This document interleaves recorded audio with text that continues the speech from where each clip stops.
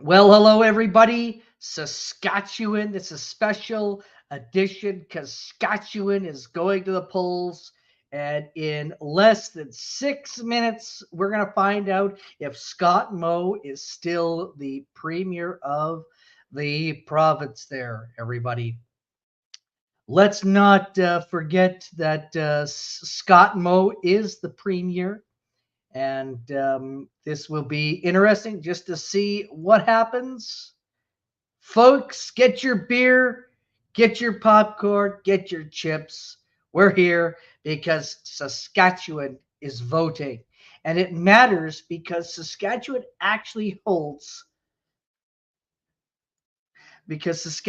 will be determining whether, or not, what happens with Canada. And if this does go, liberal, then, well, who knows? Or this could go anyway. I'm going to present, we got a very special guest, folks. Hey, it is James SKCA. How are you doing there? I can hear you. We're live right here. Can't hear you, Oilers. Can you not hear me? Hang on here. Can you hear me now? All right. Can you hear me now? What's going on here? All right. Hang on here. Audio. Okay. Can you hear me now? Yeah, I'm good on my end with full volume. Can you hear me now? Can you hear me? Yeah, maybe I'll come back. Yeah, come back in there. Okay, I'm going to present, we're going to share a screen. We're going to see just exactly, okay, where is this one here? No, where is this one here? There we are. Let's just see exactly. And with the honor of forming government on their behalf. And that's the decisions that they made. They crashed the hello, economy. What Life? Can you hear us? Leaving here. There was thank you so much there for the hit. Saskatchewan on the back of the Welcome to Alberta sign at Lloydminster that said, "Will the last one leaving please turn out the lights?" That's the record of the NDP: is decline, loss, and closure. Decline of our population, decline of our opportunity, loss. What Life? Can you hear me? Can you hear me there, What Life? Give me a thumbs up there. Welcome, everyone. Saskatchewan, we are headed to the polls there, and this will be interesting. In less than 3 minutes, we will find out whether or not who votes there. But if you can hear me, let me know there. We're waiting. Welcome, everybody. I can hear you. Awesome. Thank you very much. Okay, let's go back. Polls close. Adams, we're going to use sports metaphors all night. It's who we are. Yeah. We're under the 3-minute warning. What is at stake for the Sask Party tonight? It's a different story for the Sask Party tonight, Sam McKeag, than we've seen in the last 3 elections. They're playing a bit of defense, to use that sports metaphor. Thanks for setting me up. Saskatchewan, I'm just going to give a little bit defensive campaign than we've seen in the past. Hey, and now James, can you hear me now? Offensive. They're feeling the push of some of those polls. It's your settings. The panel talked about. Your sound settings. If that's what voters have decided tonight. Looking forward to it, Sam. Okay. We don't know what they're going to vote for. Yeah. This is our map. I can hear you, James. Stands now. My mic's good, so I don't know what's must be on your end. Results in. We'll start coloring them. No, because people in the chat can hear. I can hear you. They can hear me. Hundreds of thousands of ballots have been cast. Careful thought here we go. Put into who you want to form government and why. Our election special starts in less than 2 minutes, but first we ask. Yeah, What Life can hear both of you. Both of us. So it's in your sound settings. Yeah. 15 minutes. Polls close here in Saskatchewan. I want a government that. I want a government that. I want a government. Yeah, but James can't hear me there, Shar.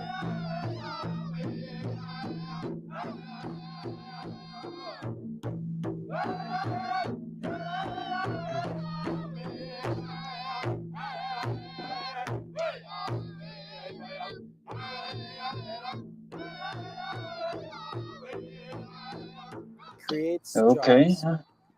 Respects treaties. Lowers Everything's good taxes. on my end. The audio was good. Because I can hear you perfectly. Before I logged in.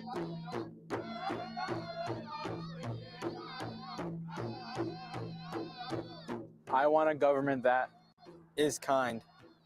Helps me So somehow I graduate. can't hear you, Cares about me. Oilers. Can you hear me now?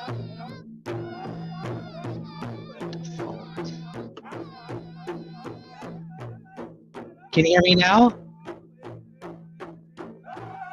Can you hear me now? I want a government that respects the land.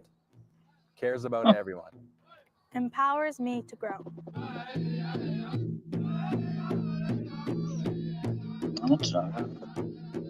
What's going on here? Let me go out and come back in. How about that? Stay in. Who will keep our economy strong and our future? Yep. It's got to be on Oilers' end. My audio was working before I jumped on.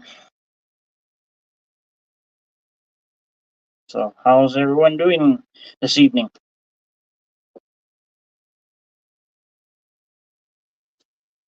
Can you hear me now? No, I can't hear you. Really? Polls have officially closed. The counting is a Wait, I got two. You're. Can you I hear me think you now? had the volume turned off I did. I turned it. for the screen. CBC News Network on CBC Full Gem, screen. YouTube, Okay, Can and you all hear me our now? listeners on CBC Radio. but Many I of you can't guys hear it. at the keg, you have cast your Hmm. votes, and tonight we'll see what Let's kind see. of government the people Okay. of Saskatchewan have chosen. Will Scott Moe win another majority, taking his Saskatchewan party to its 5th consecutive victory? If he does, it will be something that's not been done since Tommy Douglas governed with the CCF. But to do so, Moe will have to fend off the NDP. Carla Beck is looking to win big in the cities and to make a significant gain elsewhere. And while most So what are you hearing on the ground in parties, Saskatchewan there, are in Mr. fact James? 7 parties. So vote splitting could come into play. Now, if you're watching on TV or streaming online, I'd like to draw your attention to the bottom of your screen. That's the seat count. Think of it as a scoreboard. That's where you can see the results play out in real time. And all 61 constituencies will rotate. So every 7 minutes, you'll see your riding. And for those listening on the radio, we'll continue to bring you live updates on those numbers all night long. Our team is standing by on the ground to bring us the latest. Sam Sampson is at Saskatchewan Party headquarters in Saskatoon. Dan Zakreski is in Shellbrook at Scott Moe's home riding. Alexander Kwan is at NDP headquarters in Regina, and Ethan Williams is outside a polling station where the ballots are going to be counted shortly. And we will come back to them in just a moment. But first, joining me, my partner in crime for the evening, our provincial affairs reporter, Adam Hunter. Now, the NDP seems to be gaining some momentum through the last couple of weeks of this campaign, but to oust the Saskatchewan Party is a real steep hill to climb for Carla Beck and her team. Set the scene for us. Yeah, it's a pretty narrow path for the NDP to form government. We're going to set the numbers for you. The magic number tonight is 31. That's what's needed for a majority. Okay, can you hear me At now? last vote, the Saskatchewan Party had Now I 47 can seats hear in it the NDP, because so I pretty guess I had nice. to have Does my not earplugs count in. anyone who was kicked out or left Okay. caucus. So what does it all mean? Well, the Saskatchewan That's Party right. can What life lose we are 16 discussing seats and still Saskatchewan there. hold on to power. Well, the NDP, Sam, they need to gain 17 seats, while of course holding on to their 14 if they want to get to that magic number of 31. And I want to show our viewers and our listeners what they have to do in order to flip some of these seats. And they got a difficult road ahead. Well, they have to flip some incumbent seats for the Saskatchewan Party, and they have to knock off some cabinet ministers. Okay, so explain to us there, James. This is a special guest. Now, James, a former mayor of Saskatchewan there, everybody. 4,500 vote margin. Why are we talking about this? That was 4 years Well, ago. Well, Patriot with knows. redistribution, we have a new Said map. even though The I'm Sask not Party Canadian, the lost a NDP lot of its cannot be strength trusted. in the southern part He's of right. that riding, Dakota Arm And River. I'm an got American. redrawn. That margin of So victory goes James, down to take us through some of these 67 ridings. votes. Tell us Very your thoughts tight. and your Darcy opinions. Warrington is a teacher. Teachers are going to be a story tonight. Well, There's they more than a say it's dozen pretty running for the NDP neck and boards, neck, those former but teachers. you We're gonna never move on in know, Saskatoon now to 'cause Saskatoon Silver the Spring. This is NDP another has one been that was known a as really cut, significant cut, win, cut, large especially margin, like relatively speaking, for long Paul time ago Merriman. This is before I no could have impressions started of voting, anything. This is another where one the that NDP was always potentially cutting the on east side of healthcare, Saskatoon, the cutting NDP is beds targeting and this area. various other We'll see what things. Paul Merriman So has why to do A long people time. like through Scott voting tonight, Moe? if any Why challenge is comes from Scott that. Moe so We're gonna go down popular? to Regina Highway 11. Well, This is Laura he's Ross the in Regina Rochdale. premier Laura who mentioned the took star over before. You the tell me previous if you tell me premier more of about the star. the The star on the Saskatchewan screen Party. means incumbent. So we're not passing judgment on anyone. We're not giving Okay, anyone a so and rating. how many But the stars terms you see is on he their screen, been that in means they as were the premier? previous MLA.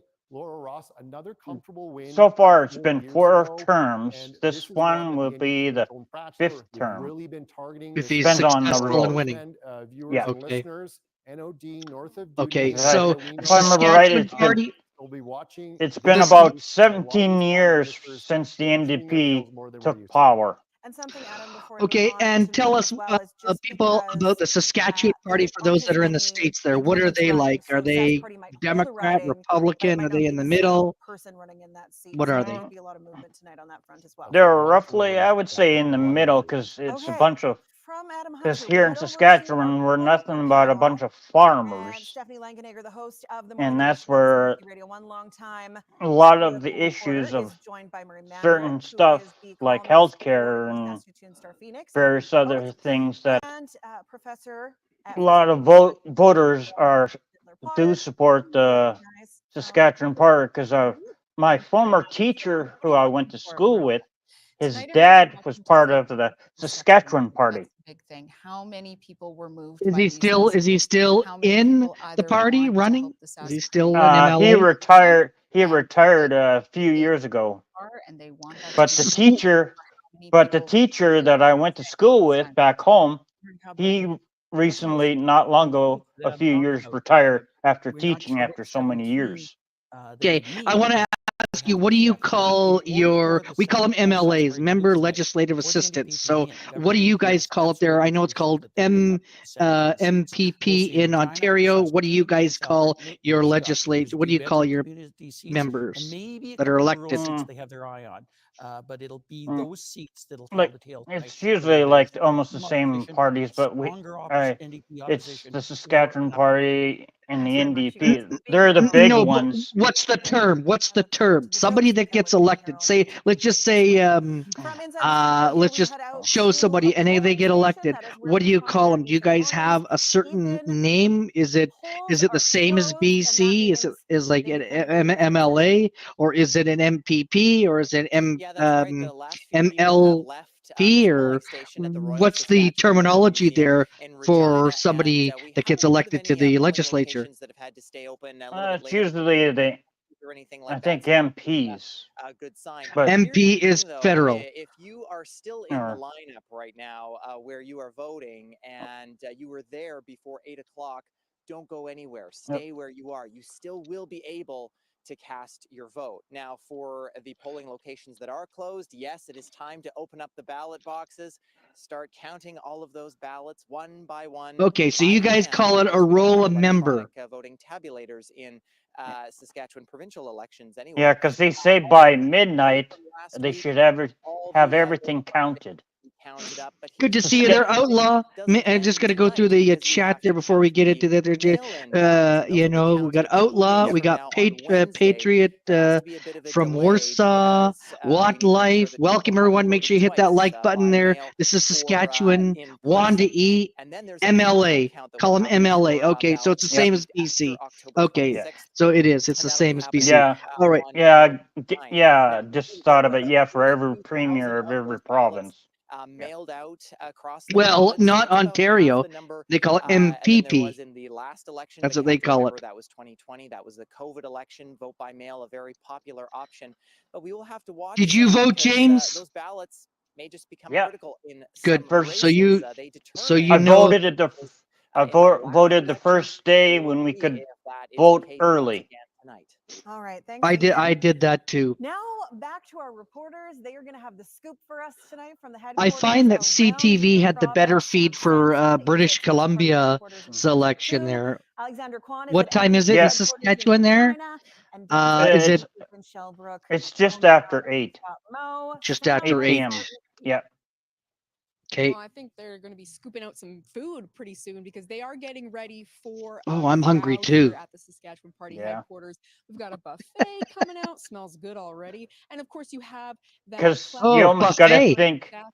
Yeah. Saskatchewan Because Party you almost got to headquarters. think of what Who's happened all in the across this United room. States Doors between just opened Yes. as Donald we Trump were and announcing. Hillary We are Clinton. getting more people coming They through. predicted her to It win, hasn't quite but in been the end, campaign that the Saskatchewan Party Donald headquarters Trump won first out of the came in blue. with tons So of momentum. That here Yep. it's sort. majority They has said it's and neck and neck. campaign. So But now some polls, as you'll hear more about later, are Yeah. showing them Very, very, more very neck and neck true. with the Absolutely. NDP. But still, And we're it's the hoping to same pull thing off in BC. that We still 5 don't know who's consecutive premier. majority We think it's government. the NDP. And we are in Saskatoon, as Yeah. you mentioned. yeah, they And this say is it's the NDP for sure, but Adam not really if nice it's a details majority who or a have their minority. That's Minority. the Yes. only issue. holding on I to know. the ridings, potentially the more competitive setting. All But right. just outside of So Saskatoon as well, 47 seats watch the those Saskatchewan bedroom communities, Party has, particularly and the there was NDP a has big how many? swath of the 14 province that seats? was one riding, and now it's been Mm, split into two. Hey, Talking about yeah. Andy. Bakersville, Blairmore, and Warman. Now this is The pretty moose is safe loose, everybody. Be Saskatchewan Uh-oh. careful. territory. Uh-oh. It's The moose has is to loose, turn, but everybody. you never know because of that Yeah, he riding must have community, somehow it got changes the into voting dynamic. Saskatchewan.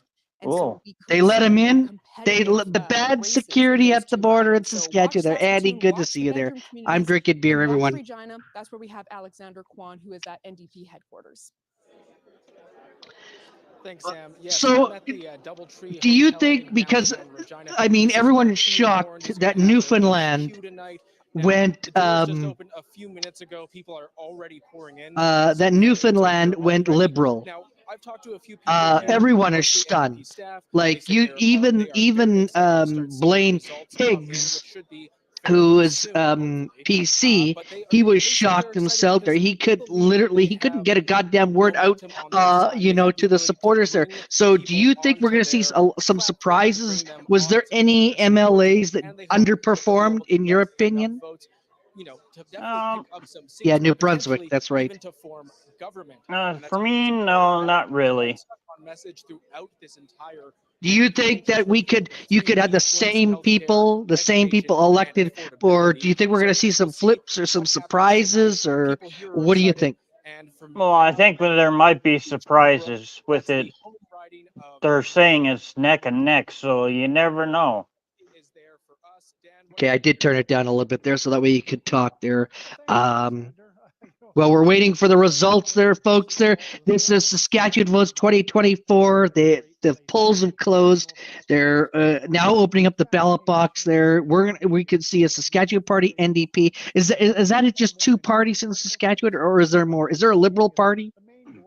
Oh, there was, but eventually it's always between neck and neck between the Saskatchewan Party and the NDP Party. Okay. Yes, that was absolutely. There goes Walks. Absolutely. So okay. So and the two. So who's the NDP woman? There's a woman apparently that is. Who's the Yeah, NDP woman? I can't think off the top of my head, but she's fairly new to the party for the NDP. Okay, let me see if I could find her. Before we get into the meat and potatoes of the night. Very good. Okay, her name is Carla Beck.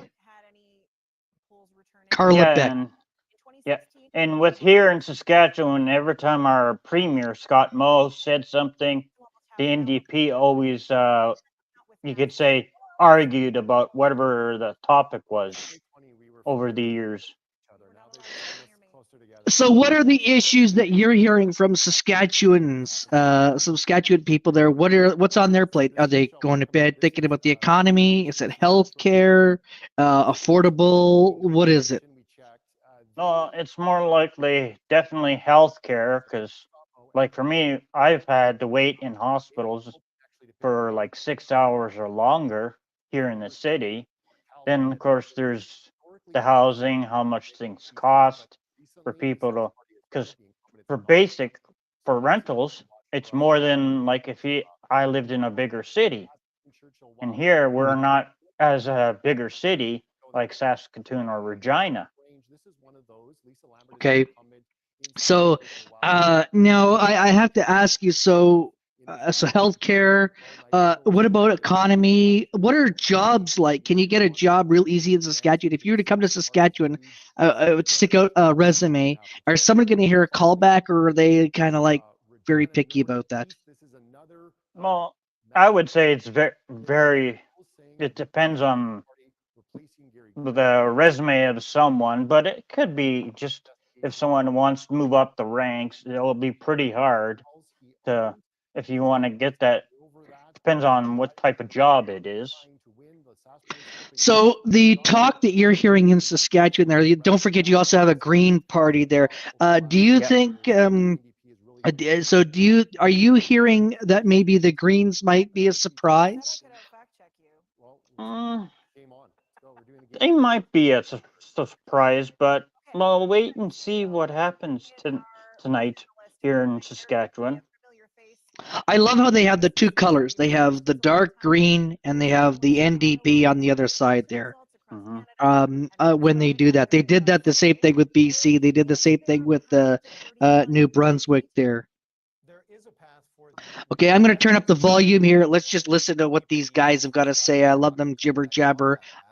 We're just going through the numbers. You need 31 seats. There's 26 seats in Regina and Saskatoon. If the NDP can win all of those seats, they just need to find 5 more. There's 2 in Moose Jaw, there's 2 in Prince Albert, and there's 2 in the north. That would give them 32 seats. But it's not a lot of margin for error for the New Democrats. So the big question tonight is whether the NDP is actually going to be able to expand the map at all, put any pressure on the Sask party outside of the cities. So looking at bedroom communities like Martinsville, Blairmore, White City, Capel, will those kinds of ridings be competitive? If they are, then we might be in for a long night, potentially an NDP victory. But if we see that the Sask party is holding those kinds of ridings, holding some of the suburban seats in Regina and Saskatoon, then Scott Moe probably has another 4 years ahead of him as premier. Eric, this is the 3rd provincial election in a little more than a week. We have a presidential election going in the United States next week. We've just got the projection of the majority government in BC, New Brunswick. We know Nova Scotia is going.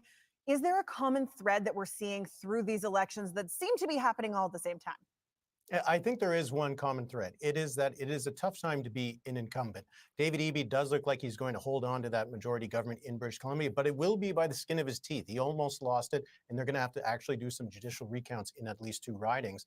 You look at what happened in New Brunswick, Blaine Higgs and the PCs not only went down to defeat, but Blaine Higgs himself lost his riding, and that was a riding he had previously won by 50 points. And then when you're looking at what happened in what's happening right now in the United States, while Kamala Harris is not the incumbent president, the Democrats are having trouble as the incumbent party. And just here in Ottawa, you want to find a story of an incumbent that's having a tough time? Well, you can just ask Justin Trudeau.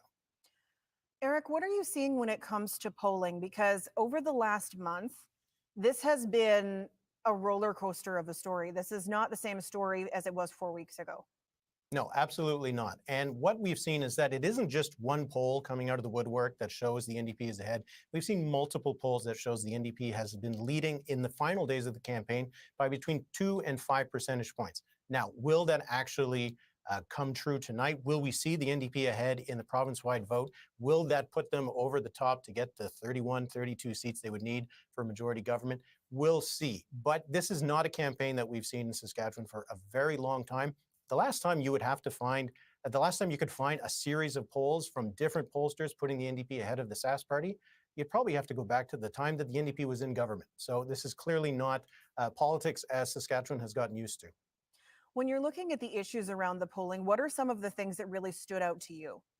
Well, I think it is, as we've seen in elections around the country, that affordability, healthcare, these are really the key issues. And we've seen how Carla Beck has made healthcare one of the cornerstones of her campaign, following in the footsteps of another New Democrat in neighboring Manitoba, Wab Kinew, was able to use that formula to oust a PC government there. I think that we're seeing that really the parties, the Sask Party and the New Democrats, trying to focus on those pocketbook issues.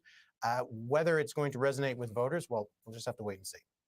All right, thanks so much for this, Eric. We will check in with Eric again later on in the evening. We know the NDP has been calling for change this entire campaign, hoping that Carla Beck has inspired voters, but it's a lot of pressure for a new leader. As Aishwarya Duda explains, the provincial NDP has had a lot of turnover.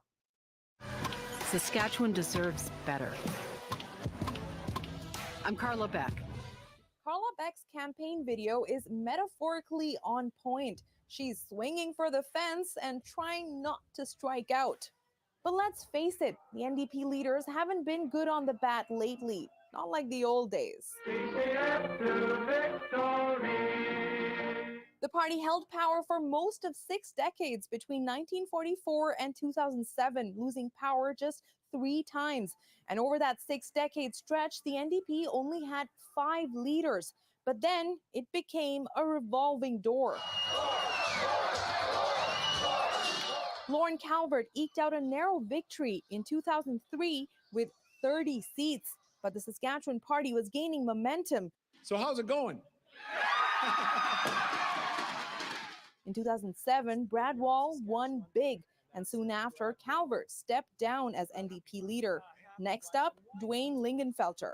The Saskatchewan party was on a roll with all that resource revenue, and in the 2011 election, the NDP shrunk to 9 seats, its worst showing in 3 decades. And that was my fault. Lingenfelter also lost his own seat, a first for an NDP leader, and resigned on election night. Over the next 7 years, the party would go through 3 interim leaders and another leader, Cam Broughton, who would lose his seat in the 2016 election and also resign. Then it was 3rd time's a charm for Ryan Miley, who finally convinced the party to make him their leader. And it took me 3 times to get into medical school. And well, that ended up working out pretty well ultimately. In the last election, the NDP grew to 13 seats, and Miley held on to his, but it wasn't enough. In early 2022, the NDP lost an important by-election, and Miley resigned. The next leader of the Saskatchewan NDP and the next Premier of Saskatchewan, Carla Beck. Carla Beck is the party's first elected female leader. Her motto, "It's time for change," could apply to the party's high turnover rate. With 8 leaders in 15 years, the NDP is hoping to have a leader who sticks around. Thanks, Aishwarya. Our political panel has certainly been watching Beck's campaign, haven't you? Most definitely, Sam. And Merelda, I'm wondering what you think Carla Beck needs to do to not join that list of NDP leaders who've left after the election. I think we need to see somewhere in the neighborhood of 20 seats. She has to pull 20 seats in order to sort of hang on to that gig and then to be able to build on that, right? And that's something that leader after leader has struggled to do is, you know, get that kind of base that you can build upon. And without that base, it's just really, really hard. You just don't have the resources to really come out of the gates and be a really strong opposition. So she needs some seats.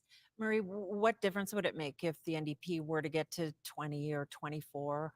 Well, it would be a huge difference. The difference comes in the form of resources available to them, because the amount of money that they can get from the legislative office is directly attributable to the number of MLAs that they elect. So if you have more, or double the MLAs that they have right now, 14, 28, they get double the resources for research, to hire more staff, etc.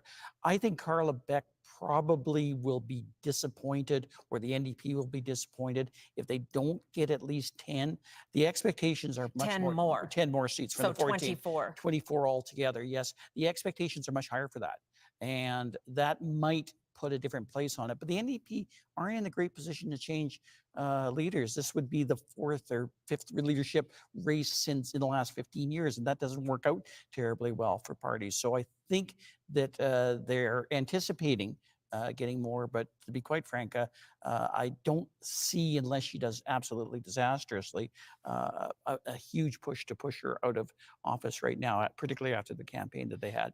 Merelda, if she does better for the NDP, if the NDP does better this time around, what do you think that will be attributable to? What has she and the party done? Well, I think what they've done is started to connect the issues that people are experiencing in the province to the current government. That's the only way to win this space is you have to explain to people this is the problem that you're having. It's a Hey, policy Nils, issue in good the to end. see you. Governments have to make changes, add money, add resources, these things. So you need something to make those things change. Healthcare Saskatchewan and is education voting, and we're just needs waiting for both the more results human there, Nils. resources and actual resources, and we know this. We'll be watching to see how that plays out throughout the evening as well, Sam. Okay, thanks, guys. The polls closed 24 minutes ago, and we are still waiting for results to come. And remember that these are being counted by hand. And we've talked so much about the NDP campaign. Let's learn more about that campaign. Alexander Kwan is at NDP headquarters, and he is standing by with the senior campaign strategist. Yes, Sam, that is, I'm here with Jeremy Nolis. He's a senior NDP strategist. He also is the former chief of staff for NDP Premier Rachel Notley. Now, Jeremy, can you tell me a little bit about what have you been hearing on the doorsteps? How did you run this campaign? Well, I mean, Carla Beck ran the campaign, and what we've been hearing is that people are ready for change. Carla ran on hope and optimism and on things that matter to people, and I think she was very focused on things like I didn't fixing vote. healthcare, I'm just making life more relaying the affordable, and message it's to been an the absolute pleasure voters, to be part of the this with people her of and her team. Saskatchewan there, Nils. Now, you obviously served under Hard Rachel place. I don't Notley, know who has the successful nicest hair NDP factor. campaign in a very James, conservative province. James, who has the Any kind of nicest hair similarities factor? you've been seeing here Hard in place terms of the wants to know. campaign? Yeah, so I wasn't on that campaign. I did watch it. I was That would be a tough one. I joined shortly after in the government, and I think Rachel Notley did some incredible things in Alberta, and I'm feeling that energy again here. And I was watching this in 2015 in Alberta, and I think, again, Rachel Notley focused on what was important to the people of Alberta, and Carla Beck has focused on what's important to the people of Saskatchewan. And again, that's fixing healthcare, making life more affordable, and just bringing change. We heard so much. I was door knocking today, and people are just tired of the current government. They want something better, and I think Carla's offering that to them, and it's such an honor to watch her go. After 17 years of Saskatchewan party control here in this province, you mentioned obviously time for change. That's obviously kind of been the tagline for this campaign. In terms of change, what are you hearing from people? What do they want to see change in this province? Well, I think we've got to start with making life really more affordable and healthcare. Those have been the top two things, but also other things. I had people today talking about education, and I was out in White City, Capel, where we've promised to build a new high school. People were very, very excited about that school, and they know it's been ignored. White City is the largest community in this province that doesn't have a school. So these are the things that Carla's talked about. She's been very focused on those priorities, and I think it's just been such a pleasure again. And I think she'll get to work on day one. Like, I think you will hear tonight, whenever she does address, that she's ready to get to work. Like, I don't know when she sleeps, but she works so hard, and her whole team has been just out there every day, including today. And so I'm really excited for tonight. In terms of excitement, obviously, we've been hearing about polls showing more support for the NDP. In terms of volunteers, in terms of staff members, how are you feeling, with those kind of signs pointing to more momentum for you? Yeah, I mean, Carla will be the first to say there's one poll that matters. It's the one that's starting to trickle in right now, or hasn't quite yet. But it's been really exciting. We've felt a surge of energy in the campaign headquarters. And again, people are just resonating. I don't think enough people in Saskatchewan knew who Carla Beck was at the start of this campaign. I think they certainly know now because she's talking about the things that matter to them. So yeah, it's been a blast. Like if I look like I'm beaming tonight, Alex, it's because I am. I've just been so excited to be part of this and to really deliver something for the people of Saskatchewan I think they're looking for. Jeremy, thank you very much. Thank you very much. Sam, I'll throw it back to you in studio. All right, thanks for that. Alexander Kwan at NDP headquarters in Regina. Adam, we are still waiting on results. Polls have been closed for 28 minutes, but they got to count them by hand. So let's take a look at some key writings. They're just doing this, right? Super hygienic. Old school, pencil and paper. Lick those thumbs. That's right. We're going to look at some writings to watch. And we talked about cabinet ministers from the start, and I mentioned. Can you remind people what the asterisk means? Yes. Don't interrupt me. I'm kidding. I will interrupt you yes, when I want no, to it's fine. interrupt You can do whatever you want. Hunter. You're in charge. Christine Tell is the incumbent here. That's what that star means. And in Wascana Plains, this is one that I don't think the Saskatchewan party would have thought before the campaign. Maybe they'd have to be door knocking a ton.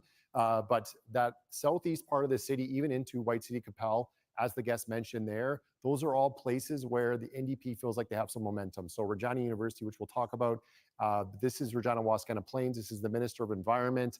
Brent Blakely, another one of those teachers, more than a dozen current and former teachers running for the NDP, trying to pull off the upset tonight. We're going to go to Prince Albert now, and this is Prince Albert Carleton. No incumbent here because Joe Hargrave, who is the was a minister in Scott Moe's cabinet, he won the nomination and decided fairly late in the game that he wasn't up for running and sitting for another 4 years potentially if the government was to hold. Kevin Kassoon came in a little bit late into that nomination, won the nomination. He's running against Carolyn Brostrom, if that's a familiar name to people who watch the news here in the province. She did sue the government as a nurse a few years ago, running for the NDP. She's also been someone who has been nominated way longer than the Saskatchewan Like Party in candidate. 2023, I think. Yeah, so she has a big advantage in that sense of familiar face to people in that area. And we talked about Moose Jaw being a place where Carla Beck and Scott Moe spent a lot of time. Arguably, the Prince Albert area was the hot spot for both those parties. And finally, we're going to look at one more that was mentioned and was mentioned by the panel, was mentioned by Murray, was also talked about by Sam Sampson. Martinsville Blairmore, this is a pair of Martinsville City employees, Jamie Martins, Tammy Pike. This is part of the redistribution that split Martinsville and Warman up. Terry Jensen is the incumbent, a cabinet minister running in Warman. But in Martinsville, this is the neighborhood that leaks a bit into Saskatoon. Those bedroom communities, if the NDP wants to have success tonight, they need Martinsville Blairmore. They need White City Capel. That's another path for them besides the full sweep, which is a tall order in Regina and Saskatoon, PA, Moose Jaw, those seats, the northern seats. We'll wait and see when we get some results, but this is one that we have our eye on because, again, as Murray talked about, as Sam talked about, Scott Moe spent some time here and he spent some time talking about vote splitting, Sam. And they're not concerned about vote splitting necessarily in Martinsville because the Green Party hasn't had traditionally a lot of support there. So this is a bit of a two-horse race and we'll watch that result tonight as well. Okay. We've heard from reporters, we've heard from analysts. People might be sick of hearing from us. Why don't we hear from some voters, shall we? Let's talk to Patrick Dinsdale. He is the Indigenous Chamber of Commerce chair and he lives in Shaunavon. And Jackie Wall is an artist and business consultant in Beanfate. She's also the former executive director of the Estevan Chamber of Commerce. Thank you both for being here. Well, thank you for the invitation. As you're waiting for votes to come in tonight, Jackie, I'll start with you. What are you really watching for, particularly as someone down in the Southeast? Well, it's a very exciting election for me this year because I have two children who voted for the very first time today. So proud moment as a parent. And it really put a different lens on the election for me. My children know nothing other than a Saskatchewan Party government. And so what I'm watching today is the shift that is expected to happen. The shift in how the polls are going to turn out, the shift in it looks like a real rural and urban split, which I think is always concerning in this province. And so that's really what I'm looking for. In our particular riding, the Buffalo Party was fairly strong 4 years ago, which is one of the parties that is a bit of a wild card in some constituencies. So I'm also watching that as well and how the vote here could possibly be split. Patrick, what are you watching for tonight? What are the issues for you? You know, it's been really interesting, going through the different party platforms and seeing what subtle differences and what similarities there are between the two. And of course, some of the more drastic differences that they have. I'm really interested to see which message and how they're resonating and where that might be resonating. It's interesting for me because it's the first election that provincially that I've had a personal friend that I grew up with running. And taking a look at how that's going to happen back in the northern areas where I finished high school and grew up, and how that translates into the different communities that I've been throughout the province. Sounds like there's a lot of change happening, a lot of different engagements going on.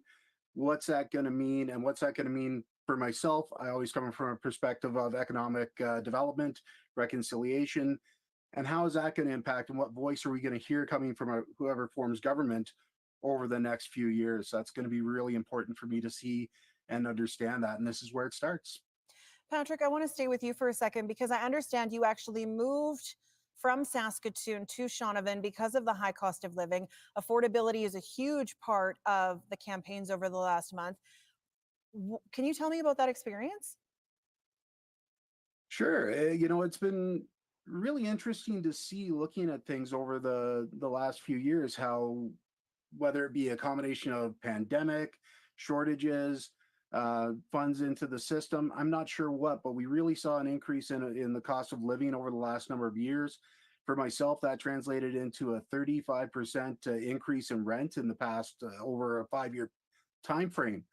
And so, that led to a decision where myself and my spouse had to sit down and decide, what do we want to do? We have this lovely house in Shaunavon, a beautiful town that is much more affordable than living in Saskatoon. And so we ended up making that choice. And so I'm really interested to see what's going to happen and how the platforms are going to impact housing costs. Okay, Patrick, thanks for that perspective. We will come back to the panel through tonight for some more analysis and perspective from the voters. But from the voters, let's go to our political panel. And you hear the stories of kids voting for the first time and paying attention. I think there was a real focus on the youth this election, Stephanie. Yeah, and I'm just looking at some photos of young people at the various campaign headquarters getting ready for results to roll in. And you teach young people at your job at First Nations University, Merelda. How engaged do you think young people were in this campaign? I think much more so than 4 years ago when students were really struggling. The pandemic was really hard on university students. I mean, it was really hard on everyone, so I won't say they were any worse off, but there were a lot of students who were away from home and isolating and all alone and trying to do all of these things. So I think this time around, they are out and they are talking about these things. There were a number of events on campus where they were talking through some of these issues. And a lot of them are trying to find family doctors.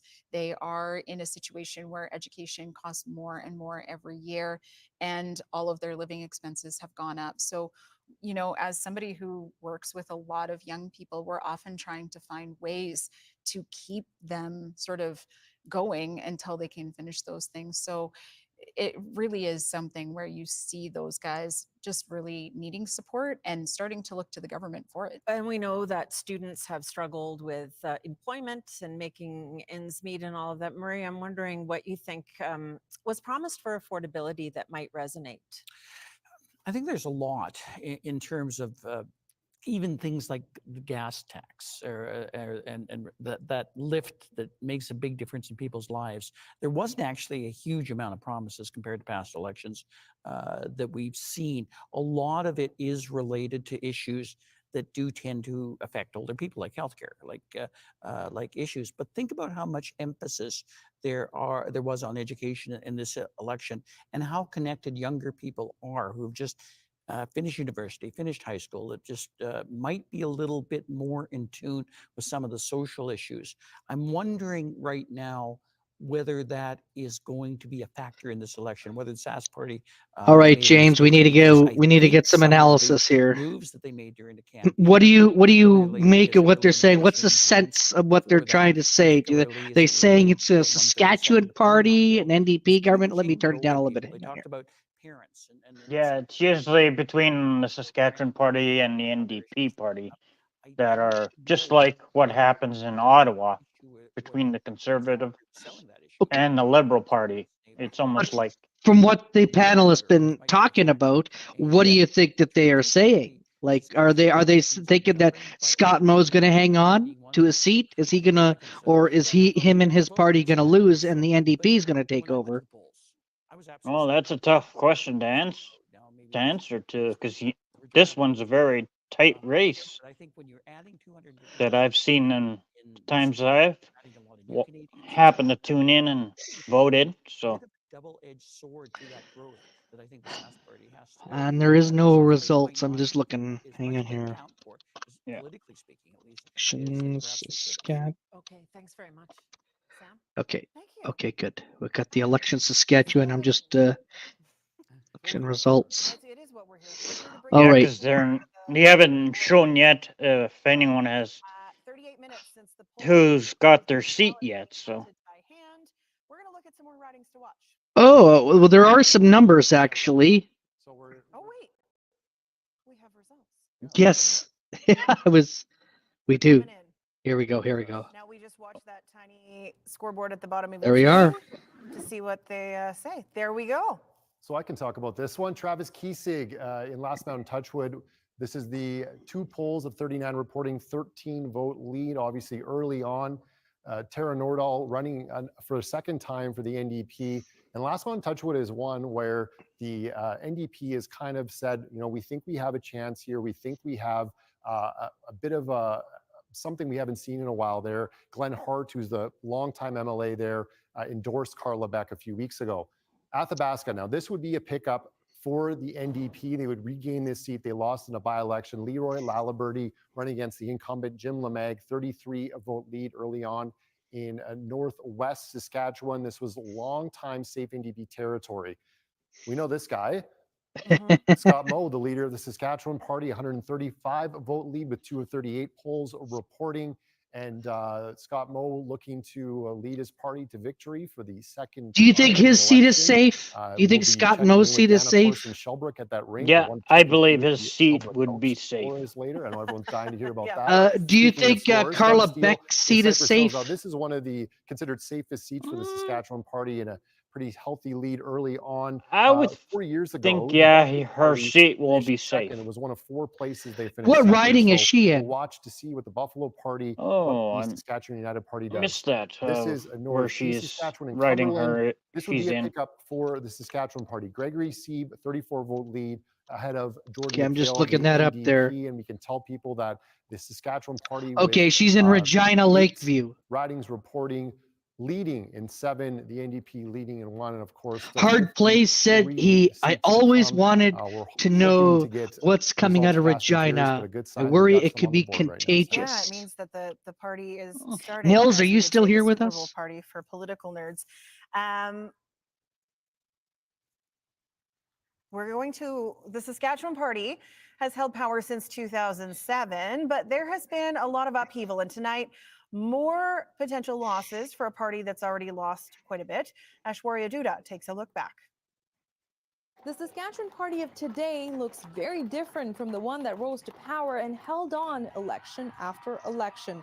When Brad Wall first led the party to victory in 2007, former Liberals who helped shape the party were key voices at the table, including June Droughty, Ken Kravets, Rod Gantifor, and Bob Benrod.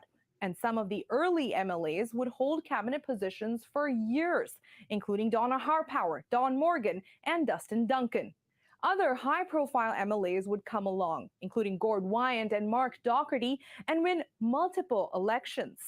But in the past year, there's been a mass exodus. 22 of 48 Sask Party MLAs elected in 2020 are not on the ballot this time around, including all of these long-term MLAs. And while it's true, some have passed away, been cast aside because of criminal charges, or lost their nomination bid, most have chosen to retire from provincial politics, including Harpower, Duncan, Morgan, and Wyant. Former Sask Party MLA Mark Docherty resigned last year, saying he couldn't defend the government's record on the doorstep. He threw his support behind Carla What was Beck this and the NDP bringing from in the the weeks leading States? up to the election. I think A that the Sask Saskatchewan Party's coming out of. has lost their way. Randy Weeks lost his No worries, bid, Hard then Place. had a very public fight with his former Sask Party colleagues in the legislature. He also endorsed the NDP. I never left the Sask Party. The Sask Party left me. Weeks is among those who say the party Wow. has swayed too far right from its origins. And while the party touts a record of experience, the Sask Party of 2024 has a lot of rookies on the roster. Thanks for that, Aishwarya. 53 seats still to come. Okay. At this point, very early in the results. The Saskatchewan James, I just wanted to ask you: did you ever sense some tension with the Sask Party with its members? I mean, we're hearing obviously that some of these ones have passed away, criminal charges. But did you ever, when you were reading the news, did it ever persuade and say, yes, this is a bad party, we need to go back to the NDP ways there? No, I've stuck to the party that I've casted my vote on, and of our current premier right now. So it's always been a loyal party that I've stuck to. Because when I've grown up, and then my first time where I could start voting, I was always hearing from about the NDP about cuts, cuts, cuts all the time.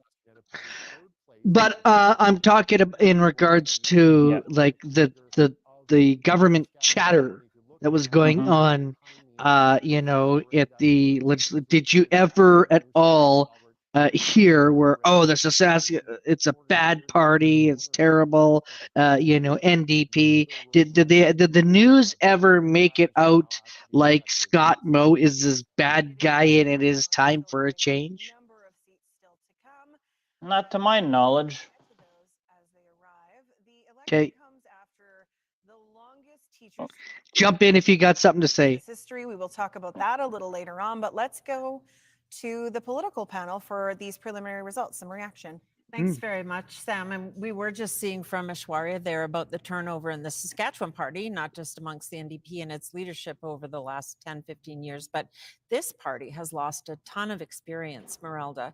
What do you see there in terms of what this Saskatchewan party field of candidates has to offer compared to prior ones?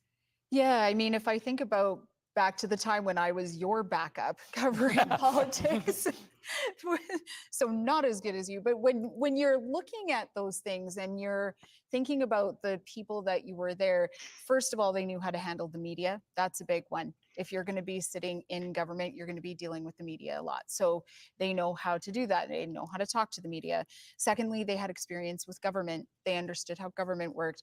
They had, you know, professions that kind of led naturally into those spaces. And so when you talk about that kind of change and turnover, what you have is a lot of inexperience. And sometimes inexperience is when those little mistakes, those little miscommunications lead to bigger problems, not only with your sort of external communications, but also communicating internally, because you've also got to then build all of these new relationships with the civil service. Good point. And let's talk about internally in the caucus, because Marie, some of the strongest detractors of Scott Moe in the last few weeks have been his former colleagues, either advisors or other MLAs, including Mark Doherty in Regina, who says that when he and Brad Wall disagreed, he could still meet and talk with him, and he can't get a meeting with Scott Moe, and he's in his caucus. So what do you think has happened here in terms of the Saskatchewan party? Well, you've lost your finance minister. You've lost Don Morgan and Dustin Duncan, who were your utility knights. Sure, they could do Swiss absolutely, Army, yeah, Swiss Army knives. In case my dad's watching. In case your dad's watching, yes, they could be placed anywhere and were placed anywhere. You've lost Gord Wyant to the Saskatoon mayor's race right now. Those are veteran people that, and this is all before whatever happens tonight happens. And sometimes you lose cabinet ministers on night. So this is a little bit of this is a lot problematic for the Sask party and could be increasingly problematic. But one of the real problems, I think, is they're not growing new people, younger people in this caucus in the Sask party. And I think in terms of where they have the younger people running, it might be in tough ridings for them to get elected. Okay, well, we'll be watching as you are, Sam. Thank you. As I mentioned, this election does come after the longest teacher strike in our province's history. I'm mad as hell, and I'm not gonna take it anymore. More than 13,000 teachers walked off the job on different days as labor negotiations dragged on. The main issues were teacher pay and classroom size and complexity. Contract talks eventually stalled, and the dispute is now in binding arbitration. Still, the teachers union launched an ad campaign urging people to make public education a priority at the ballot box. Our Ethan Williams is standing by with a high school teacher in Regina. Ethan? Yeah, that's right, Sam. Well, one person who knows a lot about this is Christian Mbanza, and he is a high school teacher at Levoldis High School in Regina. He's joined us here at Hampton Hub Restaurant in Regina tonight. Christian, thank you so much for joining us. Thanks for having me on this exciting night. Yeah, of course. And we don't know yet who is going to be forming government in the province. Of course, results still a little ways away here. But I want to know, whoever does form government next, what's your message to them about kind of what is the most pressing issue in the classroom right now? I think we're looking for a government that's accountable, number one, and also addressing and prioritizing the needs of educators, because for us, the students are the future, and that's who we want to continue to give our resource and help to. And so addressing classroom complexity and classroom violence are primary issues for a lot of educators.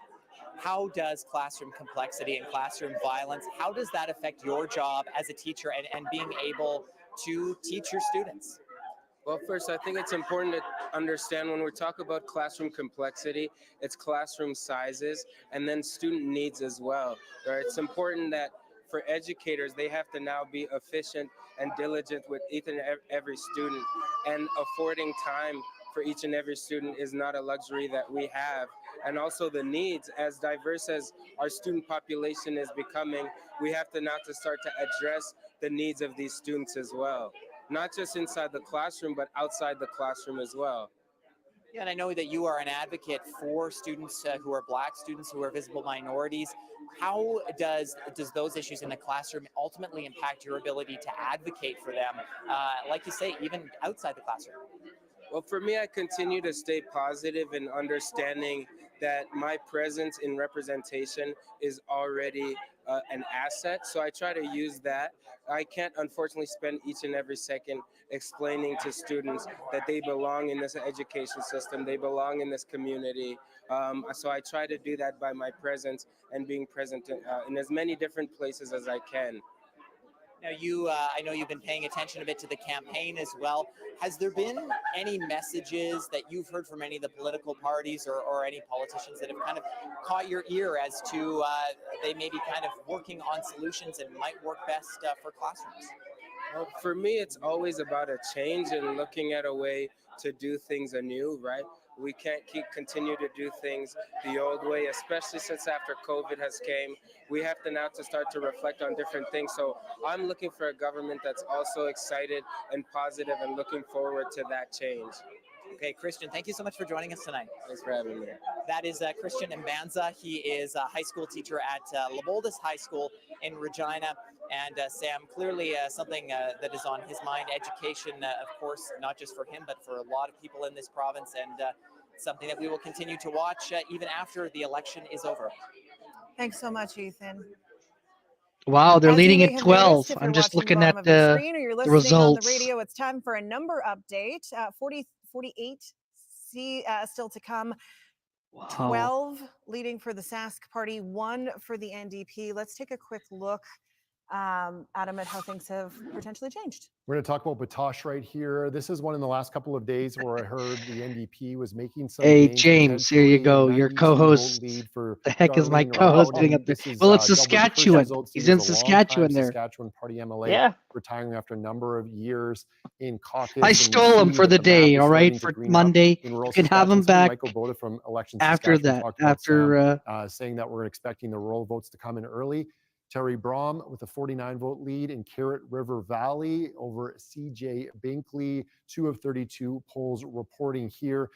This is Fred Bradshaw's old seat, another one of those Sask Party longtime MLAs who's stepping away from politics. We have Chris Beaudry with a 182 vote lead in Kelvington, Wadena. Wow. Second place right now is the Saskatchewan United Party at 43 you votes. could face a BC thing NDP where with they just found out 33, today with who's 3 of governing. 33 I'm looking polls at the reporting. So polling early as on they in rural come in there. It Saskatchewan, is it's going so according to close, script for the James. Saskatchewan Party, Sam. And when you consider So it's far. 2,500 votes in the system at this point in the evening, when you know early voting was more than 250,000 people, we got a Wow. lot of votes still to come. But this is an early picture of where things are starting out, and it's starting out stronger for the Sask Party, but again, nothing in the cities so far. Yeah, no surprises because this is where the Saskatchewan Party has their strength. It's in Well, they're rural not elected there, Saskatchewan, and Wanda. that's playing out right now with that 12-1 lead. But as you said, very early, still the city seats to come. and early in some of these polls reporting. A lot of the ones that we've shown viewers and listeners, those are places where we expect the Saskatchewan party to have a lot of strength. And this is going to take some time. They are being counted by hand. So some Wow. patience for those people who have to count those and get the results in. Let's go now to NDP headquarters. We heard through some of the stories earlier tonight about how some Sask party former MLAs and staffers have thrown their support behind the NDP, and Alexander Kwan is standing by with one of them. That's right, Sam. Yes, I'm with Ian Hanna. He's a former speechwriter for Brad Wall, the Sask Party premier. Now, Ian, can you tell me a little bit about what changed your mind? What made you endorse and come out for Carla Beck? The red line for me was Bill 137 when the premier used the notwithstanding clause. I felt that was inappropriate. Then we had the incident involving the 2 young children in Balgonie. I thought that was poorly handled. Quite frankly, Who is this what we guy? have is a party that used to show integrity and used to stand up for things, middle of the road things that most people in Saskatchewan appreciated. Now they've turned into kind of a dog whistle wedge issue kind of generating machine.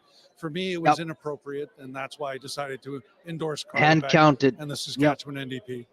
Was it a tough decision for you to kind of, you've obviously been a speechwriter for Brad Wall. You worked for the Saskatchewan Teachers Federation. Was it a tough decision for you to throw your support behind Carla Beck? It didn't happen overnight. We had a couple of conversations. I worked with her over a period of months. And, the more I saw, the better I felt. And I think that was echoed in what people saw in the debate. I think the debate was a real pivot point. You saw a woman who, for the first time, came out and became something in Saskatchewan, the leader of a political party that could form government. She sounded reasonable. She sounded humble. She sounded like she had good policies. And I think that's when we saw the undecided break. The undecided went down and started moving towards the NDP. Interestingly enough, one of the big motivators was healthcare. Healthcare is in chaos. We need more nurses. We need more doctors. We need more all staff. We can't have women going to Calgary for a breast biopsy or a mammogram. That's just not on. People in Saskatchewan won't stand for that. You obviously have a background in education as well. What have you been hearing from people who you've been talking to? What have you heard from them saying what they want, in terms of a government, in terms of change? What you hear from people is what you heard from Mohammed Fayez, who's running in Pasqua, my riding in Regina. He's the candidate for the Saskatchewan party. He complained about large-sized classrooms. He said his kid wasn't getting a good education. Those are the kinds of things you hear, and I wish Mr. Fayez would have said that publicly and done something about it. We've reached the point in Saskatchewan Wow. in 2016, we were #1 in the nation in terms of per this. capita student operating PC. funding. Now we're dead last. People don't like that. Ian, thank you very much. Thanks. Nice to meet you. Nice to meet you as well. Sam, I'll throw it back to you in the studio. That was Ian Hanna, former speechwriter for Brad Wall, former Sask premier. Sam, back to you. All right. Thanks, Alex. I will take you to Sask Party headquarters in a minute, but first I want to draw your attention to the results as they've come in. Wow. Because I don't know that Look how close these are. particularly expected this. Yeah, Adam, do you want to tell us the numbers? This is one of those things where we It's still early. It's very early, and so we see a PC on there, and that would be surprising if it holds, but we'll see what's happening on the board right now. Kim Gardner, a 442 Where's vote the lead in PC? Kindersley Bigger. This is another place where the Sask Party has a really somewhat safe seat. But this is also a really interesting story where Randy Weeks ran for the nomination. You may be a familiar name, face. We've seen him tonight Former already. speaker, perhaps, if you need a jogged memory. Former speaker, and he lost his nomination in December to Kim Gardner. There's some bad blood there, obviously. And Randy Weeks has since spoken out against the Saskatchewan party government very publicly, endorsing Carla Beck. But here, an early lead and a healthy lead for the Saskatchewan party.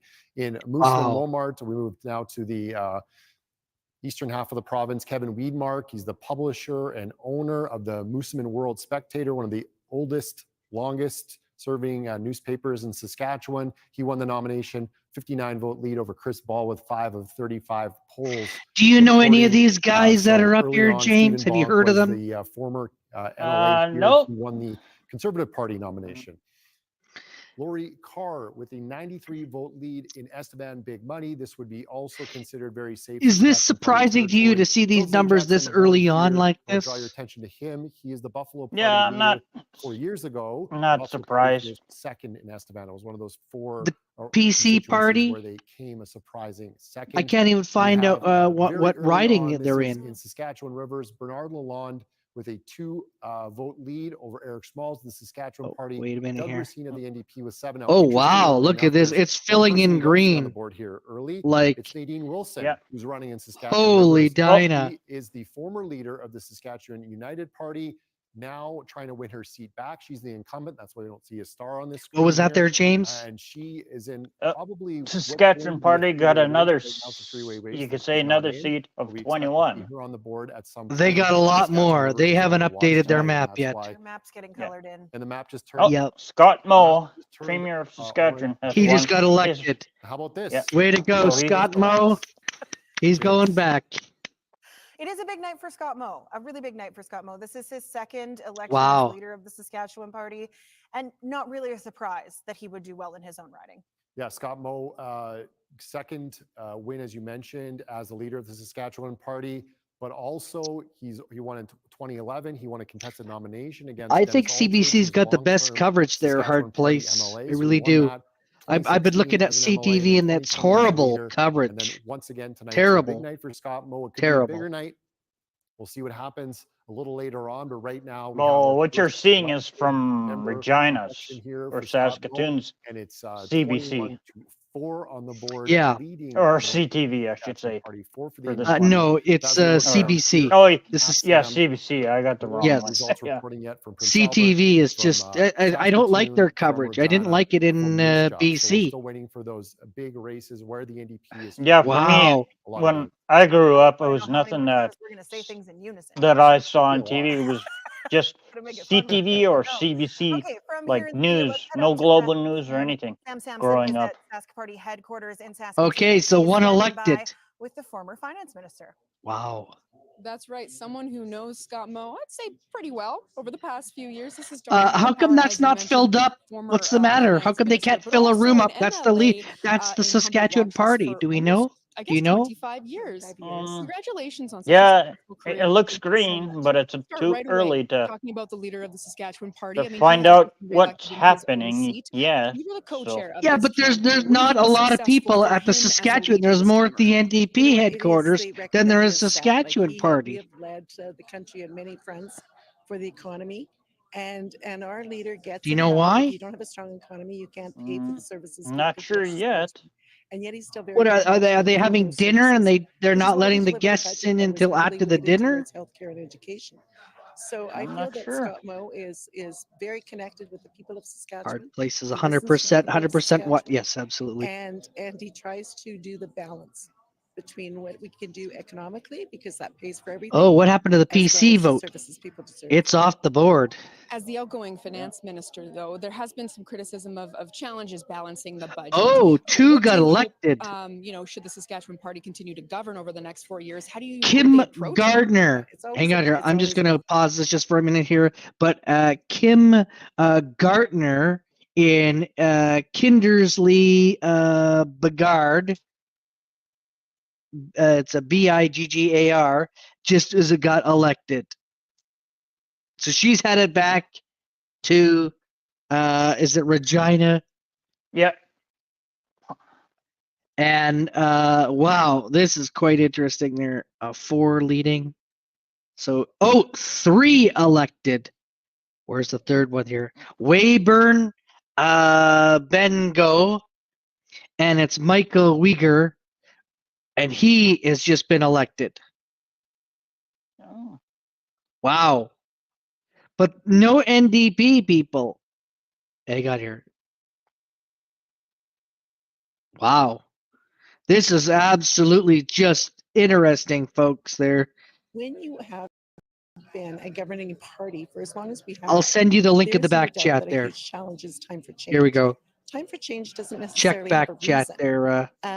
It's just Private chat there, they've been there long James. enough, and that is harder to battle That's what I'm than watching. an actual reason.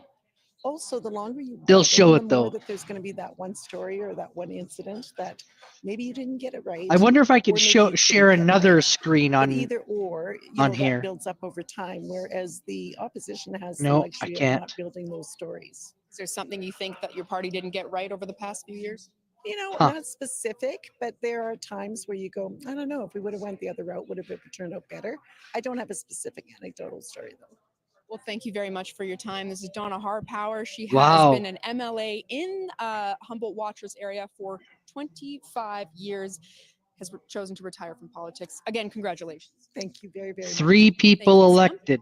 Thanks, Sam. That's never going to get old for me, thanking Sam and throwing to Sam all night long. The joke just writes itself. Or does it? Let's take a look at the ridings. We have 21 elected or leading for the Saskatchewan Party, 5 for the NDP. I think we're going to talk to Eric Grenier first before we do this. We are. I'm sorry, Eric. I forgot about you. I started getting excited about the results. We're not seeing city results yet, but we are seeing the rural ridings, which we kind of expected to happen. And They need a to lot of refresh their these damn screen because I'm votes, getting like lots the of them. majority of votes, real close, like really close in some of these. Ooh. They could still flip back and forth. Yeah, well, that's possible. We're still very early on. Kevin but it really Weedmark matters where the just got results elected. are coming from. If you look at the list of 21 ridings, Look at right now this. where the Sask Party is ahead, not a single one would Yeah, be because one he that we said thought on the the Sask news Party was earlier that they've got we're seeing is that a over lot 100 more people in to huge speed up the rural ridings process, where so usually they're boxes where people cast done by a ballots certain and time, like there's not as here many in voters Saskatchewan, getting like they community have every in. year. That's why it's taking longer to get some results from Regina and Saskatoon. Wow. There's a lot more votes in each of those boxes. They take longer to count. So if you're talking about what does this mean for the outcome, look at that Sask Party number 21, only 5 Look for at the this. NDP. This is Like actually not going 4. badly for the New Democrats because the 4 have 5 been ridings where they're elected, leading, 2 of them are ridings that we thought that they should win, Athabasca and Cumberland in the north. The other but 3 where they're leading none is for Meadow the Lake, Saskatchewan NDP. Rivers, and White City Capel. Those are bonus ridings for the NDP. They're not ones that they would need to reach 31 seats to get a majority government. That doesn't mean anything yet because a lot of these ridings, we're talking about dozens of votes, but it provides a bit of context to viewers and to listeners that the big number for the Sask Party right now, 21, it would be a shock if they actually lost any of these 21 tonight. So we're still really early on. We don't really know what it's going to mean just yet. So we still got lots of ballots to count. Thank you for the context, Eric. I promise I will remember when we're coming back to you next time. I love that when they Okay, from forget Ottawa to come back to to someone. studio, for real this time. Mm. Adam Hunter, he was talking about the context and how the Sask Party may likely hold on to these 21 seats that we see so far, but there are still more than 30 seats to go, and there is a big old hole in the middle of this map. Yeah, this is Regina, and this right here is White City Capel, which right now is NDP orange. That's Lumsden Morse, that's Saskatchewan Party green, and we have all of these seats, 12 in total in Regina, Wow. up for grabs tonight. And this was one of the battlegrounds, Regina, Saskatoon, Moose Jaw, Prince Albert. So we'll be watching Regina. I can tell you that we're going to zoom to Saskatoon, and the area around Saskatoon is Where's green for the Saskatoon? Saskatchewan Party, but inside the city right now, and we're still waiting on Martinsville Blairmore as well. The 14 seats make that 15 with Martinsville Blairmore. We're waiting on in Saskatoon. That's 27 seats. Those are most of them we're expecting in play. I'm not here for my math, I can promise you. Wow. Cut Knife Turtleford. This is James Thorsteinson, the former president of the Saskatchewan Party with a 53 vote lead. No incumbent here. Ryan Domator was the former MLA for the Saskatchewan Party, later sitting as an independent. Early on, 53 vote lead there.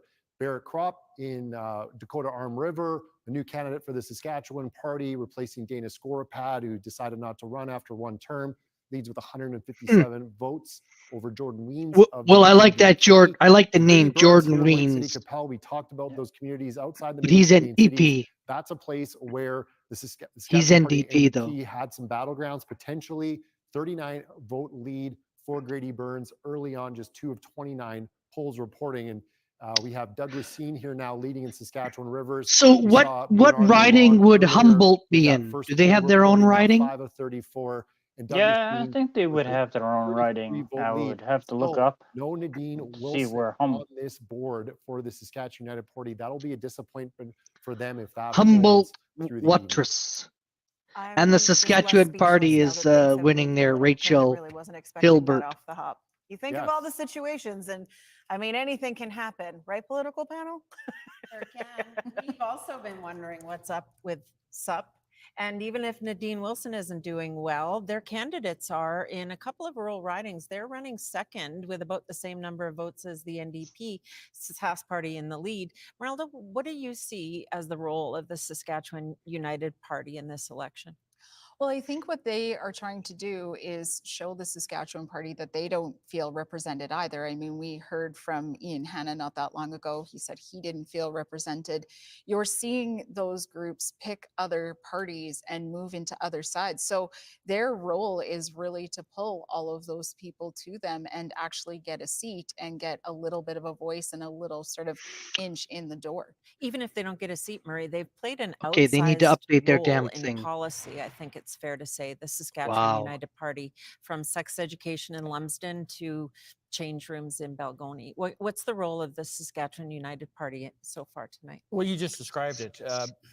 How influential they have been on Scott Moe can't be understated in terms of political policy that we've seen in the last 4 years and the result. Now, one of the reasons you're seeing Sask United results is they have very few candidates actually running in the cities. So this is where you're going to see them make some noise. It's very interesting that Nadine Wilson, very early, obviously, but very interesting that Nadine Wilson, who would probably be the best known Sask United Party candidate, has not registered on the board so far. I don't think that'll be the case. I think that'll be an interesting three-way race by the end of things, particularly with things. Is she from Regina? Now.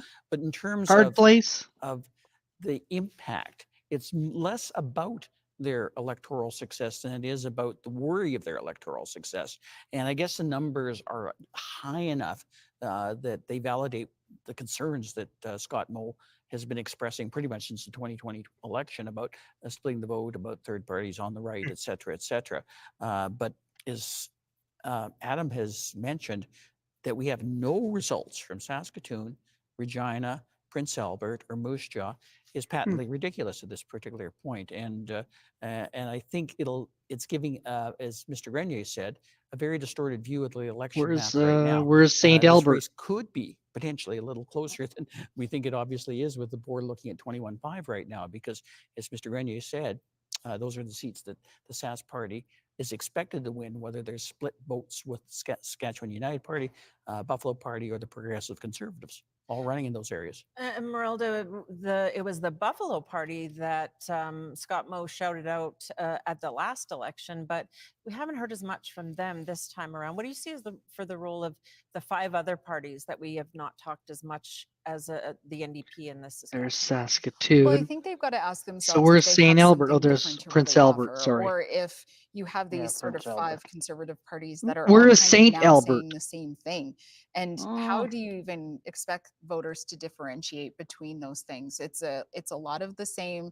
It's a lot of the same sort of connecting. And so their role is either to figure out what they could do together, if they really want to sort of take charge here and get seats and do those things, or to figure out how then to reinsert themselves into the Saskatchewan Party.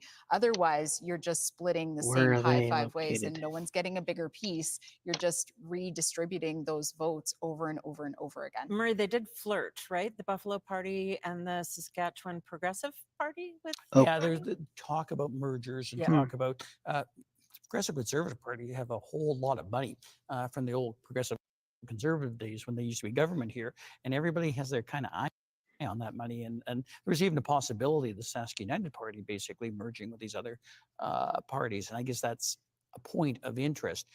So far, though, I'm really not seeing the way this campaign and this evening is developing right now at this very moment, them to be as effective as I think Scott Moe thought they'd be. So far, we're not seeing them split vote. Let's see what happens in Saskatchewan Rivers and a few other these seats. But my goodness, let's see what's happening in the cities so that we get a better idea of what the overall province is. Cypress Hill. All right, thanks for this. We are going to go now out on the streets. Wow, Cypress Hill. Ethan Williams, who is out Just at got the watch party. elected. Ethan, we've been hearing from Election Saskatchewan. It could be another 50 minutes before we actually get substantive results. I know you talked to Michael Boda today. Do you want to run us through 6 why people. this feels like it's taking forever? I mean, polls have been closed for an hour and almost 15 minutes. Yeah, and this is something that Michael Boda said Saskatchewan, our election in Saskatchewan was Wow. preparing for the possibility for. Basically, this comes as a result of a change in the number of actual physical polling locations. That place looked like it's across the province that jam-packed. are particularly impacting those larger urban centers like Regina, like Saskatoon. Is there a There were party near fewer of your them, so what place that there, means is that James? there are less actual ballot Uh, boxes to be counted. yeah, here in the city, there's been at least one that I've always walked by. Means that those ballots Like an election party? Have you ever done together one? in less ballot boxes. There's more of them. Well, I seen one party that was already getting ready and set up, and that was the NDP party. Deployed about 175 additional So teams where's the of counters Saskatchewan that party? will be helping out with urban results. Say that You again. know? Result of this. So where's the But, Saskatchewan party? as when I talked to him this Uh, afternoon, there was no indication I of didn't happen to see where they were here in the to city. get all of that counted, but now we know it. A 50-minute delay, obviously a substantial wait, and different than what we have seen in the past in terms of these elections, Sam. All right, thanks for this, Ethan. We will Wow.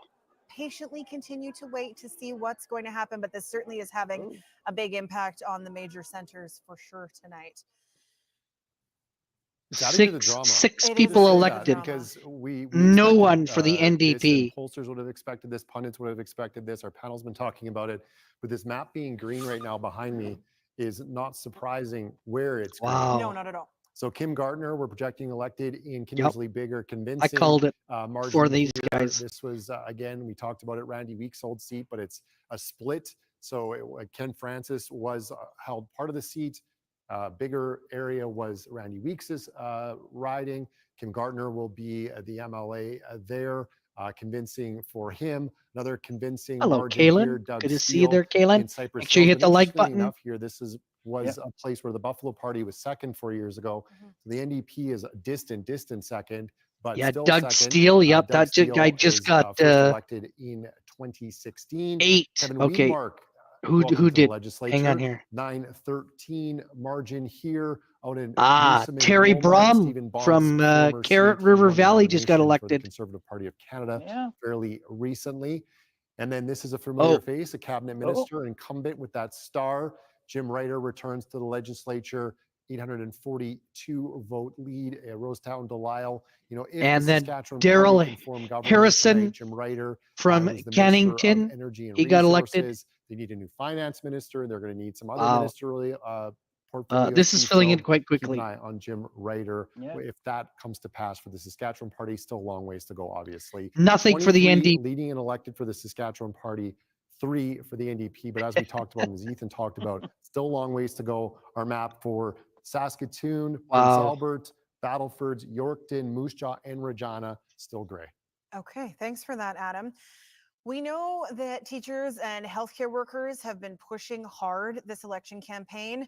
They want more support.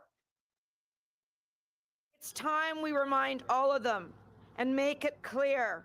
Safe staffing gets my vote. Safe staffing gets my vote. Safe staffing gets my vote. Safe staffing gets my vote. Nurses and doctors have been sounding the alarm about what they call a broken healthcare system. Hospitals frequently over capacity, even being cited for fire code violations, emergency room patients being treated in hallways, and healthcare workers are complaining of burnout or just quitting altogether. They've been calling on the government to recruit more workers and to fix the systemic problems. Tonight, we are joined by Stephanie Fair. She's an ER nurse at St. Paul's Hospital in Saskatoon, and Dr. Kathy Ferguson, an ER physician in Regina. Thank you both for being here tonight. Thank you. Thank you for having us. Wow, Stephanie, I 10 want to start elected. with you. Just tell me what it's been like in your experience working in healthcare. Let's say since the Sean last 4 Wilson years, of since the last Kenora election. Pelly. I mean, it has been a continuous slope downwards. We have been Last seeing Mountain worsening Touchwood. and worsening conditions. Travis The capacity Kingsling in of the Saskatchewan hospital has Party. been worsening and No one worsening for as the well, which is NDP. leading to our emergencies being Wow. completely overburdened by the amount of that would be patients we're expected shocking. to care for, because the rest of the What? hospital, I work at St. No Paul's one from the Hospital, and the hospital is NDP full party. every day. So our daily baseline now is that we sit at 200% capacity, which is These basically we have green twice the amount of patients we can safely care for as a baseline ones are every starting day. to So as you go can bold. imagine, the burnout is incredible. We're losing Who's very leading there? highly skilled, trained nurses who have lasted in this career for years, Grady. but it's gotten to the point where they Hmm. can't do it anymore. Yeah, And It's only so there's 39 losing point. roles. We're also killing off our Wow. baby Saskatchewan party with healthcare 23 workers that have only seats. been in it for a Yeah, few months. 10 elected. And the burnout and the stress on them is incredible, and they're leaving as well. We are at a dire Yeah, crisis point, 10. and I can't even find words for how bad it is. Stephanie, thanks for sharing that with us. Kathy, you are an ER physician. I'm wondering what your experience is and what you're hearing from your colleagues. We've heard a lot from nurses over the last number of months about the amount of burnout, about the stress on the healthcare system. We haven't heard as much from physicians. What are you experiencing? I think we're experiencing the same thing. We're very sad to see the lack and the loss of the senior nursing staff. They are really the people, especially in the emergency department, that carry the department along. They're the people that we go to, they're the people we rely on. And I would say that 90% of our senior staff has left, and the new staffing coming in, their turnover is high as well. They're burned out. Wow. Kathy, what are you hoping? I mean, it's still early. We don't know necessarily who's going to form government tonight, but what are you hoping is the first priority when it comes to specifically physicians and what you've been experiencing as a doctor? I would really like to see more recruitment and retention of physicians. I think that a recruitment has been attempted, but not with any great gusto, and retention is sorely lacking. We have so many physicians who are deciding to leave, especially to go to the West Coast, and their pay drops by about 30%, but they're happier being there than they are making more money in Saskatchewan. I'm curious, what keeps you doing the job? Why haven't you stopped? I was born and raised here. I love my job. We work as a team. It's a really tight-knit group in the emergency department, and I love my team. They work hard, they're smart, they're capable, they're compassionate, and I feel so fortunate to be part of that team. Stephanie, what are you hoping from when it comes to whoever forms government tonight? I'm hoping that frontline healthcare has more of a voice than they've had in healthcare in the last while. I mean, as you can see, I'm sporting an NDP pin today because I am truly hoping for some change to come out of this election, because we've seen 17 years of healthcare under the Sask party. And I really think the NDP of the two leading parties is the only one who's actually shown up for the frontline healthcare workers. We held a healthcare worker forum that we invited both the Sask party and the NDP to come to engage with us and hear our ideas, because the frontline does have ideas that we've been trying to get to help fix the problems. And only the NDP are the ones who spent their very precious time during the campaign to come out and actually engage with the frontline healthcare workers of this province. And so what I'm hoping for is actual engagement of the front line to solve this problem. And the number one problem I think that needs to be fixed, as well as retention of our staff and improving staffing, is the capacity issue, because we are just bursting at the seams, I think, in probably every hospital across the province. Stephanie, Kathy, thank you both so much for joining us to share your experiences tonight. And also, thank you for all you do in healthcare, because there's a lot of people who rely on you, and we appreciate it and hope you feel appreciated. Thank you for having us. Okay, let's go back to results and ridings and the numbers. Adam, let's have a looky-loo. Yes, we they're have 23 leading elected for the Saskatchewan party, 3 for the NDP. Leroy Lalaberty increasing his lead over the incumbent in Athabasca, Jim LeMag, here in northwest Saskatchewan. 302 vote lead, so this would be a pickup for the NDP, one they need. Jordan McPhail with a 1 vote lead over Greg there's Lucey. Jordan. The See, Saskatchewan party, I'm 4 of running 37 in polls Saskatchewan, reporting this. James. The other Did you not know that? big orange block here in Northeast Saskatchewan. This would be a hold for the NDP. This would be a pickup for the NDP. 39 vote lead for Grady Burns. 2 of 29 polls reporting here in White City, Capel, just outside of Regina. And once again, I mentioned it last time I was on, Moose Jaw, Regina, Yorkton, Prince Albert, Saskatoon, and the Battlefords still have not reported. So we're waiting for those. Still 35 to come. So you're going to see that 23-3 or hear that on the radio. And it's still very early. We're going to be here for a little while, Sam, but we have so much planned for everyone. A little while. We're going to be here for a long while. That's at this okay. point. That's okay. We got lots going on. We got you. We got you. We do. And if not, Adam And will do I the got dance for you beer. a little later on or something. I got beer. That's all that matters. Only hope. Well, you could say I almost got my beer. Now to NDP headquarters, Yes, Alexander cheers. Kwan Cheers, is James, standing by, Saskatchewan. and he is You guys joined voted. by a longtime Good job. MLA hoping You to be guys- reelected tonight. Wow. Yes, thank you, Sam. Yeah, I'm here with Trent Witherspoon. He's the sitting NDP MLA. He's also a candidate for Mount Royal. Now, Trent, talk to me a little bit about what are you hearing on the doorsteps? What have you been hearing from people as you've been out campaigning? Well, clearly right across this province, on the doorsteps of the good people I represent, we're hearing it. It's time for change in Saskatchewan. We're hearing it from many that had placed their trust and their vote in the current governing party, folks that are looking for something better when it comes to healthcare, when it comes to education, when it comes to cost of living, when it comes to accountability and value for money. People are looking for change across this province. Trent, we've just heard there's going to be a little bit of a delay for results in the cities. Any kind of response? Are you ready for a longer night tonight? Listen, No, there everyone's been isn't. working so hard. I'm This is getting all about the results right people of now. Saskatchewan here tonight.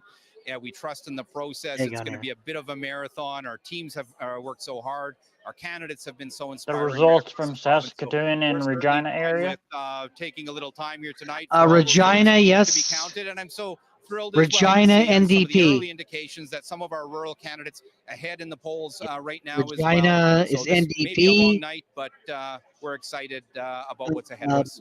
Trent, talk to me a little bit Saskatoon, about no. Cormac. Obviously, first time that she's leading And this Moose party Jaw, into no. a general election.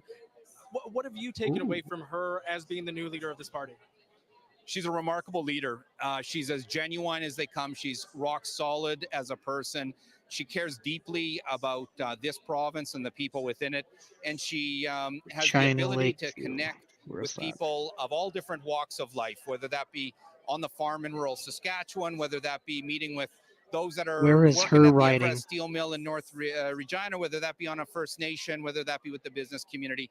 She's really genuine and just real. She's just Wow. a real person who gives her heart and soul to building this province. Now, Trent, you're also 11. the MC for this event tonight. Wow. What have you been seeing from people here? What have you been hearing from people here in this room? Okay, tonight? where's the other Incredible one? incredible energy, incredible hope. And we have an election where, of course, we see a real path to serving as a government. But really what drives all of us is what Wow. that means for our province. Another It's not one. about one party beating Look the at other them party. just filling It's in. about, the future we can build in this province. We know right now that people deserve better. We know it's time for change. And if given the chance, we're ready James to work with everyone Thorson. in this province, in every region, and frankly, regardless of how they vote. Estevan, Now, Lori polling has Carr, also shown a surge Saskatchewan in Party. support for the Holy NDP. Dinah. Was that a surprise for you? How did Esteban, you feel when you you were started meaning? seeing those poll results come out? Well, it was Estevan, reflective yes. of what we were feeling on the ground and Big hearing Muddy. through communities across our province. What we were hearing door to door to door, and what our candidates were feeling, both in rural ridings and got our that one. smaller centers like Yorkton and North Battleford, but of course also in Regina and Saskatoon and Moose Jaw and Prince Albert. It's exciting. We're taking nothing for granted. We've worked Where is really this? hard to earn the trust to serve, and we would never take that duty lightly in serving all the people of this province. Okay, I'm just Trent, watching it fill obviously, in. You are Wow, interested in what's your this race. one Anything here? else, any other races that you're kind of looking Okay, or paying attention to? Milford, Well, I'm watching all of them. Todd because, people have Goody poured their heart just and got soul elected. into these races. I'm watching some of the races like that in Last Mountain Touch. They need to Kara quit Noyle, yapping on CBC and start awesome, getting to the damn person, results. grain farmer, multi-generation family within that. Welcome that in, everyone. riding. Make sure you hit And that she's like a button. tremendous candidate This is and has earned a Saskatchewan whole lot 2024 of support in that riding. So voting. I'm watching it, or ridings Thank like you White so much City for being Copel with here. Brady Burns as well. So some of these rural ridings, obviously, it's going to be really interesting to see where we're at in all of the Regina and Saskatoon ridings and Prince Albert and Moose Jaw. But I'm really excited about seeing Oh, some very Prince serious Albert. progress in rural Saskatchewan. And frankly, Carla Beck has really focused and made sure that we've worked to build in every single riding across the province. All right, Trent, thank you very much. Thank you. All right, that I was think they're Trent watching Witherspoon, Global. the longtime MLA, also an NDP candidate for Mount Royal. Sam, I'm going to throw it back to you. Thanks for that, Alex. Adam, something that Trent said there that I think that we do have Wow. to acknowledge is that everyone poured their heart and soul Okay, into these Chris campaigns. As Beaudry, we're looking at the numbers, it's easy to 14 forget that these aren't elected. just constituencies, these aren't just numbers, these are people who have worked really hard, who want to make a change Wow. and put themselves forward for public service in this province. And it's not an easy job, regardless of your Oh, political NDP stripes. just And I got think their that that's first something that one. we probably should acknowledge. Yeah, well said. It's The a big Liberty sacrifice for those people and guy. their families and the volunteers. We're going to take a look at some more results. We finally have Ooh. results in Regina. Bring it. Give those ballot counters a hand, everybody. Speaking of Trent Witherspoon, we just saw this guy, 37 vote lead in Regina Mount Royal. This one's interesting through redistribution. Trent Witherspoon's Rosemont riding changed quite a bit. He lost a bit of his traditional support through that change. He gained some Sask Party territory, let's say, on the west side of Regina from Laura Ross, but he's leading early on. This is one we talked about early in the show. Jacqueline Roy, the NDP, with the 18-vote lead over Rahul Singh of the Saskatchewan Party in Regina Northeast. This would be a pickup for the NDP there. Regina Walsh Acres, Jared Clark with almost a 200-vote lead. He's the incumbent in Regina Walsh Acres, elected in a by-election last year, new to the legislature, but he is holding on to his seat Regina at the Walsh. moment right now in Regina Walsh Let's Acres. see, We're going to let's see. Saskatoon, Meewasin. Nathaniel Teed is the incumbent for the NDP. We see the star beside his name. He's trailing by 1 vote with 3 of 12 polls reporting. This is the former seat of Ryan Where's that? Miley, the former leader Oh, of the Prince NDP. Albert. And here in Prince Albert Northcote, we talked about this seat as well. It was one of the closest races 4 years ago. It's a rematch. The NDP really targeting this one. If they have a path to victory tonight, they have to do a lot of work in Regina and Saskatoon, and they have to win in PA. Moose Jaw right now trailing by 56 to Alana Ross, the incumbent for the Saskatchewan Party in Prince Albert. We have the Saskatchewan Yeah, Party where is leading and Prince Albert? I elected in can't even find it on the 26 map here. seats, and the What is it? Where is it NDP near? in 6 of the James? 6 seats at the moment. They're leading in, still 29 to come, but we've reached that halfway point. We're halfway to 61, Sam. All right. Saskatoon? Let's go to Eric Granby, our polls. Yeah, somewhere around. Eric, as we start seeing these results really trickling in as the night goes on, there's really some context needed Oh, behind it. I know 15. Adam has done a really good job of explaining that, but from a polling perspective, what are you noticing? Saskatoon. Well, you were starting to get some of the results coming in from Regina and Saskatoon, as you were seeing there, but a lot of them are really, really early, so it's hard to know what to take from them. So looking at some of the ridings that we've had a lot of vote counting, Prince which is Albert, mostly in the rural areas, Carleton. there's 2 that I wanted to take a look at. They Okay, show some Prince suggestion, Albert. of the polling that we saw before the election. This is Roster and Shellbrook. 61% of the vote for Scott Moe. This chart shows the count throughout the night and how, Oh, wow. it has evolved. Wood River 61% for Scott Moe, just, 26% for the NDP. just in the last got election, elected. Scott Moe had 78% of the Hi, vote Gutters. riding, and the NDP had just Hey, Gutters. 16%. So that is a big swing that we're seeing since the last election in this riding. It is reflective of the kind of swing that we've seen in the polls in the rural parts of Saskatchewan. Doesn't mean that this kind of riding is at risk for the Sask Party. We've So already elected 15 Scott Moe, but it elected, shows 1 that we are elected for seeing the some movement. NDP as Another one that Saskatchewan. we can take a look at is Lloydminster. Wow, This is a riding this that the is- Sask Party won with 82% of the vote last time. You can see that they're at 67% now. The NDP's at 27%. The NDP had only 12% of the vote in the last election. So we're seeing some ridings in the rural areas where we do have lots of votes counted, so we can actually read through some of the tea leaves, that there has been a drop in support for the Sask Party, an increase for the NDP, not enough Really? to change the votes in these ridings, but we're going to be waiting throughout the night to see if the kind of swing that was picked up in the polls will be reflected in some of the other ridings in Regina, in Saskatoon, in the other smaller centers. Because in the rural areas, the NDP, in some ridings, some parts of the province, it is making the gains that the polls predicted, even if it doesn't get them an extra seat or 2. All right, Wow. thanks for this, Eric. From Ottawa, we head to Saskatoon. That is where Sam Sampson is standing by at Sask Party headquarters, and she is joined with another former MLA for the Sask Party who decided to retire.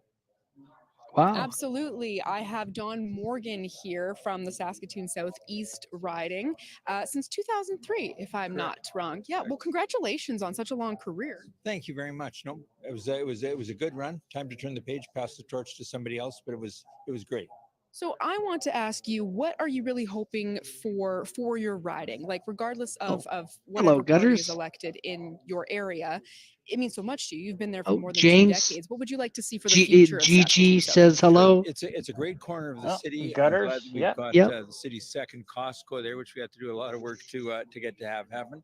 We built during my time when I was the education In a minister. We can? built a new joint What do you use mean school by- there, which I understand is Okay, let's- operating at capacity. So I'd like to see continued expansion Wow. there and working They're with, dominating. to get a high school or high school facilities there. Well, as a former education minister, what do you think of the state of education right now? It's a very controversial topic at the moment. What do you think right now?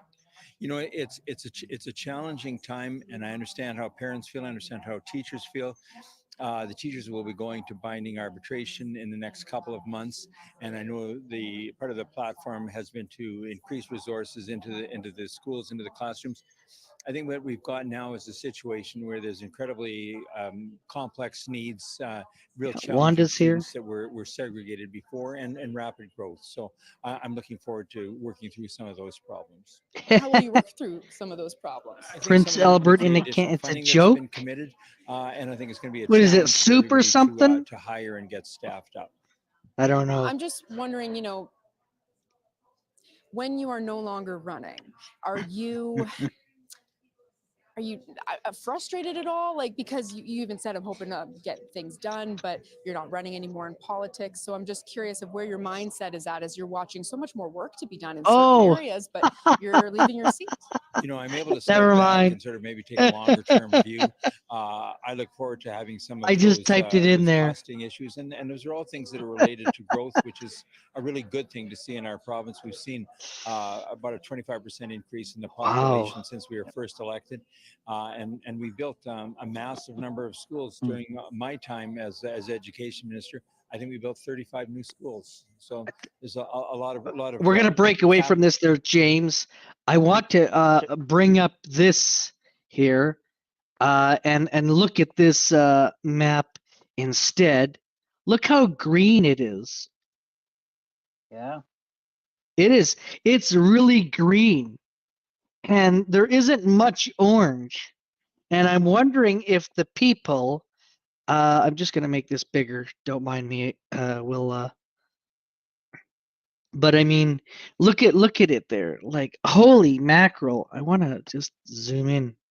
Just let's zoom in here. Like, look at it down here.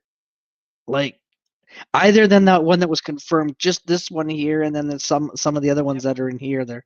And then let's zoom in to hang on here to Regina. Does that usually go Saskatchewan Party, or is that usually an NDP territory? Do they usually take the big cities or no?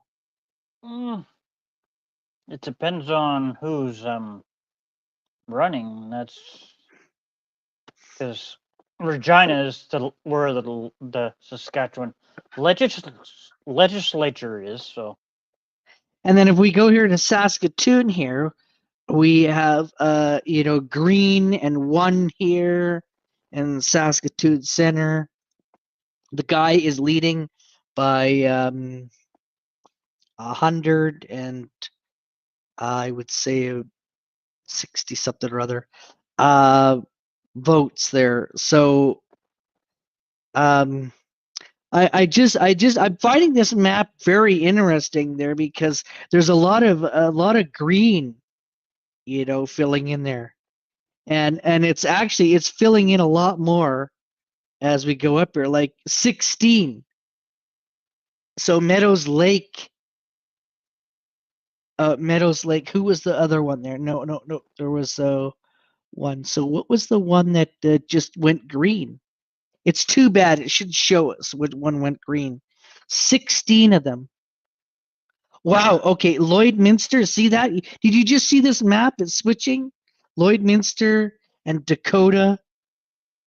So Colleen Young, Dakota, Arm River. James, you still here? Yep. Yeah, I'm still here. Okay. Hi, Nate the Great. Hey, Nate the Great there. But look at all of this. Yeah. Okay, and then this one here just got confirmed. And where was the other one there? Wow. 20 elected, leading in 10.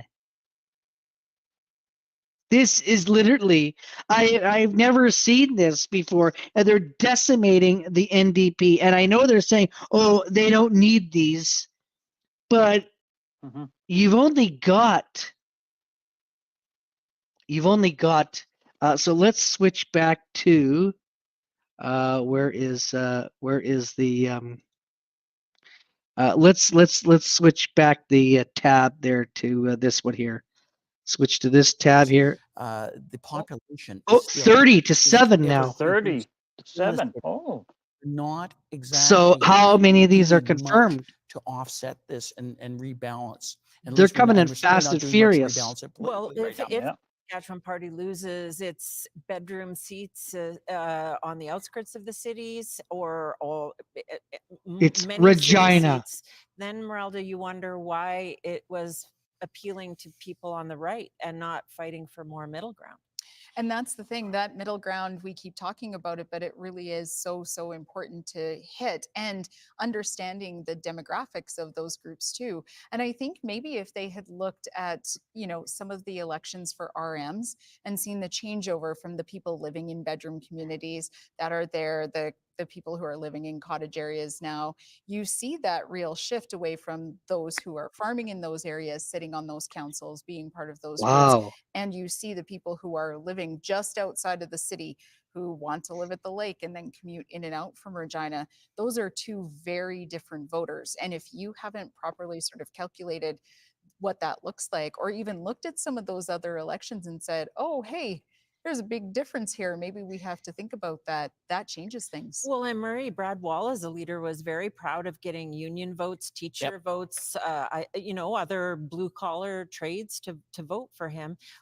Might there be a shrinking back of some of the big tent appeal of Brad Wall? For And Scott Moe? that's exactly the problem. We just saw the results coming in below us, and for the people listening on radio, 64-25 right now in terms of percentage popular vote. We which is are. kind We're of what we talking about see, city name. but it's not reflective of the Saskatchewan that we're seeing right now. Certainly not reflective of the polls. Certainly not reflective gonna of say what I think we're going to see once. Yes, gutters. Get your mind out of the gutters there, because it's not. It is not what you think it is. It is Regina, Regina. So get out of the gutters there, gutters. Yeah. A lot of people pick on and say things about how they say Regina. An hour and 41 minutes into that, we still really haven't seen the It results. is. Then we might see It something is. very different. You want me to go count? Love it. I want someone to please go count. Awesome. Yeah, For instance, I'm please. seeing Okay, Sally how many of these Hauser are leading confirmed? right now, Jean Mikowski, and I'm wondering if we're Just going to need see one more more of some seat of for the these Saskatchewan seats, Party to have a majority. Okay. Regina.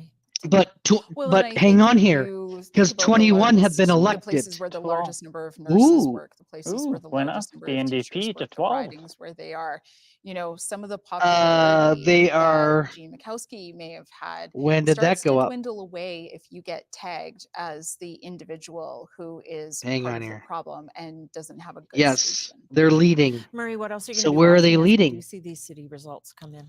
The Sally Hauser Jean Mikowski Ah. fight is one of the ones that I've been most fascinated by, Regina. because Jean Mikowski is singularly probably the most popular urban It's in in Regina. LA cabinet minister. I think Gutters' we his have favorite left. word, He had a tough Regina, haul in people. social services. It's never an easy portfolio, but interestingly, Regina, he okay, emerged yeah. from it. Yes. I think still rather likable. If this result holds that we're seeing right now. Oh, I know Gene I don't Mikowski. know. He played for the could be a tough Riders, night Rough Riders. for the Sask Party in the cities still. And once again, that speaks to the unfortunate divide. Yeah, I we're seeing in recognize the province face. right now. Yeah. More than why didn't the Saskatchewan Party campaign more to the middle?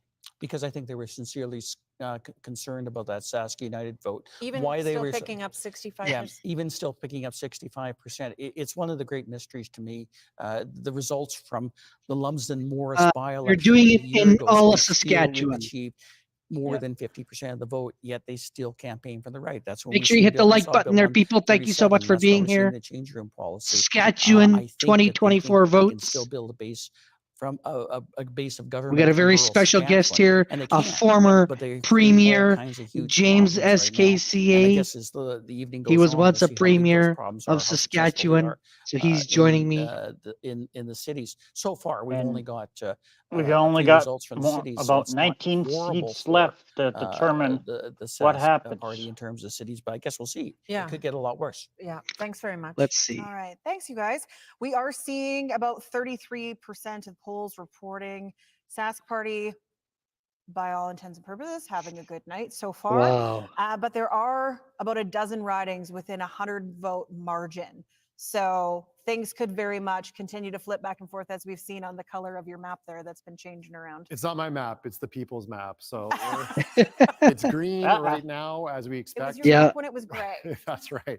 Rural Saskatchewan. I think what we're seeing now in the cities, as Murray spoke to and the panel talked about, is some fascinating races. We're going to take a look at that right now, Sam. We're going to start in Regina Pasqua. This would be a hold. This is one of those places where you said under 100 votes. Well, it's much smaller than that. 16-vote lead for the incumbent Mohammed Fayez in South Regina. Bujin Brar in Fayez, a rematch of 4 years ago. This was one we expected to be close. Alina Young with somewhat of a more commanding lead here in Regina South Albert. She was the Regina University representative. That kind of got switched around. She's still representing many of the same people, but it's a little bit different. And she has a pretty commanding lead. She's the incumbent, of course, for the NDP. Go to Saskatoon now. We talked about Churchill Wildwood before the show. Oh, you look smart. this is my uncle. What? Really?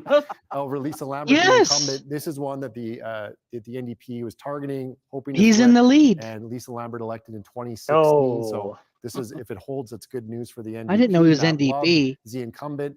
I'm gonna have to give him. I'm gonna have to give him shit next time he messages me. Matt Love, the incumbent education How can critic, you guys former be teacher, another one of those NDPers? former teachers for the NDP. Campaign socialists. Let's go to NDP headquarters where Alexander Kwan is standing by.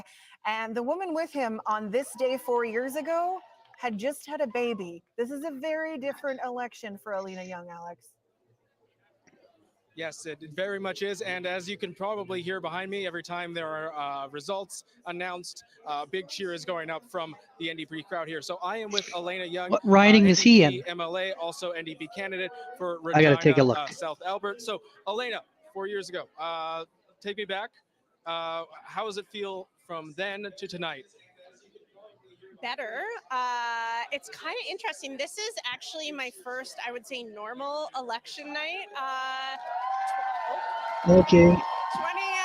2016 Churchill. was obviously not a great result for us, and then last year, of course, or last election, I was in the hospital. So it's kind of fabulous to be out here with this energy. Wow. With all the people watching the results come in. Yep. Yeah, it's incredible. Yep, that's my uncle. The early I got a results for picture your of him. riding show you giving That's a him. standing lead. Can I get your response to that right now? What? Yeah, obviously it's what I've worked really hard for over the past 28 days, but not taking it for granted, right? It's early days for me, certainly in South Albert, and Okay, for what are the constituencies votes across the at? province. But yeah, it's obviously the way you want the numbers to look.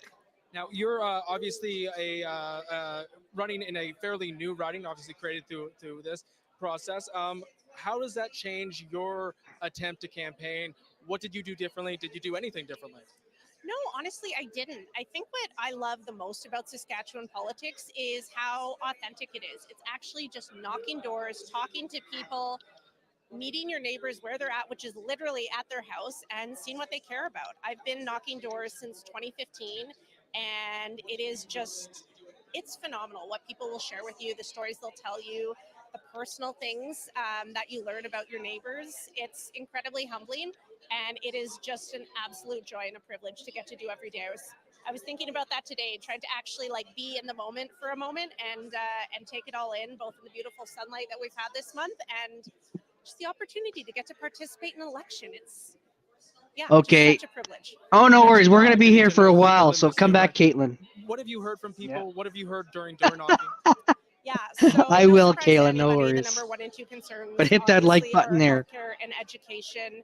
And number 2, the thing that was the most Yeah, because interesting we to got me was about the number of 19 swing more voters that seats we had this to election. determine You what know, happens. sometimes you knock on doors and somebody says, "Oh, I'm undecided," and so I've always said, "Well, have you ever voted NDP before?"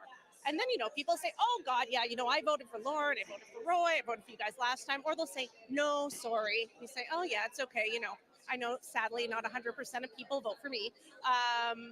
But the number of people this election that I door knocked who would say, "You know, I haven't voted NDP before, but I'm going to change my vote this time." No word of a lie. Really, really surprising how many there were. Obviously, very encouraging for us. But as I said, early days yet. Elena, thank you very much. Thank you. That was Elena Young, NDP MLA, also NDP candidate for Regina South Albert. Sam, I'll throw it back to you. All right. Thanks, Alex. Wow. Let's go to Eric Grenier, Let's see. our polls analyst for the evening. Eric, Wow. obviously the Saskatchewan Party is doing well with these early results. Is there still a path as we wait for these other seats to come in for the NDP to get to that majority? Because Alina's energy there is pretty darn infectious. Well, you would look at the numbers at the bottom of the screen, 30 seats for the Sask Party, 12 for the NDP, and think, well, we must be getting close to calling a majority government for the Sask Party. Can't really do it just yet because 16 of the 19 ridings that have yet to report are from Regina, Saskatoon, Moose Jaw, and Prince Albert. Those are ridings that the NDP What is are Moose Jaw's targeting, like? and if the polls Gotta that look. came into this campaign are right, the NDP actually has a good shot of winning a lot of them, if There we not go. all of them.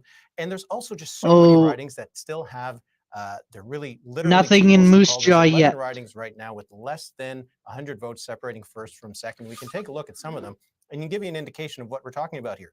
Saskatoon, Meewasin, a 1-vote lead for the Sask Party. This would be a shock if the Sask Party won this. This is a seat where the NDP is the incumbent party. You look at Regina Rochdale, you're looking at a 4-vote difference for the NDP. That could flip. That could put the Sask Party up to 31. You keep going down the list. There's a lot of very, very, very close ridings. We're still so early in the count in the cities. Wow. We can even look at the next set of ridings. Cumberland is another one that if the Sask Party won, that would be a bit of a surprise. So you see a lot of these ridings are right now too close to call. I think If some of them Saskatchewan flip was over what to was the listening NDP, to that changes that BC. calculation pretty significantly. That's And what then I again, think we are happened. waiting on 16 of those 19 ridings that have yet to report a single vote. A lot of them are in Regina and Saskatoon, and even some of the other ones we're waiting on, they are ones that we were talking about. Martinsville, Blairmore, Yorkton, the Battlefords. These are ridings that we were talking about could be ones to watch tonight. So while it is very close for the Sask Party right now, at least in the count, 30 seats where they're leading or elected, 12 for the NDP, still too early to make a call on who will form the next government. I don't want to correct you, Eric, but Meewasin was not NDP. It was Sask Party. Well, it was a by-election, if I'm not mistaken, but I will defer to you. It was more recent seat. But I will move on. I love it. Right. Eric's I right. love it how they Eric's right? correct I'm the fact guy checking from you. Eric's Ottawa. right. Okay. That's Ryan Miley's seat. Nathaniel Teed won Meewasin. Oh, then we're good. And I'm wrong. It's okay. That's what I'm here for. That's what you're here for. We're going to take a look at some more results here, Sam, as our board is filling up. We talked about Regina and Saskatoon. Mira Conway, 77-vote lead in Regina Elphinstone Center. This would be Let's see what's considered happening here. safe NDP territory early on, just 3 Nope. of 12 polls reporting No in more the elected center yet. of Regina. We talked about Regina Rochdale being close, just a 4-vote margin right now for Joan Pratchler over Laura Ross, the incumbent for the Saskatchewan Party, and one of those cabinet ministers who is down. And here's another one of those cabinet ministers who is down early, Christine Tell, trailing Brett Blakely, a former teacher, by 18 votes, with 3 of 11 polls reporting in this race in Southeast Regina. And the panel talked about Regina University, Sally Hauser continuing to lead Jean Mikowski there. So the NDP doing what they set out to do in Regina, which is have a sweep potentially. They're trailing narrowly in Regina Pasqua, but everywhere else they're looking really good right now, Sam. You know what this is doing? This is keeping people up past their bedtime. Oh, yeah. It's building the drama, building the drama. Love The it. ballots are being counted by hand, so they only can go so fast. And that is why it is taking so long for the results to come in this evening.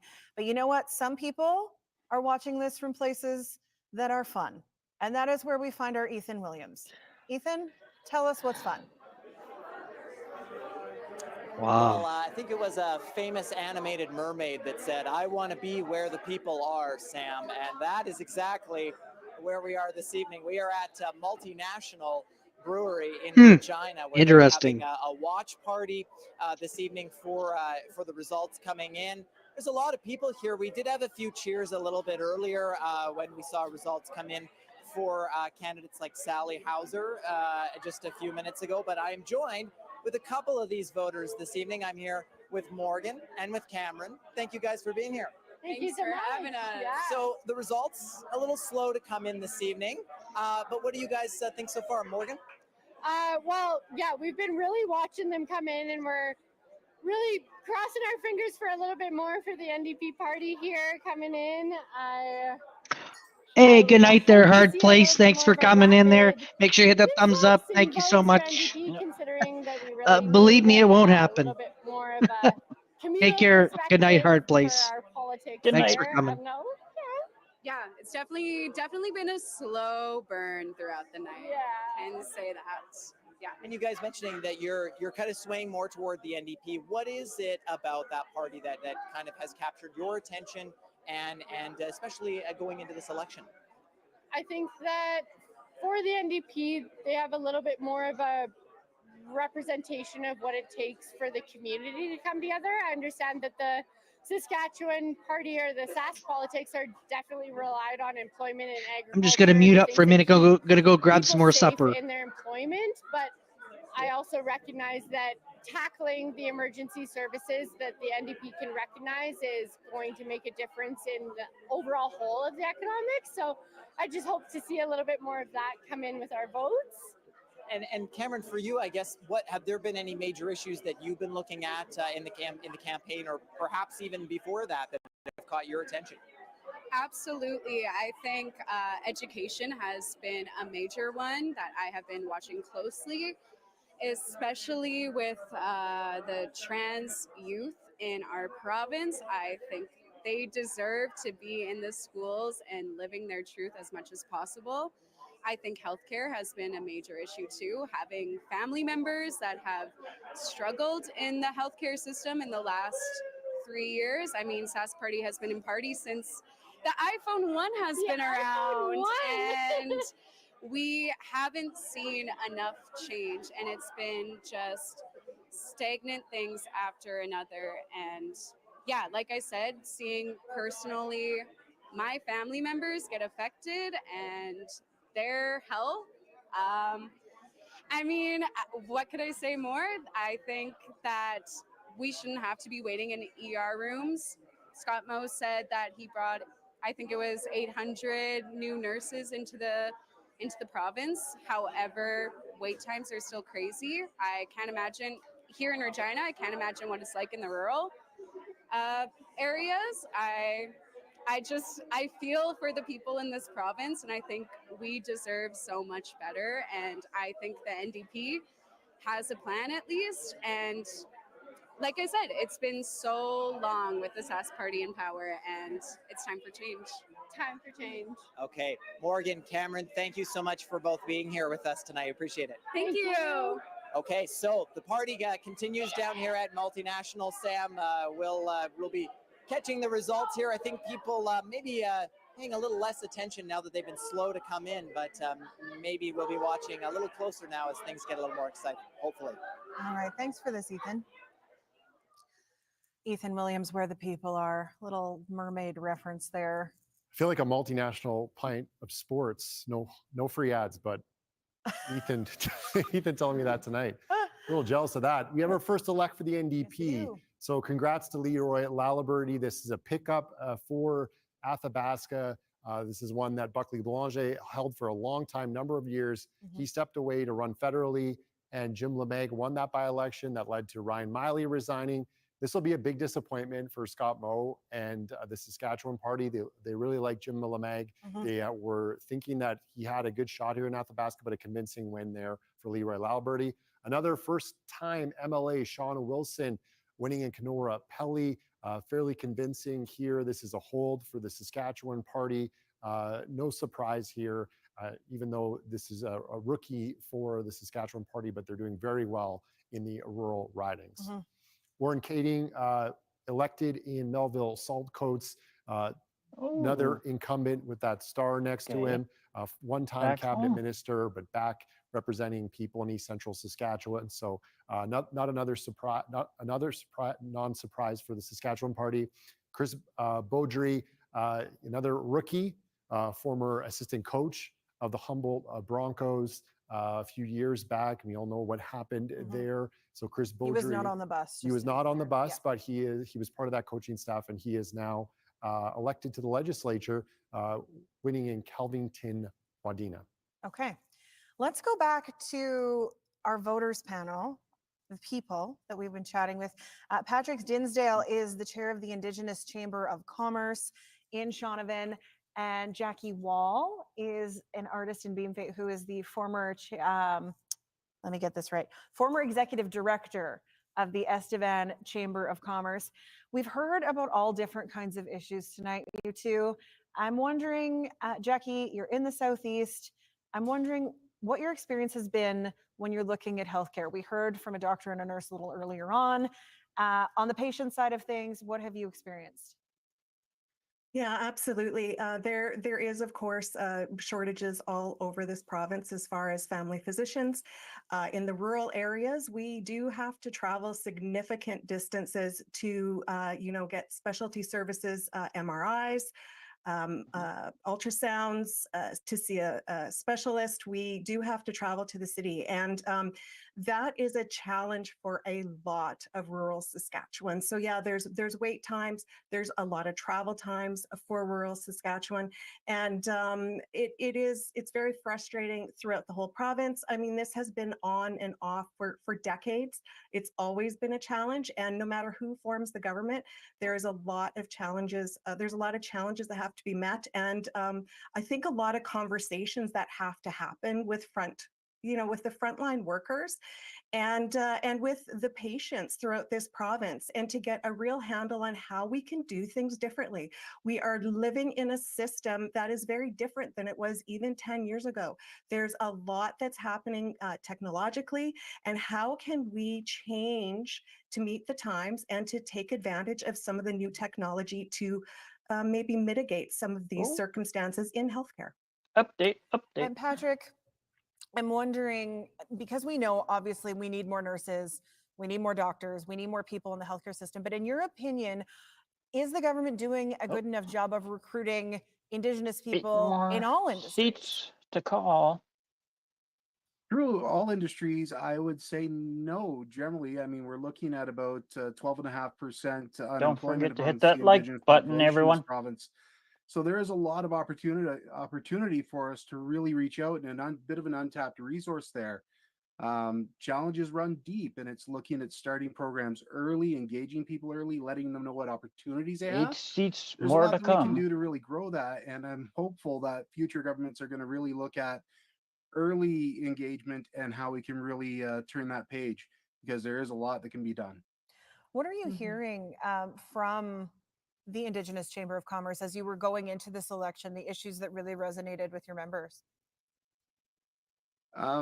Biggest things that came up really seem to be rooted around access in multiple areas: access to capital, access to information, access to contracts. When you look at how procurement policies are being enacted, there are a lot of different avenues, and hearing some of the things around there that are, really, I would even say unintentional barriers, but it makes it difficult for small businesses. One of the biggest things that we looked at is, even with greater targets being set by governments and private industry, there's still challenges in meeting those targets. And one of those is really based around the number of Indigenous owned businesses out there, especially Indigenous owned businesses of a large enough capacity to qualify for a lot of these contracts. So sometimes we do see the opposite, where a contract is too small for certain businesses. I have heard that, which is really interesting and exciting. But you see a lot of mom and pops and smaller privately owned businesses that are just having a bit of difficulty getting in there, whether it's because of access to capital, finance, or just not really being there to take on some of these larger contracts, even though they're successfully mid-sized businesses. Jackie, you live in oil country. And talking about business, talking about access, how satisfied would you say people are where you live with the way things are right now? Well, energy is always top of mind in this part of the province. The Estevan Chamber fought for a lot of years to have a conversation regarding mining, regarding coal, of course, oil and gas. There have been inroads that have been laid. We've had some great announcements for our region as far as nuclear goes, but we know that is still very, very far out. And our concern is not just for our region here, it's for the entire province. We want to see energy that is, of course, very top of mind as far as environmental standards. I'm just eating, James. So go ahead, talk to the people Using and chime our in. workers to produce We're our energy, 8 and that we are seats seeing the left advantages of to that, call. and that we are producing energy Yeah, that 2 more is seats safe were and reliable, 2 and more that seats it were is called. cost effective Yep. for the ratepayers across our So province. We far, are the dealing with Saskatchewan crown Party corporations. They 23 have is an elected. obligation to the entire Yep. province, and they also have an obligation to ensure that employment in the energy sector and the standards are being upheld. And we are a beacon for a lot of the rest of the world when it comes to carbon capture, when it comes to our processes in oil and gas and in mining. So I think we better serve the world and our province as serving as that example for the rest of the world, and ensuring that we develop those resources in order to show that example to the rest of the world of what we've got here and how we produce. Jackie Wall, Patrick Dinsdale, thanks so much for both of you for giving us some time tonight. Thank you. Bringing it back to studio, bringing it back to Adam Hunter. If you look at the seat share on the bottom of your screen, if you're streaming or if you're wondering on radio, the numbers 5 are more moving, seats. Mr. Hunter. They're moving. 31 for the Saskatchewan Party leading or elected, 25 for the NDP. The Saskatchewan Party needs that 31 or the NDP for that majority. Still waiting on 5 more seats to report. We're waiting on Moose Jaw North, Yorkton, Saskatoon, some in Regina. We're looking at some places where there are cabinet ministers right now. Terry Warman's the Minister of Sask Builds and Procurement, leading with a healthy lead here Terry in Warman. Jensen. You call him Terry Warman. Terry Jensen in Warman. Good catch. Still not, it's too late. It's too early for that. 707 vote lead. If we look at Wascana Plains and Regina, and this is Brett Blakely with the 18 vote lead, slim lead over Christine Tell, the Minister of Environment. This is one we'll be watching all night as it's a very narrow margin. That's part of the 25 you see on the border the NDP have, if you're listening. Darcy Warrington, a teacher, Saskatoon Stonebridge, leading the Justice Minister, Bronwyn Eyre, by 146 votes. We'll remind our viewers and listeners, this is one that changed due to redistribution. So Bronwyn Eyre, a very healthy win 4 years ago, but lost a lot of that Sask Party support base in rural Saskatchewan, just south of Saskatoon. And so NDP picking up there. We're waiting on a couple of places in Regina, but as you see Regina right now on the map, it's an orange out. And the path for the NDP, a narrow path to victory tonight, was a Regina sweep, a Saskatoon sweep, picking up Moose Jaw, NPA, and picking up the north. As we look at Saskatoon, there's a hole in the middle, but everywhere else, it's looking good for the NDP early on. And we just had on the map Cumberland flip back to the NDP. So the NDP is doing well in Regina and Saskatoon, has the north seats leading right now. Prince Albert and Moose Jaw, though, are both Sask Party green at the moment. I'm trying to count as the results come in. There are still a lot of ridings where the vote margin is less than 100. So these ridings could flip back and forth. And we have, Sam, we have 4 to come still. The reminder, that's Yorkton, 1 in Regina, and a couple more in Saskatoon. Okay, let's go to Eric Grenier for a look at what he's seeing with these results. Things getting a little bit closer probably than the Sask Party is comfortable with, Eric. I would imagine so, because there's not too many ridings left to report. And even if the Sask Party won all of them, which they probably won't, because some of them include some NDP incumbents, Bryce, the my Sask Party riding would have a hasn't reported significantly in yet. reduced majority. So we'll see what's going to happen. But as you mentioned, still so many ridings that have very, very thin margins. Bad news for the NDP is that they are ahead in a lot of those. So would require the Sask Party if they flipped any of them, then we're looking at a bit of a more sizable lead for the Sask Party. But if we look at the seat change since the last election, you can already see that this is a wholesale change in the province. Now, the biggest numbers for the Sask Party was that they could afford to lose 16 seats and still form a government. Right now, they're losing 14. They're behind, or they have lost 14 seats that they came in as the incumbent party. The NDP is picking up 14 seats. The NDP needed to win 17. So this is why we're talking how this is still yet too close to call, very close to just a couple seats flipping back and forth could change the entire outcome of this. But we're still waiting on a lot of votes to come in from Regina and Saskatoon. If you look at the popular vote right now, it is a big lead for the Sask Party, but only because all of the votes, or a big share of them, have come from the rural areas. We're seeing losses for the Sask Party in its vote share throughout the province. So far, it has cost them 14 seats. If they keep it to 14, Scott Moe will remain as premier. If we That's see, interesting. a few more seats flip over to the NDP, then it could be Carla Beck. So still too early to call. All right, thanks, Eric. I counted. It's 13 ridings with fewer than 100 votes in the margin still to come. And that Saskatoon Silver Spring that Adam pointed out was that hole in the middle. They're only leading by 2 votes. So that could change again. I'm curious what the political panel has to say on these closer results now, Stephanie. So am I, because I'm seeing that in the Regina constituencies Wow. where we've Yeah, I'm not yet surprised had my anything riding hasn't It's reported in. Regina Lakeview, where I believe one Carla Beck has won quite handily in the past. So looking for more Eventually they of all these will. vote margins in the Yeah. city, which look like the vote margins the Saskatchewan Party has in the country, which speaks again, I think, you guys, to a real urban-rural disconnect here. Meralda, what are you seeing in these results? I'm seeing an exciting night. And 4 years ago, I don't think we kind of had this kind of excitement. So it's selfishly, I'm excited by the fact How is that this we don't exciting? It's have enough to nerve-wracking. actually call something, and it's Yeah. after 10 o'clock at night. Especially when it So comes given down to the that, wire we're almost. actually seeing some of If those you're a things where you candidate, run on your you're on record pins and and needles. people tag certain Yeah. ministers with being part of the problem.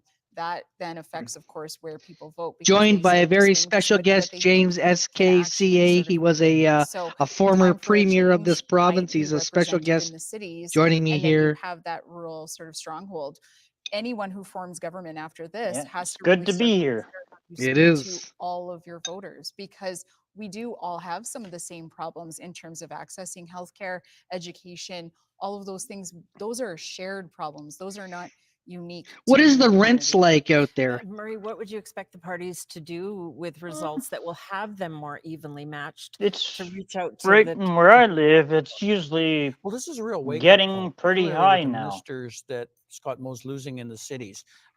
Interestingly, So we what's saw what we high? thought we were going to see the Well, Sask for Party me, stall where out once the I rural am, seats you could say for stalled two out, and there was no bedroom, longer it's rural seats to about count. Now the city seats $1,000. are coming in, and it is a lot closer. That's And as you cheap. described, that's a If sadly I divided told you province right now between what a rural and urban. 2-bedroom here in That's BC where going I to am have is, to have I think this you government, wouldn't if they complain. form government, and they are But if ahead it right wasn't now, for the carbon reflecting tax, I think on it would have been a healthcare, lot on cheaper. their stance on education, where they had huge rallies in the government. Now, the thing is, we don't know Okay, well, whether I they tell are you going to what, form government. As you point out, it's you after could 10 pay o'clock, way past my bedtime. $3,000 And for a Mine too, 2-bedroom and like, here I mean, where and I we're live, probably going and to I'll be a swap while you yet because I'll before gladly have we that can concretely $1,000. say. But once again, I guess that just underscores the problem that we have in this How does that sound, this James? province, and the problem I I'm not guess sure, the Sask because Party have here and the in a NDP, small because the city, NDP, we have a whole notwithstanding bunch of like making some vote restaurants and inroads, are that really no type of closer that are to winning very mostly many rural minimum seats at wage this particular versions point that I can of pay. so far see. They have to depend on winning these city ridings. Divided province with lots of issues that Meralda outlined that aren't getting solved. And we spend a lot of time talking about other things. Well, I don't think where we I have time live to talk about other for a things. 2-bedroom, What it's does Scott Moe need to $3,000. achieve tonight to keep his job? I think he has for now. I think at this particular point, if these results hold, and once again, we're being a little premature. So 33 to 24 in terms of elected and leading. Yeah, he will be the premier again if this continues on. We don't know yet. Yeah. It's not a great result for Scott Moe, though. We're recognizing that losing a significant number of seats, losing 10, 14 seats so far, is never. No, but something that's that you not really want to confirmed, put on your though. resume It's as premier. just And leading. one wonders what the next move might be for Scott Moe. These Once again, it's still people early. is blowing out of proportion. Okay, thank you. There's only one 57% elected. of polls have reported, but most of those are rural at this point. So we're still waiting for a lot of results. Things still could change. Adam, let's take a look at Saskatoon. Yeah, we're still waiting for one more Saskatoon. Wow, constituency to 24. report. The green on the Saskatoon board is Silver Springs and Willow Grove, which are Paul Merriman and Ken Cheveldayoff, and those would be holds for the Saskatchewan party there. We're going to dive into these results, but look at this lead for Ken Cheveldayoff, long time incumbent for the Saskatchewan party. One vote he's leading by. So we see the 33 on the board, that flips a couple of votes, that goes down to 32, and we have the NDP ahead. So very fascinating here to see what's happening in Willow Grove with Ken Cheveldayoff. Vicky Mowat in Saskatoon Fairview, incumbent for the NDP, the health critic, 200 vote lead with 3 of 10 polls reporting. So that's positive for the NDP. This is another positive for the NDP. This would be a pickup. Tom McBain in Saskatoon Chief Mistawassis, 132 vote lead over Parminder Singh. This is the former seat of Gord Wyant in Northwest Saskatoon. It was called Saskatoon Northwest. Gord Wyant resigned to run in the Saskatoon mayoral race. We're going to look at Saskatoon University Sutherland. This would be a hold for the NDP to Ginger Greywall with a 211 vote lead over Gillian McLeod from the Saskatchewan Party. Jennifer Bowes held this seat. It was switched a little bit through redistribution, but she decided not to run for a second term. So this would be a hold, for the NDP, and it's looking good in Saskatoon and Regina for the NDP. Of course, their path is a sweep and then pick up PA, as we talked about in Moose Jaw. Still not quite there yet, but they're having positive results early on here in the two major cities. And I think because we've seen the majority of the vote come in rural Saskatchewan, that's why we see that vote split that's well over 50% for the Saskatchewan Party that the panel was talking about. Expect that to flip. We have 4 seats to come right now. One of those is Carla Beck, which will be more than likely, barring a surprise, a 25 on the board there for the NDP. So as it stands, 33-24 for the Saskatchewan Party leading or elected. 4 seats to come, Sam. Before I move away, my mom just texted. Yeah, what did mom say? What about the mail-in votes, Adam Hunter? What about the mail-in votes? When do those get counted? What about them? They get counted on Wednesday. So that's still a couple of days away. And depending on what constituency we're talking about, there's sometimes a bunch of mail-in ballots that were requested, a few. But we're going to talk about that maybe later in the night with these really close ridings, but we'll see. Okay. Got to make the mom happy. Okay, moving on. Let's go to NDP headquarters. Alexander Kwan is standing by with an MLA, hoping for, I'm not even sure that she's in the Regina runnings. I don't know that we've re-elected her yet. We're still waiting for results. Alex standing by with Nicole Sarr. Hey, Sam. Yep, that is absolutely correct. I'm here with Nicole Sarr, longtime MLA for Regina Douglas Park. Nicole, surprisingly, spend more time at the NDP. What is the energy in here? Can you describe it for us? Oh, the energy is palpable in here. Everybody is excited. Everybody's feeling hopeful. You can tell that this room is energized by what the campaign has brought by Carla Beck and the whole NDP team. There's a lot of positivity here, which is it's really good to feel. Talk to me a little bit about what have you been hearing on the doorstep as you've been campaigning? You know, I had the opportunity to door knock nearly all corners of this province throughout the entirety of this campaign. What I heard door to door was the same, no matter where I went. People ready for a change. Saskatoon, Newton, people feeling like elected they weren't being here. listened to. People wanted a government who would focus on the priorities that mattered, on affordability, on healthcare and education. Yeah, they seem to love the NDP, Our James. message to those doors, and it was being very well received. I wonder if they got Nicole, shares. I guess when you're when you're out on the doorstep and you're hearing those type of things, does it encourage you as a candidate when you're hearing it from all corners of the province? It does. It showed that the message that we were bringing was what people were wanting to hear, and that we were listening. So it was a reciprocal relationship on the doorstep, and it was energizing for us. Everywhere we went, all corners of the province, people Wow. were ready to hear our message, and people were open to. Well, then why are you a guys new sucking? government. People were very much ready for change, and that was very exciting for us. Now, obviously, the results are coming in are very early. We're still going to get more. It's still showing a tightening race right now. What are your thoughts on a tightening race here as a result for the NDP? I mean, it's really reflective of what we were hearing. Like I said, folks were frustrated. Folks were ready for a change. And that's showing up in the numbers right now. I think we have a long night ahead of us, but already we're seeing very positive results, especially compared to where we were in 2020. Yeah, results are slowly trickling in. So are you prepared for a long night tonight? You know, we're already past my bedtime. I have 2 little kids, but we're ready to be fitted in. We're ready to wait till this is finished, and we're ready to run in government. We're very excited. Awesome. Nicole, thank you very much. That ain't happening there. Thank you. That was Nicole Sarr. No down longtime payment, MLA for people. Regina That's what Douglas Park. NDP Sam, stands I'll throw for. it back to you in the studio. All right. Alexander Kwan with Nicole Sarr. And I did check because I left that ambiguous, did we elect her, did we not elect her?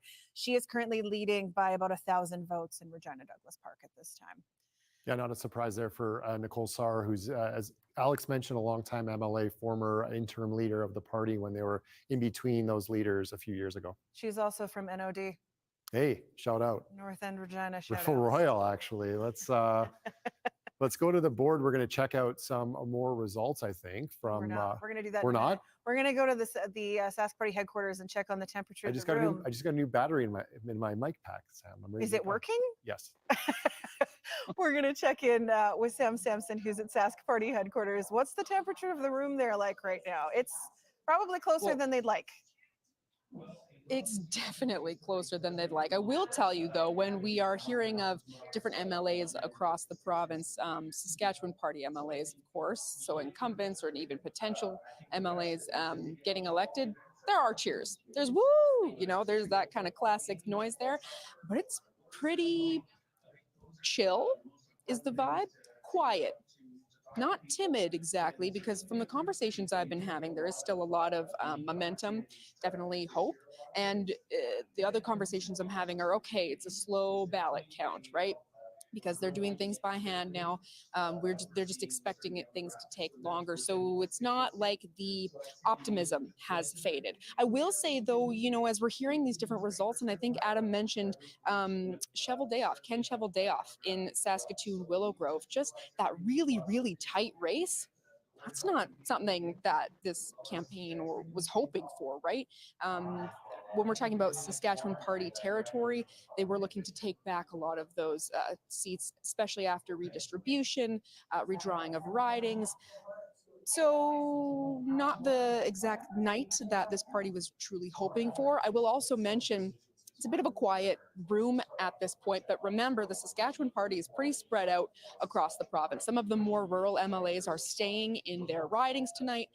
There's the Saskatoon HQ where we are at. There is a Regina party going on for the Saskatchewan Party. And as well, Scott Moe is in his own community of Shellbrook, which is about an hour and a half away from Saskatoon there. So he's having his own kind of gathering. So although this might not be the bump-in party that we were potentially looking for, or that maybe others were expecting as they walked in, you got to keep in mind this is a big province. If anyone has driven around here, or if anyone watching nationally has even just driven through, this is a large geographical area to cover, and so the Saskatchewan Party is making sure, yes, they are representing in their own communities, Sam. Sam, of course, speaking from experience, driving all the way from Regina, all the way up to northern Saskatchewan many times. I think there's already some kind of ice warning or something in some parts of the province. So I'm like, I'm staying put tonight. Yes, thanks for this, Sam. Sam Sampson at headquarters for the Saskatchewan Party. A pretty subdued room there this hour compared to NDP headquarters. But like she said, they are spread out across the province tonight. So Maybe some of the other rooms are a little bit different. We just don't happen to be there. But now you get to look at some writings, Adam Hunter. The energy in this room is great, Sam. I must say. Vishal Wakama, this is the Patterson battle. Megan Patterson, Melissa Patterson, once again, no relation, 142 vote lead for Megan Patterson of the Saskatchewan Party. This would be a hold for the Saskatchewan Party, but one that the NDP has targeted as a potential gain. Still early on, 12 polls reporting. So a good sign for the Saskatchewan Party early. Tim McLeod with a healthy lead here is the incumbent Minister of Mental Health and Addictions and Rural and Remote Health for the Saskatchewan Party. Just about 350 vote lead over Chantal Fisher of the NDP. We go up to Prince Albert Carleton. Very early on in the count, just an 8 vote lead for Carolyn Brostrom of the NDP. So we'll keep an eye on this one. We talked about those slow counts. Well, we're getting for a bit of a longer night. Sam Samson, chill and get a chair in Saskatoon. Prince Albert Northcote, this is another one we talked about, Sam. Under 100 vote margin. Alana Rossi, incumbent there, 63 vote lead over Nicole Rancourt, who had been in the legislature, was defeated in 2020, looking for some revenge tonight. This one could be back and forth as we expect. We'll check in on this one a little later, Sam. Okay, thanks, Adam. It is turning out to be an interesting evening. There's still 4 ridings that have not released any results. Stephanie, I'm wondering if this is Election Saskatchewan saying to the government, maybe we need those electronic tabulators that they didn't want us to have. Not a single vote counted in Yorkton yet. Or in Regina Lakeview. Murray, what could you tell us about why we aren't having machines do the counting for us? Board of Internal Economy. That's the body that basically decides these things collectively. Government majority, government House Leader Jeremy Harrison, that you might have heard about, run into a little bit of trouble in the legislature, basically push forward this notion that we should modernize elections with electronic votes. And this is the net result we're seeing tonight, which is just far too slow. I think Yorkton has had no results coming in. Yeah. I think we've had other ridings. I think Lakeview is. There's 4 with ridings. 0, yeah, Zeros. including Carla Becks and Lakeview. And in the modern age, this shouldn't be tolerable for voters. We should be able to see results coming in very quickly. We've seen them on civic elections and other things, and this is just something that they have to review. But obviously, this is the side to the bigger story of the night, which is basically a very divided province, urban and rural. Now it's down to 2 seats. Significant gains for the opposition, where by the looks of it, if they cannot overtake the government, they're going to be a very substantial opposition that's going to reflect differently than we've seen for the last 16 years. Yeah. And that's going to be a very, very big deal in this province in terms of how they're governed. We're going, the way it's looking right now, we're going to see a lot of rural MLAs having to drive in to Regina to sit in the legislature to pass whatever legislation that there's going to be tremendous amount of disagreements on because we're looking at for a change. I think I'm going to drive to Saskatchewan and help them count ballots. Size and probably go 1, 2, 3, 4, 5, 6, 7, 8, 9, 10, 11, 12, 13, 14, 15, and so on. For the NDP, we're electing a lot of those farmers. Send my bill to them. We're running in. We're down to 2 more seats to rural communities. So once again, very divided, and that's a part that's familiar to us. That whether we're counting ballots by hand or not, that seems to be pretty much the way it's been for a substantial and I'm amount. surprised my writing where I am hasn't been reported in yet. The NDP had to change policy-wise to get here. We know that Carla Beck is driving a big truck. She's going to cut the gas tax, and she opposes the carbon tax, just like Scott Moe. How much ground did she have to cede to get into the middle and maybe certainly pick up some seats? Yeah, I'm not really sure how much more she could have ceded to sort of get that vote. And I'm not sure that isn't NDP are not going to win. God, get it out of your head. And this idea, like you These kind of have to overcome this champagne socialists. Cannot represent anyone in rural Anybody that's NDP, you're champagne socialists It's also there. not true that no one in the Saskatchewan Party. Go ahead, send me hate mail if you want to. But you have to get over what is a very big communications hump and then a very big ideological sort of conversation with them and start to kind of shift that narrative overall. That's a really hard thing to do. We talk about it all the time in policy in terms of saying, look at all of the things that you would benefit by coming over to us. These are all of the things that we are willing to do to walk into that middle for you. And it just, there just is, it might not be the policy or the fact that she's not seated in enough ground, but that people just can't hear it, and or they're just not ready to believe it. Well, I'm wondering, Marie, where people who like the carbon tax, if there are any in Saskatchewan, go or care more about the environment than these two parties campaigned on, for instance. Well, certainly not the Green Party, because we have been talking about them all evening. So, yeah, it's going to be very difficult for those voices to be heard in this legislature because there's other issues. Nobody likes the carbon tax. And I can't No one believe that likes after it. these election results, we're not going to hear more about healthcare and education and social policy. James, do you know anyone in Saskatchewan who loves the whether carbon this tax? government might let up a bit on its social policy agenda. That I'm aware knowing of full well that they're at the actually moment. Nope. losing some votes in rural seats and certainly losing the cities. This is obviously not the big tent. I have an idea. Sass party that we once saw. You should keep that a basically tally did lay claim to, and you know, ask the soccer people, moms do you like and paying the carbon elections that we tax? covered where they were going And after keep a very tally suburban of it. vote and were rather successful and built a strong Where they foothold. had not been with their previous leader, Elwyn Hermanson, and Yeah. that was a decided effort to appeal to more Well, tonight- suburban voters. Yeah, tonight it's gone. Merelda, what do you think that the lesson might be for the Saskatchewan party in these results? You mentioned earlier that maybe you'd stay Has in the your own Green lane Party and in let school Saskatchewan ever been trustees who'll be elected? elected in a couple of weeks do their work. Yeah, and that is a really important point.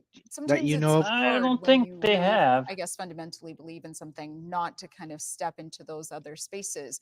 But the province has some key Have they had jobs good that it needs to do. candidates? One of them is address healthcare.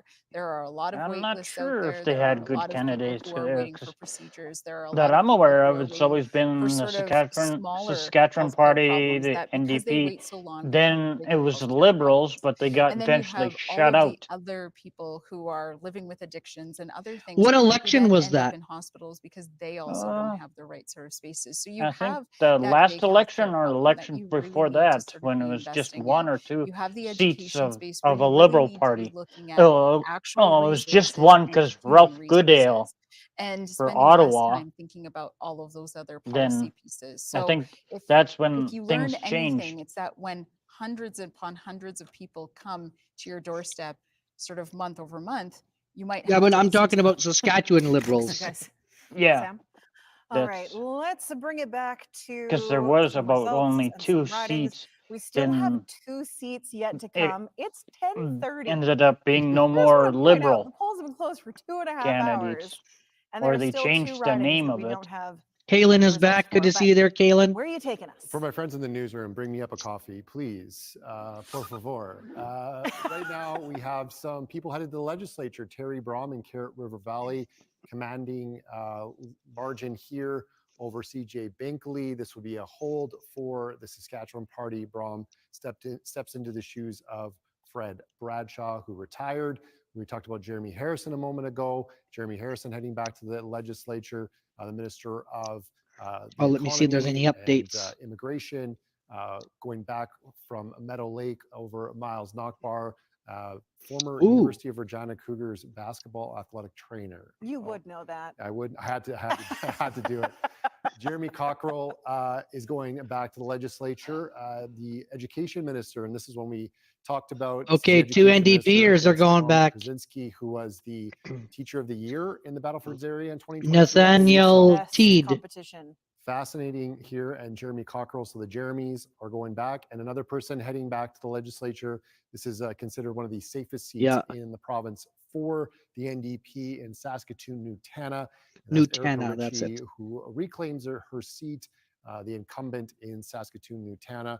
And we are waiting for a couple. I believe that She's going to it's give me a Lakeview call is tomorrow one saying, and why did you Yorkview call the is writing other. wrong? And if Lakeview is Carla Beck, which we expect, as of the last I checked, the NDP was sweeping in Regina. So some of those are real tight and they can flip, but that's fascinating. You're going to make that room cheer that's watching us right If now. the sound's on. If I the don't sound's think on. the sound's on. Here's our map. There's This is what the map Regina looks Lakeview like. right here. They call that a Oh, bingo. man. Is that a bingo? We have the best team in the business, eh? They're making it look real smart. Appreciate that, you guys. And also, in case you're just joining us and you see the stars next to the names and you're wondering why those are there, those are incumbents. Yep. No favoritism, no anything there. Yes. Just those are people who were there before who may or may not be going back. We thought about fun emojis, but decided against it. Emojis would have been great, but probably would have got us. That would have been awesome. Okay. Speaking of things that are fun, let's go to Ethan Williams, who is at a watch party, as he referenced earlier, where the people are. Ethan, what's the vibe like where you are? Well, despite the slow results tonight, Sam, people are still hanging around here at Multinational Brewery in Regina. We've heard some cheers from people at times as the results. Have you been there, come in James? Tonight, and I'm joined by one Nope. of those who has been keeping a close eye on the results. Oh, you don't This is drink. Melanie. Melanie, thanks for Nope. being with us tonight. Thanks. I just want to wonder. I just wonder, kind of right off the bat here, what do you think of the results so far that you're seeing coming in? Well, I continue to remain hopeful. I have an imagination, and my imagination wants to see Saskatchewan taking care of its people, taking care of elderly, taking care of our classrooms. So I'm remaining hopeful about the results. Yeah, and is that kind of what you're hearing from other people in your community and from people here tonight as well? Yeah, like we all know that it's time for a change, and we need to lead with love and not fear. And I'm really hoping to see we protect our children, we protect trans people, we protect. Okay, our what is this with elderly, our trans houseless people? We vote for free Palestine. God.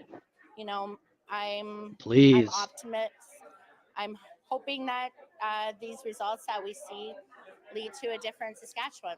Okay, Melanie, thanks so much for your thoughts. Seats to All come right, is the now at party, 0. continuing down here at Sam. We'll see how long. Yeah, but people nothing, Stick around there. Some of them holding out for a long time tonight down here at Multinational in Regina. All right, thanks for this, Ethan. If you are paying attention to the bottom of your screen, you will see there are 0 seats left to come. That means we are getting results from all 61 constituencies, and right now it has the Sask Party elected or leading in 34 seats, with the Sask Party's 20, or the Sask Party with 34, the NDP with 27, and a lot of those ridings way too close to call at this point. Many fewer than 100 votes in the vote margin. We're bringing in Eric Grenier to look at how things are shaping up. Eric, is there still a path for the NDP tonight?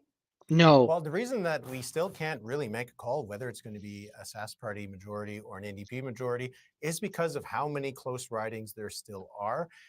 If the Sask Party holds what they're currently leading in, the 34 that they have at the bottom of the screen will be enough to form that majority government. But a lot of these ridings are really close. So let's look at what ridings are really making the difference between the two. We're going to start with Saskatoon, Willow Grove. You can see the lead is 1 vote.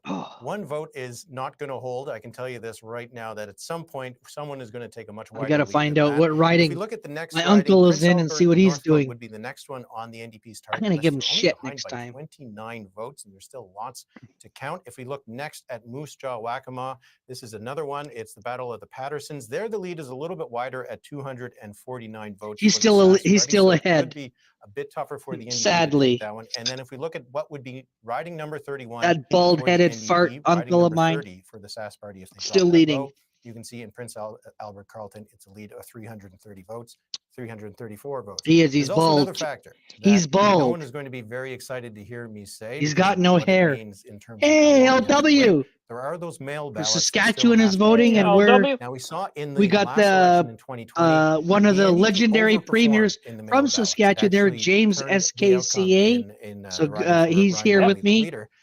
And we saw Yep. in British Columbia, where there's the mail ballots that have been counted there as well, that the NDP really outperformed the LW, Conservative Party. exactly. So a lot of these ridings have anywhere Yes, from 300 yes, to as much Ike. as 1,000 Absolutely, mail we're ballots live. that Good to still see you have there, to be Ike. counted. Everybody If the sub up to NDP Ike. wins that He's mail got ballot, as they've done in the wrestling. past, as we saw in British Columbia, a lot of these could end up flipping, not tonight, Good to but see you maybe in a there. couple days. Eric, I did check that specific know. riding with Ken Cheveldayoff. We're There's very lucky to have a 917 former premier potential mail-in like ballots James in that riding. SKCA So there even if it of goes Saskatchewan within there. a 300 vote balance, we're really going to be waiting on that final count because those don't get counted until later.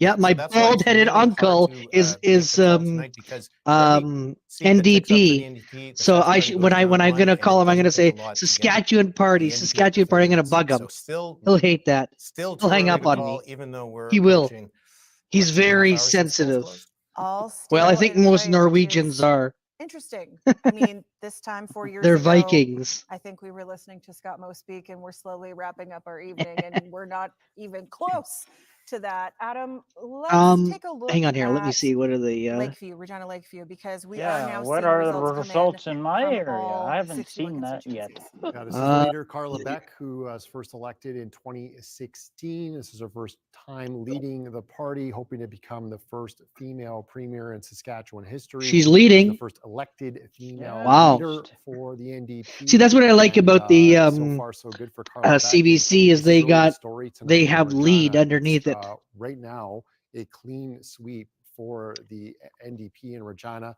And as Eric talked about, we're looking at Willow Grove with that one seat margin, one vote margin.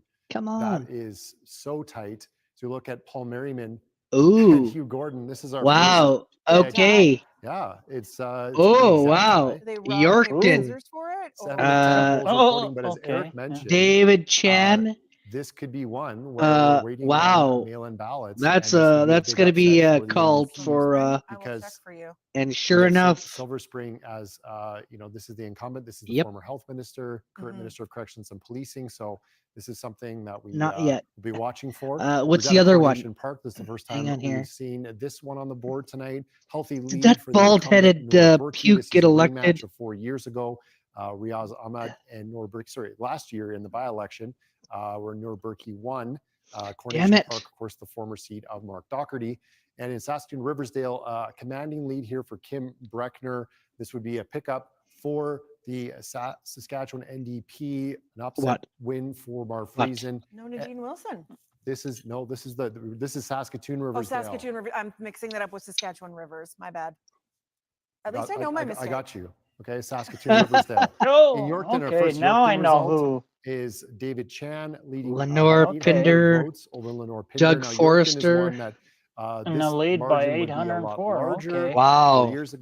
8 years ago. Now I know but what's it's, going on here in the city. A place that both Scott Moe and Carla Beck spent time campaigning in, which signaled to me that it was going to be a little more in question. We're still waiting for a few more polls, but a good start here for the Sask Party. 6 out of 10 polls. Okay. I feel like my brains are starting to turn to mush, so I will leave the It's all good. the opining and the No, counting to you. Do what you do. You're Because then killing you it. get to correct me. Okay. Let's go back to our Ooh. panel.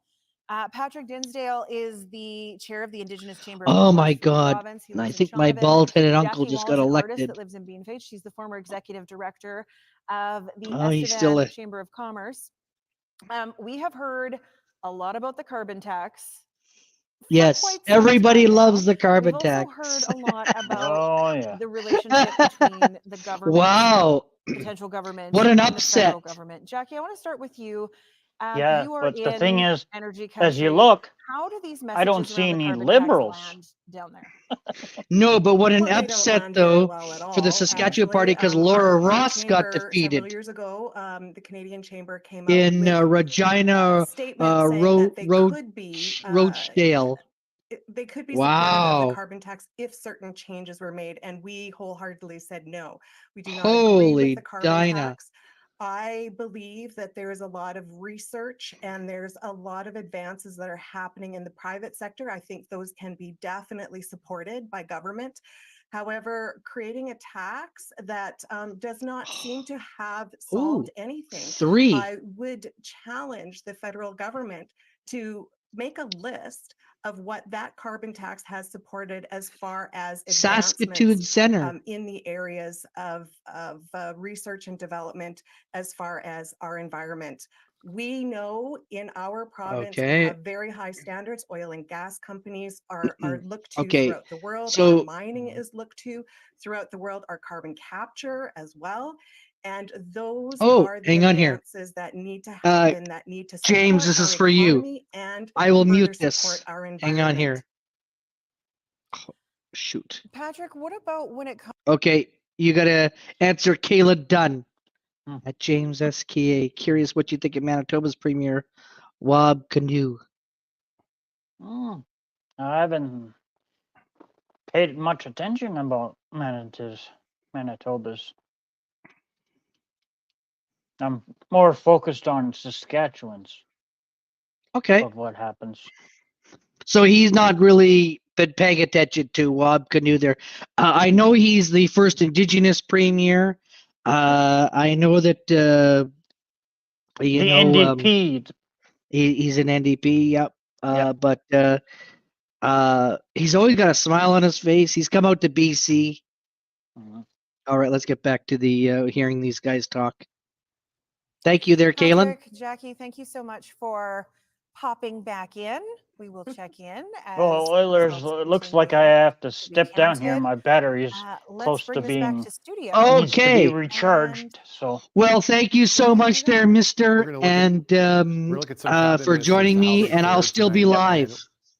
Yeah, I'll probably be in the chat room. Disappointment for the Saskatchewan Okay. Party, and I'm No sure worries. There'll be a big cheer at NDP Okay. headquarters. It's good being here, everyone.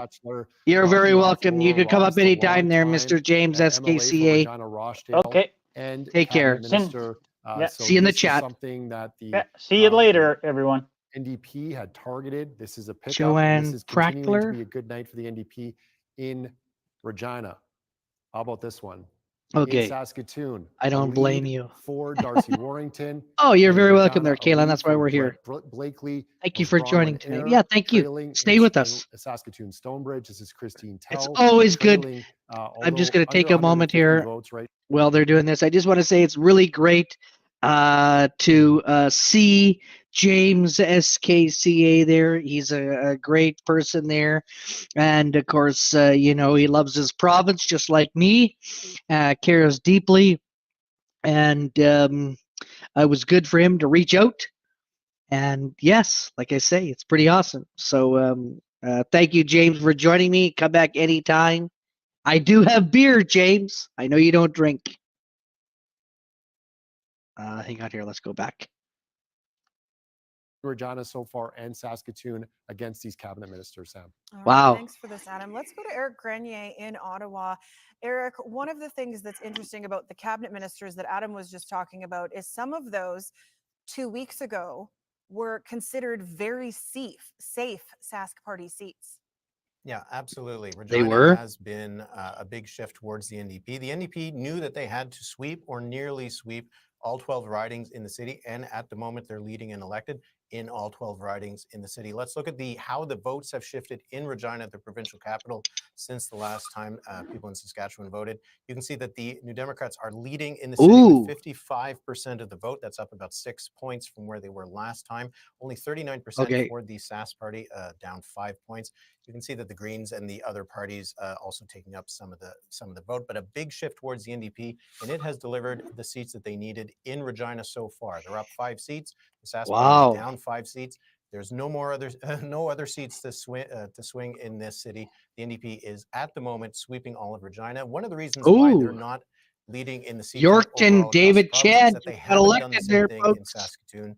There's still a few seats where the Sask Party is leading right now, but clearly the goal for the NDP. There we are. That's a pickup. That's a good pickup. That are just really, really tight. There Yeah, we are. This is Eric just talked about Saskatoon and the NDP having to run the table there as well. We're going to look at Saskatoon Westview, April Chief Calf leading by just 23 votes over the incumbent David Buckingham, who was famously 28 knocked elected. off Pam Broughton back in 2016. He's hoping to hold on to his seat for a third straight election, but right now he's trailing with just 5 of 11 polls reporting. Look at Regina Pasqua, another tight one. This is one we talked about off the top of the show. 33 votes. It's historically been one of the tightest races. It's playing out like that tonight. Bujin Brar of the NDP with a rematch against Mohammed Fayez. 6 of 12 polls reporting here. And we talk about this back and forth in Saskatoon Willow Grove. Ken Cheveldayoff clinging to a 35-vote lead over Alana Wakula. Thank you. This is one that we'll be watching as well. Sask United Party picking up 30 votes here, but we haven't seen a lot of blue on the board here with the Sask United Party. And again, we go back to Saskatoon Silver Spring. This is the same as our last reporting when we put this up here. Tons of votes counted, but it's a dead heat here, and the Greens maybe playing a bit of a spoiler here. 109 votes, 7 to 10 reporting, and still we have to impress upon people that on Wednesday we'll count the mail-in ballots. Many requested. They're going to check and make sure people haven't voted twice, so you can always request a mail-in ballot. And if you decide to go to the polls and vote in person, you do that. But the mail-in ballots will wait for Wednesday, so still a lot to be decided, Sam. Interesting. And you mentioned the term, like nobody, the Greens may be playing spoiler there, but someone that we haven't really seen playing spoiler yet is the Sask United Party. Stephanie, I'm curious what the panel has noticed about that.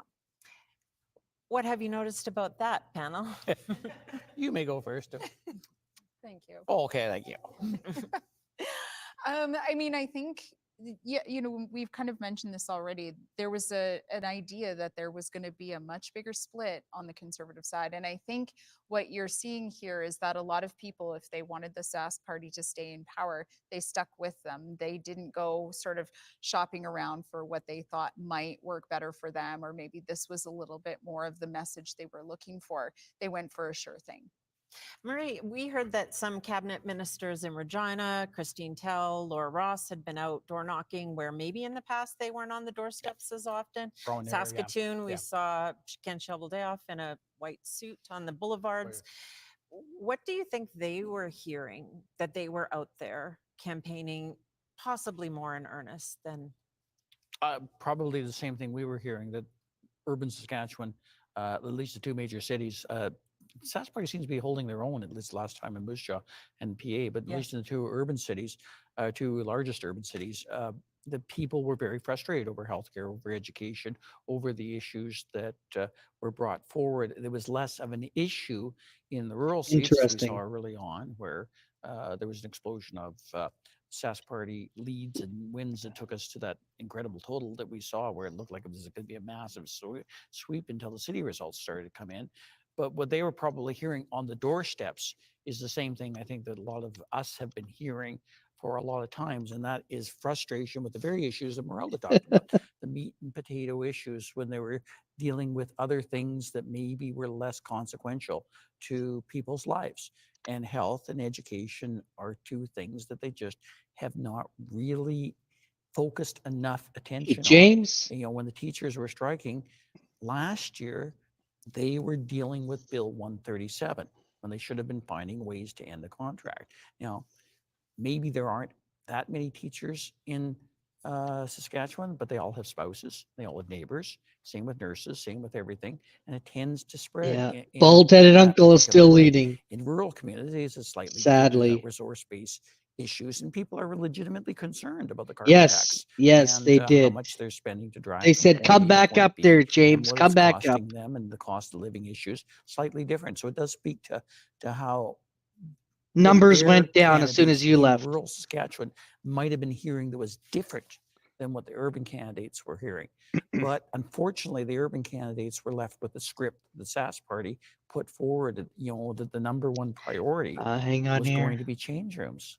Where is it? A lot of people looked at that and said, well, in the cities, and said, that's not my priority. A lot of people in rural Saskatchewan, I'm guessing, looked at that and said, well, that's not my priority either, but at least you're still talking about the carbon tax, which is important to me. And we did hear some younger people talking about the Saskatchewan Party's been in power since what the iPhone. There is 1 came James' out or channel something. there, And so folks. If you're not for subscribed, us who are hit the old, subscribe the button. Saskatchewan Party is a relatively new phenomenon, but He for does go people voting live. for the first time, it's all they've Just ever right known now, is he's government taking a route. little bit of And a I wonder break, if some a of breather. the boogeyman scare has gone from the Saskatchewan Party, talking about the NDP shutting down hospitals and doing things that maybe some voters simply don't remember.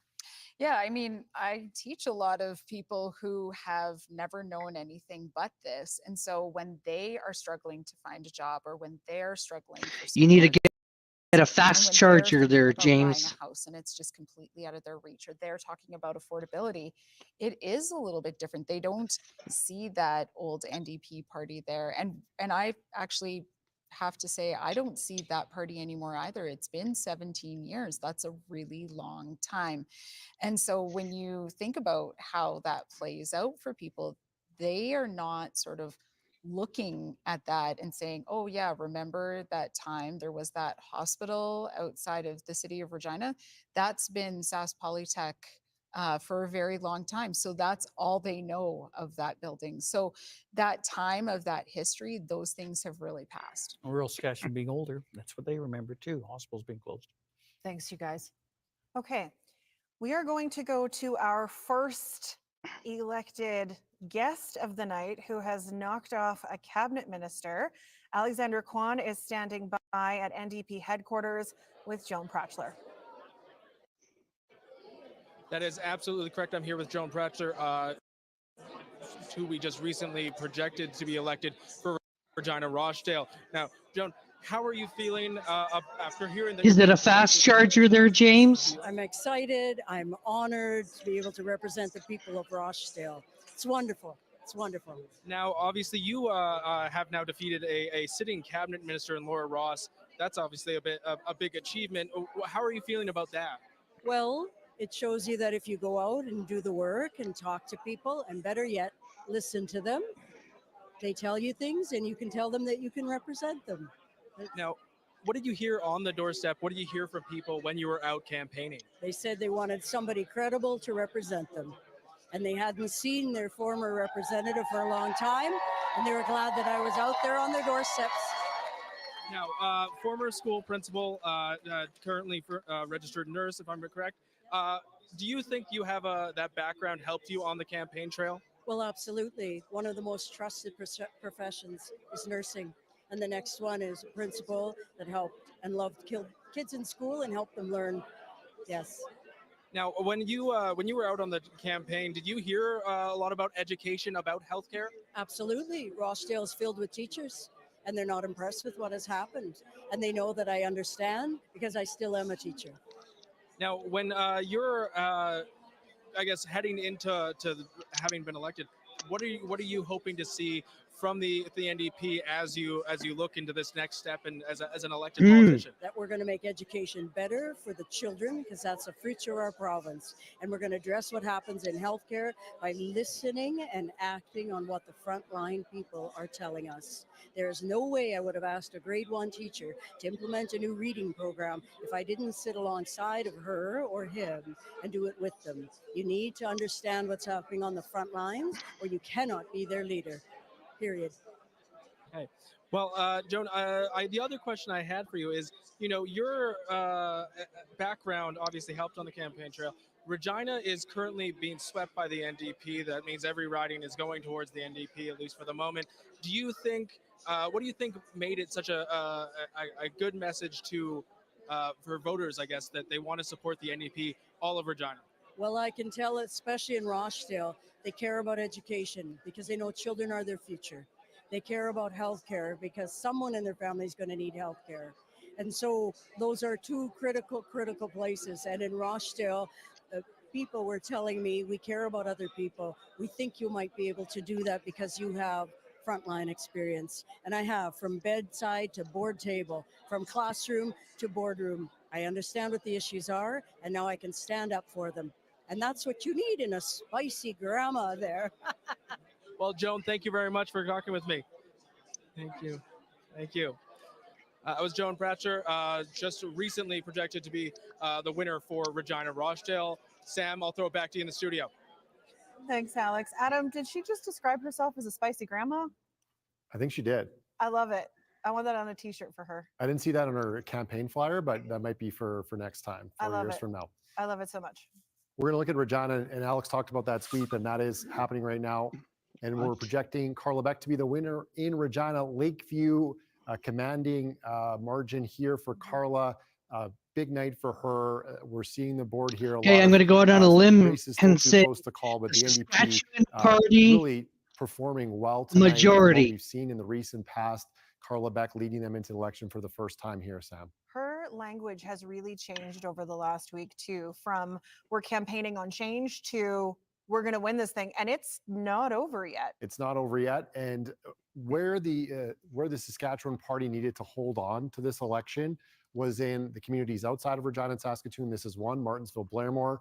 Jamie Martin's with a just about a 400 vote lead right now over Tammy Pike, 6 of 10 polls reporting. So they're holding on here in Martinsville, Blairmore. There's a few other places where they're holding on where the NDP needed to make a breakthrough. Tim McLeod, we can elect and send to the legislature here. And this is one that the NDP they thought they had an outside chance in Moose Jaw North. This wasn't the Moose Jaw race that they were focused on as much. Spent lots of time there. But they spent lots of time in the city. This is a mix of urban and rural outside of Moose Jaw.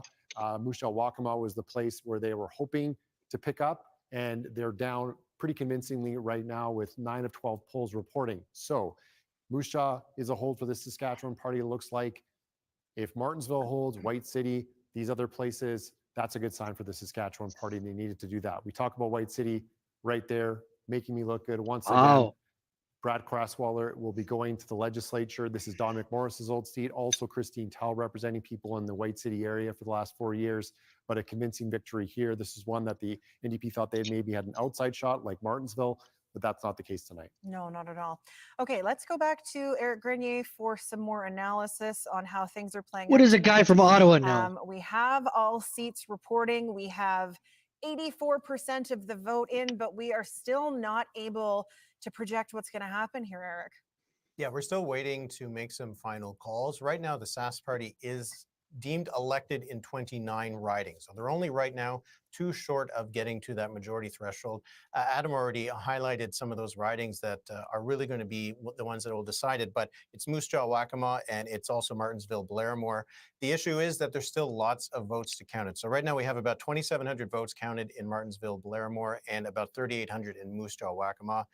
That still probably means we got about 5,000 more votes to count, give or take, in Martinsville based on what the vote count was in the last election, and maybe another 2,500 in Moose Jaw Waccamaw. So still a lot of votes to count. But if the Sask party can win those 2, those would be the easiest ones for them to win right now. That would What put kind them of at a 31. freaking city is Whether they that? get up to Waccamaw. 32, 33, 34. That's where I want to live. But they do have a path right now, and it is the much easier path than the New Democrats. The New Democrats need to flip some ridings where they're trailing by some pretty significant margins. So the Sask party is on track, but there's still too many ridings that are too close to call. Okay, thanks for this, Eric. I would love to go I back want to live now there to in Shellbrook, where Dan Waccamaw. Zapreski has been all night long in Scott Moe's home riding. He's at the rec center. I want to know about the vibe in the room, but I also want to know, is there still hockey going on? Well, Sam, you know, there's nothing quite as forlorn and quiet as a hockey rink that's emptied out. The hockey ended about an hour ago. It feels like yesterday, and things have gotten really quiet here. We're talking 2 solitudes, really, with this room. There's the reporter area out here on the concourse, which, you know, was pretty loud and busy when the hockey families were here. And there were a lot of political types coming and going. There was a wave of Sask party people who came in with a big pile of Scott Moe signs that are sitting over there.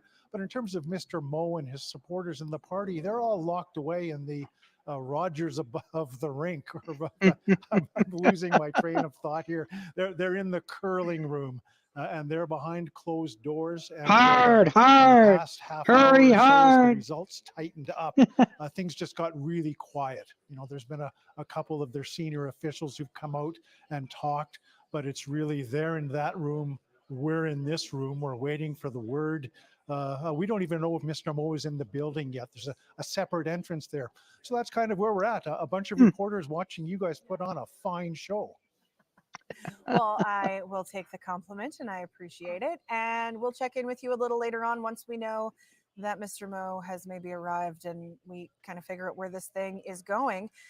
From Shellbrook to Regina and the panel, it's not uncommon for leaders to sit and watch the results in peace and quiet before coming out. That's not surprising.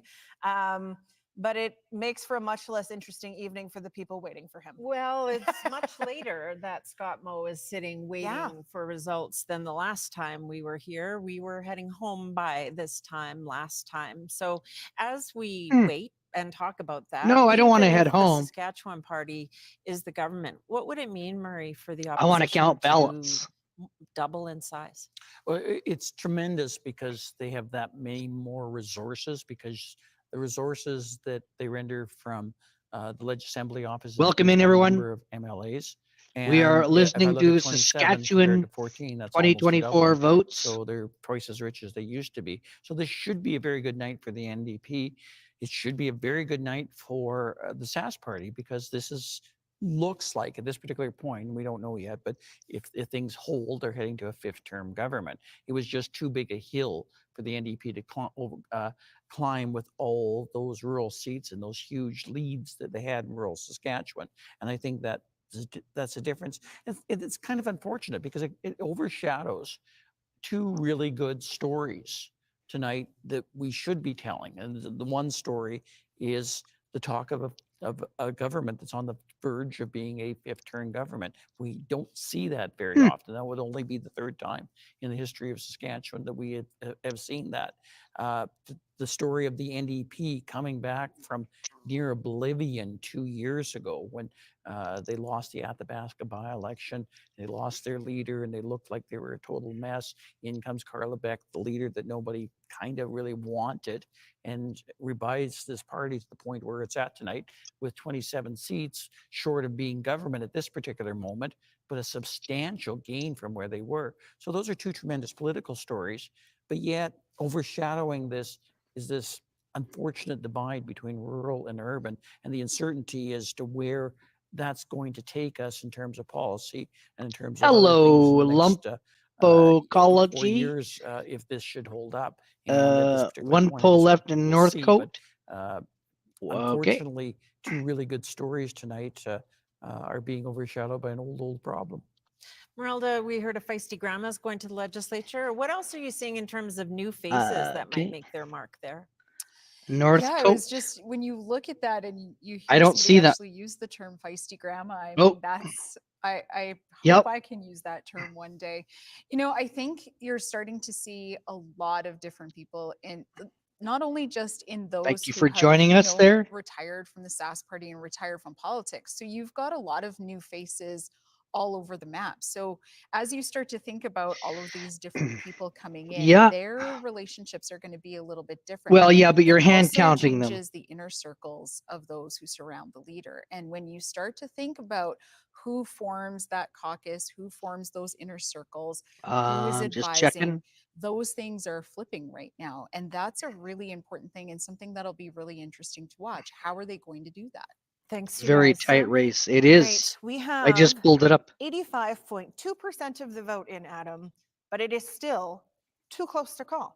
But let's take a look at who's been elected. And I want So to just Prince Albert. reinforce that 34-27 that you're Oh, seeing I like on that. your You screen just or you hearing just us pull it up referred to there. as leading and elected. So there is 31 for a majority, but those aren't 34 elects No for guarantees. Yeah, Wow. they are 34 leading and elected. That is a tight As race Eric there. mentioned, 29 elected so far for the Saskatchewan Party. So they're close, but not Lumpology. close enough. Thanks for joining In us. Regina, a sweep right now for the Saskatchewan NDP. This is what they wanted. This is part of their game plan. They're not doing enough outside of Regina and Saskatchewan. Thank you for joining us there, but we can send Lumpology. I Nicole think Sarr that back is. to the legislature. Dominant result for her tonight. Former interim leader, has been a justice critic, corrections critic for the Saskatchewan NDP. So Nicole will be heading back, as will Lena Young, the incumbent for Regina South Albert. Another dominant margin Oh, here. yeah, So my uncle NDP won. really sending a message, and that's My gonna uncle tighten up won. that vote share province-wide once we count more of these city votes. We're gonna see him come up, Another dominant bald-headed result for Norwegian Betty Nikki fart, Albright, another folks. incumbent in Saskatoon Centre, who will be going back to the legislature for the NDP. That's 3 women elected. We had Joan Just wait. already, Erica Ritchie. You're seeing a pattern here, Carla Beck. So the NDP already had a big female contingent. Here's another one, Kim Yep. Breckner, a lawyer in Saskatoon, 1,200-ish vote margin here. This is a pickup in Saskatoon, Riversdale, former seat of Mark Friesen. This is welcome news for the NDP. They never wanted to lose the Roy Saskatoon, Romano seat in Riversdale. They did 4 years ago. Churchill, They got it back, Wildwood. and they're electing a lot of women tonight who will be in the Legislative Assembly in their caucus. Regardless of your political stripes, Adam, I think it's really, as a woman, I say this, it's cool to see women get elected. It's cool to see Okay, women they be haven't showed him represented in yet, the but yeah, legislature. I he. know that for a long time women were just not part of the Legislative Assembly, and then they start moving into those things. But to see yourself represented as a woman, and potentially even for Carla Beck to do what Sadly, she's done tonight, for girls to see that there sadly, is a he's path NDP. to leadership in that way, I think is really powerful, even if you're not necessarily someone that supports the Yep. NDP. That representation matters. So Yep. I just wanted to point that out as you talk about the trend. And I'll just say very quickly, if the results hold in Regina and in Saskatoon, we saw Bronwyn Ayre trailing, there's going to be at least 3 cabinet ministers for the Saskatchewan Party who are women who potentially won't be back in the legislature. One Wow, for sure, Laura Ross. look We at saw her go down to Saskatchewan Newfoundland. turn That's true. NDP. But in the government cabinet, that's going to be trickier Yep, if Scott very Moe much so. can form a majority tonight to find those candidates, and that's going to be another issue for the Saskatchewan Party. Oh, if it's all dudes. I did not consider that. Thank you, Adam. Speaking of the Saskatchewan Party, let's go back to Sam Sampson, who is at headquarters in Saskatoon. She's joined once again by Donna Harpower. That's right. Another woman who has spent a lot of time in the legislature, Donna Harpower. Thank you for coming back on CBC. We just checked and made sure. So the Saskatchewan Party is holding on to your old riding of Humboldt Watrous. What's your message to the incoming MLA? You know, congratulations to Raquel. I think she will do a great job, and I'm quite excited for her. So let's talk about those really tight races and the losses for the Saskatchewan Party at this moment. We know for sure, as Adam just mentioned in our show, Yeah, that's a good point. Flipped to the NDP. We also saw a Saskatoon riding flip back to the NDP after the Saskatchewan Party gained it 4 years ago. I mean, what is going through your mind at this point as you're seeing these changes? You know, I would be foolish if I wouldn't say it was disappointing. However, realistically, What? Hey, seriously, podcast. Good to see you there. Thanks for joining us. Terms. It is It's unprecedented Saskatchewan. for us to be able to form government for the 5th time, but also concerning, and I've seen it throughout my political Well, just career, think if they ask some the Saskatchewan urban-rural questions, you'll be able to know. And I think You'll be able to know who their going to show premier that is. that divide is fairly wide yet again. It has been in the past, and it's going to be on the new government to kind of Canadian bridge that garbage. gap again and bring the urban and rural back together. What kind of Ultimately, language in is this that province there, of Saskatchewan, seriously? we're very center, and in order to keep both urban and rural supporting you and supporting the initiatives that you put forward, you've got to always keep to the center. You And give him the heck, new government needs James. to be mindful of that.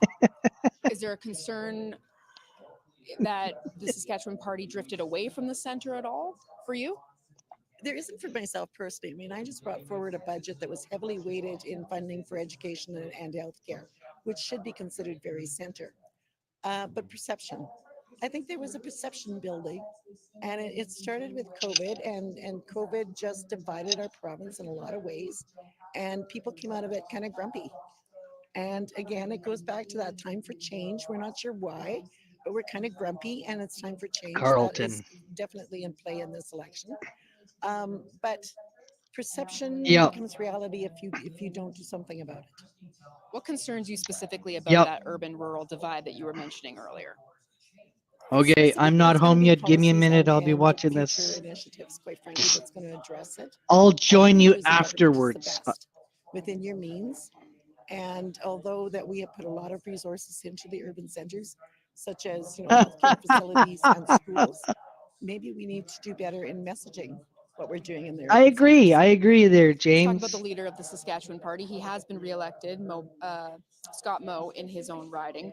But what kind of conversations happen? If these numbers hold 34-27, sure, the government, the Ooh. Saskatchewan Party forms government, but what happens to the Yep. leader now? What kind of That's conversations it. happen tomorrow? It's I over. won't be having It's those all conversations, quite done. frankly, that is entirely his decision. It's going to be as to called, what everyone, his future a holds. majority government. Obviously, he has the confidence in this election to lead us again. And I would be NDP. very proud to serve under him. What would you're not part of those conversations, of course, because you are leaving politics, and congratulations again on a career. But you've got to admit it's a tough position to be in after the Saskatchewan Party is Oh, in no. power for 17 Saskatchewan years, Party. and now Sorry. a leader has to deal with those repercussions. So where do you even go from here? But is there repercussions? Like I said, is this unusual? I think that, quite frankly, we're in an envious spot across the nation. No, actually, last time. 5 terms. So is it repercussions or is it a success? It's an interesting way to look at it. Thank you Seriously, very much. And no. what you were referencing When I there, did the of course, is BC one, should the Saskatchewan Party win it was tonight, they will form a majority government for a 5th consecutive term. Hasn't been seen since the days of Tommy Douglas. You know, I don't know the history on that, and I know a lot do. no, it's but it's been a Saskatchewan very Party. long time since that's been seen. Very much so. Well, thank you so much for your insight. Really appreciate it during a very competitive night. Thank you. You bet. Thank you so much. That is Donna Harpower. She's the former finance minister, and she is retiring from politics. She's been an MLA in the Humboldt-Watrous area since 1999, giving us a bit of insight into some of the conversations that might be happening and some of the perspective shifts that she's seen over the past few years within Saskatchewan that maybe led to some of these very competitive races that we're seeing right now, Sam. All right. Thank you, Sam. I want to bring it back to Adam here. We're going to look at some more results. I will say we have 87.6% of the ballots counted, which tells you just how Wow. close this is, that we're not able to make a call. Yeah, I'm making a nailed call, on time. lady. Get the Tums out. It's get the coffee, Saskatchewan people are Party. nervous about what's happening. Not me, but It's the like people that's a watching weird this. combination. Well, Majority I suppose. So we're going to look at Regina Northeast here. Jocelyn Roy with a 161 vote lead over Rahul Singh. This would be a pickup for the NDP if it holds. And this is one they were targeting. This is part of their Mission Sweep Regina, which they are completing at the moment, Sam. All right. Thanks, Adam. Let's go Wow. to NDP headquarters, where Alexander Kwan is standing by with Jocelyn Roy. Yeah, that's absolutely right, Sam. I'm here with Jocelyn Roy. Now, Jocelyn, how are you feeling about today's results? How are you feeling about today in general? Wonderful, absolutely wonderful. Yes, yeah. Now, as a teacher, what have you been hearing on the doorstep? Have you been hearing a lot about education? Absolutely, and I guess that's one of my reasons for running in the first place is sort of a lack of consultation with frontline workers and some other issues going on in my particular riding. It comes up a lot on the doorstep. Great concern about the future, not only for kids and of our province, but also for the staff that's feeling very stressed and overwhelmed right now. Yeah. Now, obviously, you're not the only one who's projected to be winning in Regina for the NDP. It looks like a full sweep for the NDP so far. What do you think that says about the priorities for people living in the cities? Is it concern over healthcare, concern over education, or both? I think it's both. Definitely people are concerned about healthcare, they are concerned about education, and they're also concerned about affordability. So we see a lot of different things going on in my riding. I represent people from lower income and higher income groups, but across the board, everybody is concerned about health and education. And I think that made a really big difference here. How did you feel about campaigning? What did you feel like going to those doors, talking to people? How was it for you? Yeah, absolutely. Well, I suppose in 2018 and 2020, under one of our former MLAs, Jens Peterson, I was greatly involved with his campaign, did a lot of door knocking. Yeah, So actually that's knew quite done. a bit about the riding from back then. So getting back out there was wonderful. It is one of my favorite things to be on the doorstep, listening to people, because that is what is important, is accountability and transparency with those that you represent. Now, is it different going from a door knocker, a volunteer with a campaign, to being a candidate? Absolutely. I see that's Brent. It's a big difference. Yes, absolutely is. Yeah. What can I say? Sorry, I'm just... Not a problem. It's obviously a very exciting night for everybody here at the NDP headquarters.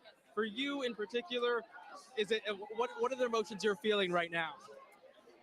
I guess a lot of pride, a lot of happiness. Some of it feels surreal. I've been working quite hard since the May Long weekend of last year to see some change in this community. I sent you a Discord message there, Ike. So I'm just very happy and very, very grateful to the residents of Regina Northeast for giving us a chance here. And Hopefully to, soon. frankly, everybody across Saskatchewan for giving us and Carla Beck a chance too.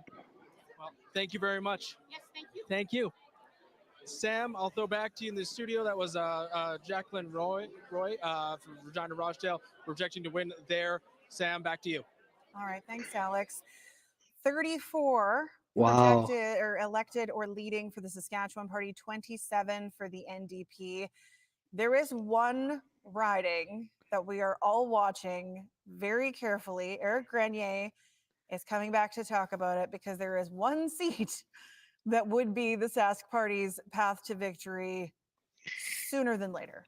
It's well, that's what we've been Musha. talking about all night is the 31 seat mark. The Sask Party is above it in the leading and elected, but in terms of the elected, if we look at where the numbers stand right now, the Sask Party is just on the cusp of being in that position to win a majority government. They are now leading or elected in 34, but they're elected in 30. They're missing one riding, and that one riding likely to be Moose Jaw Waccamaw that has the biggest margin right now.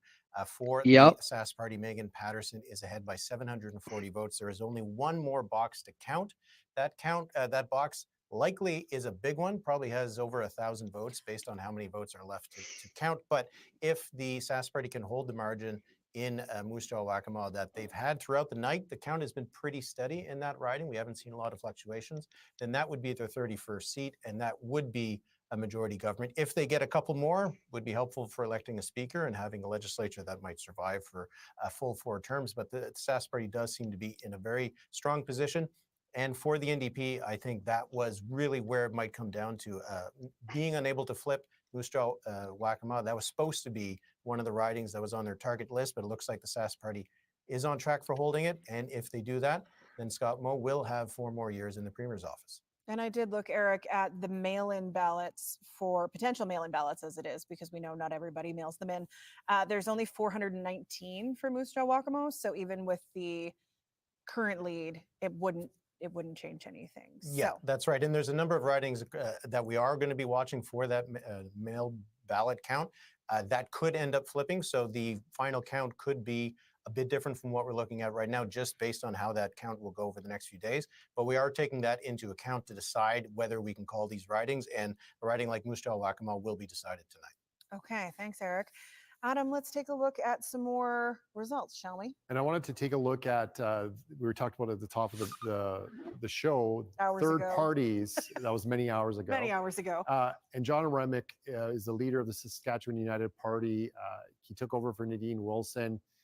He's finished third here in Lumsden Morris. As it stands, we still have 10 more polls to report, but if this holds, this will be a disappointing result for the Saskatchewan United Party. They're hoping to make a breakthrough. A lot of advertising, a lot of John Remick doing media rounds, and so far it hasn't made much of a impact. Another third place right now for the Saskatchewan United Party in Sask Rivers. This is the former leader, Nadine Wilson. This is their first member in the legislature. 6 more polls to report here, but a distant third for Nadine Wilson. So that's a disappointment for them. Not on the board in Esteban Big Muddy at all. They did have a candidate here. Phil Zajac is the leader of the Buffalo Party. Reminder, they finished second in 4 different constituencies 4 years ago. But the Buffalo Party and the Sask United Party haven't finished second anywhere. So not much of a factor at all for these 2 parties tonight. They, of course, took votes. They had many candidates running, but not making much of an impact on the results here.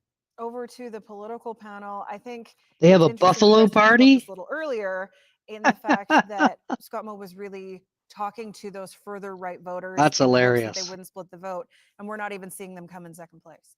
Yeah. And I wonder, Murray, if this is the end of the Saskatchewan United Party and the Buffalo Party in terms of wagging the dog on policy, as you wrote not Yes, too I long wrote ago. that, yeah.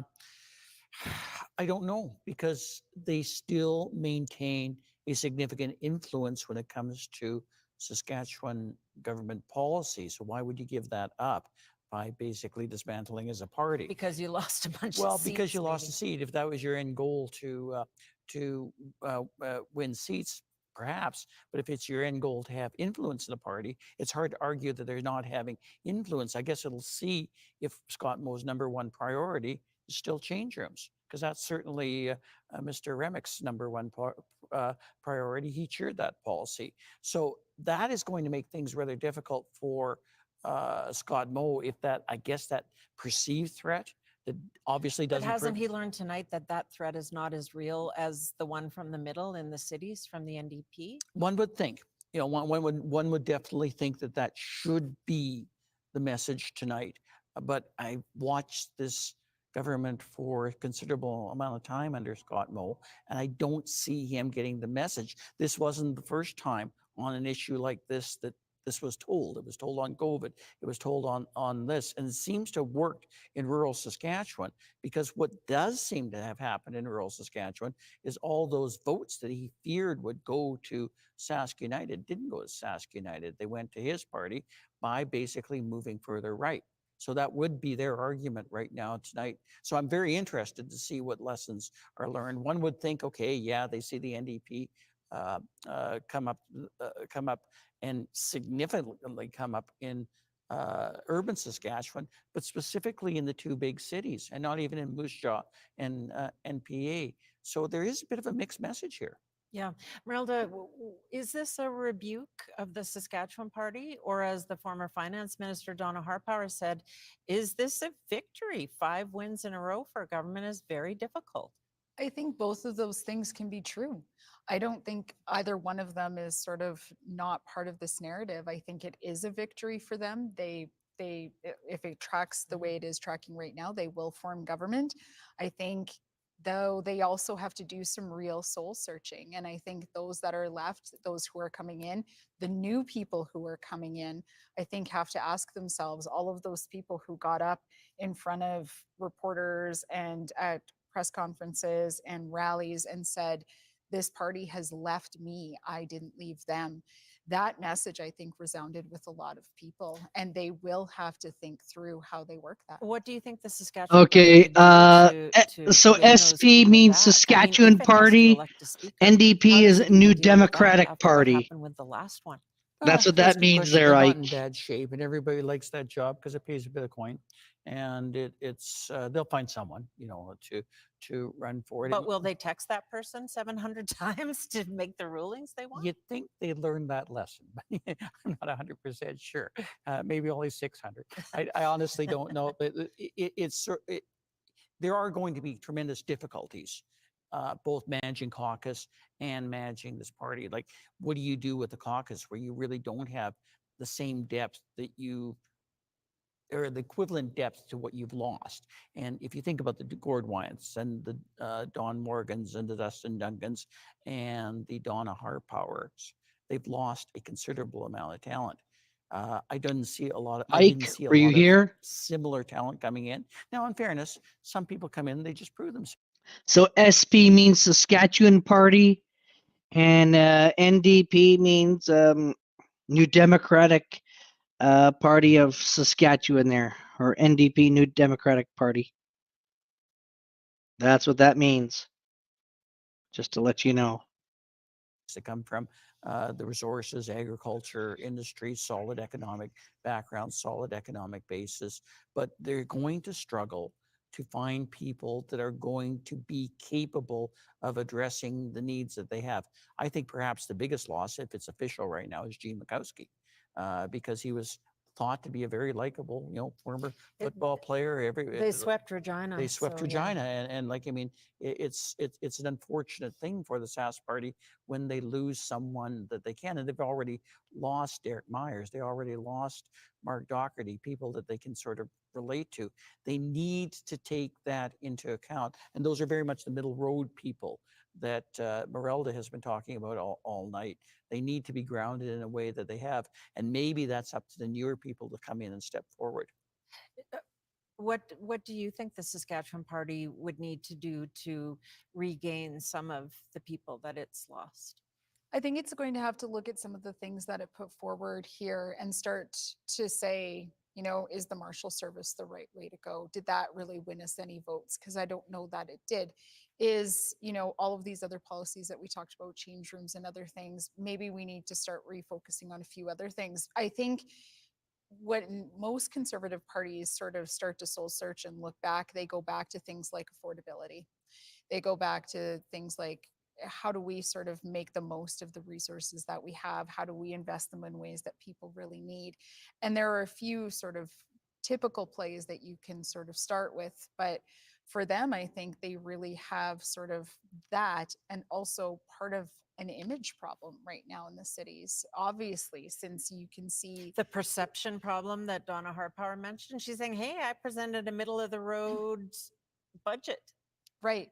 But people don't perceive us as And middle when you of the road can, anymore. yeah, and when, as Marie says, people like Jean Mikowski, who are actually very likable, can even work through that, then you have to ask yourself, okay, how do we present ourselves as somebody who does have those needs in mind and can be part of that? I don't think the budget was the government's message. I truly don't. I think the message you heard I don't was think the finance minister thought her budget was the message either. Yeah. We heard what the number one priority was halfway through the campaign. Yeah. And didn't work too well or as well as it should have. Sam? Thanks, guys. Let's take a look, Adam, at Regina University, which is what they were just talking about with Jean Mikowski running against Sally Hauser. And Sally worked on some pretty successful campaigns before running in this riding. She worked with Rachel Notley's campaign, and she worked with, we're not going to talk about that yet. We will talk about it. So you can hold your horses on that. We'll get to that one. I'll let you do the fun fact checking. I will stop. No, this is one we were watching, and this is one Erica talked about as well as Moose Jaw Waccamaw, Martinsville, Blairmore. If those pick up for the Saskatchewan party, they get to their 31. 387 a vote lead here in Martinsville, Blairmore. 6 of 10 polls reporting here. This is one that the Scott Moe went to campaign, and that kind of raised some eyebrows. Why is he in Martinsville? And this is why. It's a tight enough margin here. We look at Moose Jaw Waccamaw. That's the other one I mentioned, Sam. 740 vote margin here for Megan Patterson over Melissa Patterson. One poll left to go. Eric mentioned that as well. We're expecting about 1,000 votes left. That could flip. Prince Albert Northcote, tight race here. One more poll to go. NDP could still flip this. It's under 100 votes, but 71 vote lead for Alana Ross. This is the path the Sask Party needed to go on, and they did. We're going to look at a couple elects here. This is Vicky Mowat here in Saskatoon Fairview, going back to the legislature. This is a hold for the NDP. So that's another woman elected for the NDP, as we talked about. Nathaniel Teed going back to the legislature, an incumbent who won in Meewasin a couple of years ago in the by-election. Okay, let's see if they show my uncle. Another riding victory for the NDP there. And we can send Tejinder Greywall to the legislature. This is one that the NDP is holding. It's kind of a hybrid. Saskatoon University Sutherland was Silver Spring Sutherland. Saskatoon University was Jennifer Bowe's seat. This is one that they held on to. So not quite a sweep in Saskatoon yet. They're close. They got one in Regina at the moment. We showed Martinsville, Moose Jaw Waccamaw, Prince Albert Northcote. The NDP needed those 3 seats. They're down 4 to make a majority. Right now, the Sask Party leading elected Sam in 34. Okay, thank you. We are not going to talk about Sally Hauser. I was all primed up to go. You're ready. But we're going to talk about somebody else. But it's not going to be you and me. It's going to be Alex Kwan, who is at NDP headquarters, and he is joined by a projected elected NDP candidate.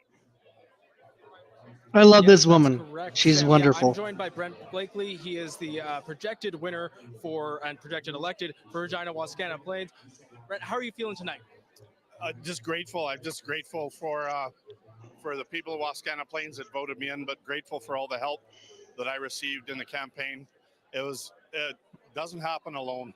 We had so many great volunteers and campaign managers and everybody that worked behind the scenes, and I'm just grateful for all their help. So, now you defeated a sitting minister, Christine Tell.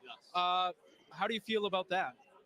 I just think, like we have always said, that it was time for a change, and I think the people of Wascana Plains thought it was time for a change, and I just think they want better representation. I'm ready to give them that. So. Now, you and I actually met and spoke while you were out campaigning, door knocking. What did you hear on the doorsteps? Oh, they're watching the interview. Just lots of positive stuff. I was anticipating this might happen just from all the things that I heard, and it was such positive energy on the doorsteps, and which kind of energized me to keep going. So, yeah. So what kind of things did you hear while you were out door knocking? Just that people wanted to change, and of course the big things that they wanted to see improvements to were healthcare, education. Those were the 2 big things that people want to see improved. Okay. Now, Brent, how are you feeling after obviously winning this? But what do you see? What do you feel when you see that the NDP are sweeping Regina, taking all of the seats there as well? Well, I think again it's just a point that we're going to have if we manage to be the opposition, will have just a stronger opposition to just keep things running smoothly. And holding the government to account. Do you think that you're better able to do that if you have a larger opposition? We'll see that. Yeah, we'll see that happen, I'm sure. Brent, thank you very much. Thank you. Thanks very much. Thanks. Now that was Brent Blakely. He just won, or is projected to be the winner for Regina Wascana Plains. Sam, back to you. Okay, Alex, this is where I have to be the spoiler. Brent has not won Regina Wascana Plains. He is leading in Wascana Plains. This is the point in the evening where my brain starts to go to mush because it's 11:30 p.m. And there are 1,100 mail-in ballots potentially in that riding. So a 300-ish lead means not much, unfortunately, at this point in the evening, or maybe when it's over. Let's go to Eric Grenier to take a look. We are still waiting on that riding, among others. How are things looking as you analyze all of this data as it's coming in? Yeah, we're just waiting on more of those votes to come in before we can make that final call. But we wanted to take a look at where things have been shifting in Saskatoon, because we'd already looked at how Regina went hard for the NDP. The NDP swept the city. Saskatoon, the NDP is also doing very well. They're up about 11 points since the last election. They're at 56% of the vote. The Sask Party is down 11 points to 40%. Wow. Actually outperforming a little bit some of the polls. Some of the polls had them below 40% in Saskatoon. And that's probably why, and we'll look at the seat shifts since the last election, it isn't a complete sweep right now for the NDP. They're up 7 seats in Saskatoon. The Sask Party is down 7 seats. The only seat that the Sask Party right now is leading in is Saskatoon Willow Grove. This was almost the exact playbook that the NDP had. They wanted to sweep Regina, try to sweep Saskatoon. Maybe Saskatoon Willow Grove would be out of reach. But we've seen, as Adam was showing some of those results in Moose Jaw and Prince Albert, those smaller cities are what is going to end up deciding this election, I think, if it goes in the Sask Party favor. But Saskatoon and Regina have swung hard for the NDP, and you can see the NDP made all the gains that were reasonable to make in Saskatoon, but the Sask Party was able to hold them off, at least so far, in the rest of the province, and that's why the Sask Party is at 34 seats and elected in 30. We're waiting on that 31st before we can make that final call. The drama continues. Thanks, Eric. Thanks. Okay, Adam, let's take a look at some of these races. And you mentioned Sally Hauser a few minutes ago, which Yeah, is called a tee-up, foreshadowing. It's a literary Or device. just jumping the gun. It's literally orange. Because we are going to talk about, we have the Saskatoon map up now. Eric talked about that with Willow Grove, that green chunk. And we're looking at Saskatoon Stonebridge, Darcy Warrington continuing to lead. Bronwyn Eyre, the Justice Minister, 700 vote lead. We still have 3 polls left. That's why there's no check mark there yet. This would be an upset. The Justice Minister being defeated if it plays out this way. Only 792 potential mail-in ballots in that riding. And so we have Ken Cheveldayoff, who's increased his lead in Willow Grove. He's the lone Saskatoon member right now for the Saskatchewan Party. If this holds, still a very small margin, 3 polls yet to report. But this is another positive sign for the NDP, because that was one that the Saskatchewan Party is a stranglehold. Speaking of that, But that one has 1,000 mail-in ballots. and you love these mail-in ballots, but Because it's so close at this point, and then this it is 10 explains why we're waiting. This is 10 of 10 polls reporting Hugh Gordon is leading by 258 votes over Paul Merriman. This would be another upset, another cabinet minister going down. We've already seen Laura Ross defeated in Regina. Christine Tell's on the ropes. Jean Mikowski's on the ropes. And you want the Roman mail-in Eyre is on the ballots ropes here? as well. Do you want the mail-in ballots for this one? No, I'm okay with that. Okay. And look at this. Jean Mikowski, as I just mentioned, on the ropes. And he's officially, we've projected that Sally Hauser is the winner in Regina University, a 463 vote margin with 10 of 10 polls reporting. This is one that the Sask Party was desperately trying to hold on to even today.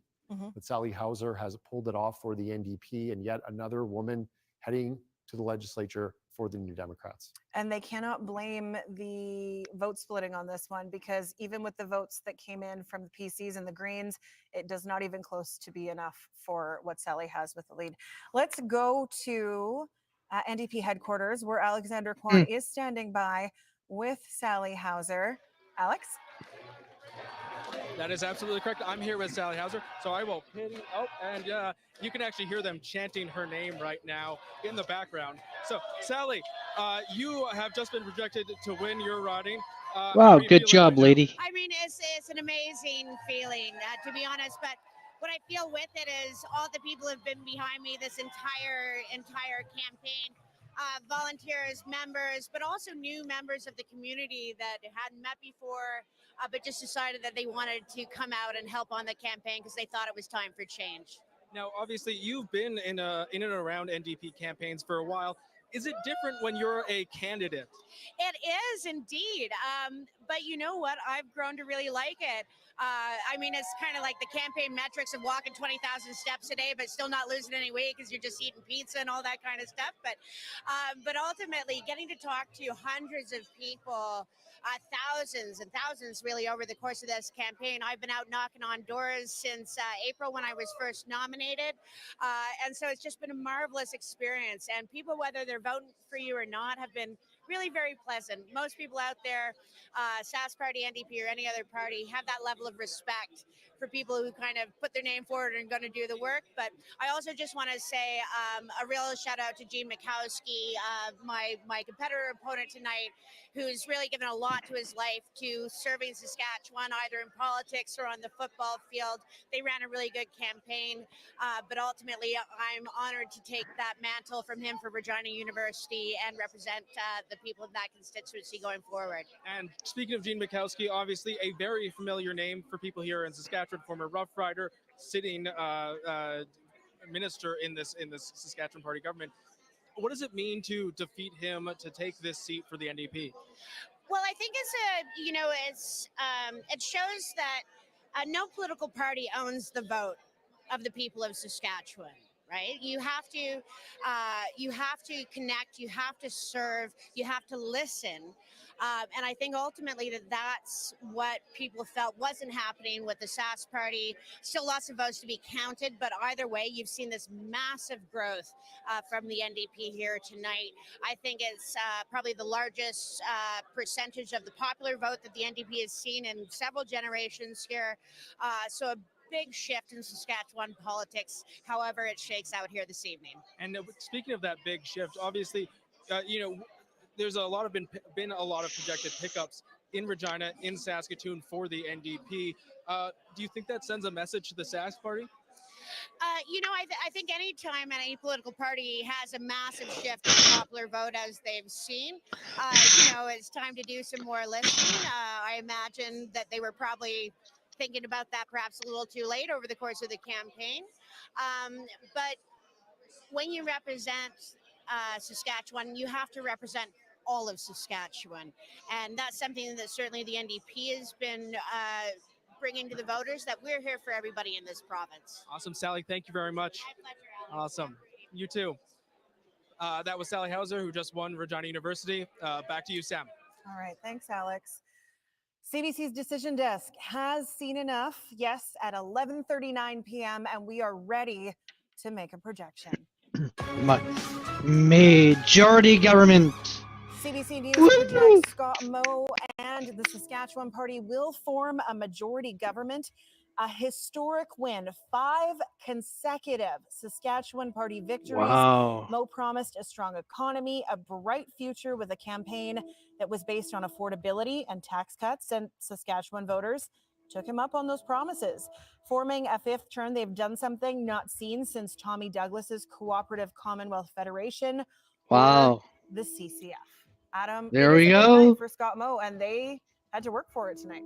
Yeah, Scott Moe sweating it out more than they had in the past, but this will be a very exciting night for Scott Moe and the Saskatchewan Party because, as we talked about 4 years ago, he was speaking to supporters in an empty room. It was COVID. It was a much different campaign. Be really interested to hear what Scott Moe has to say in Shelbrook, in his hometown. We look at a quiet room right now, but it'll fill.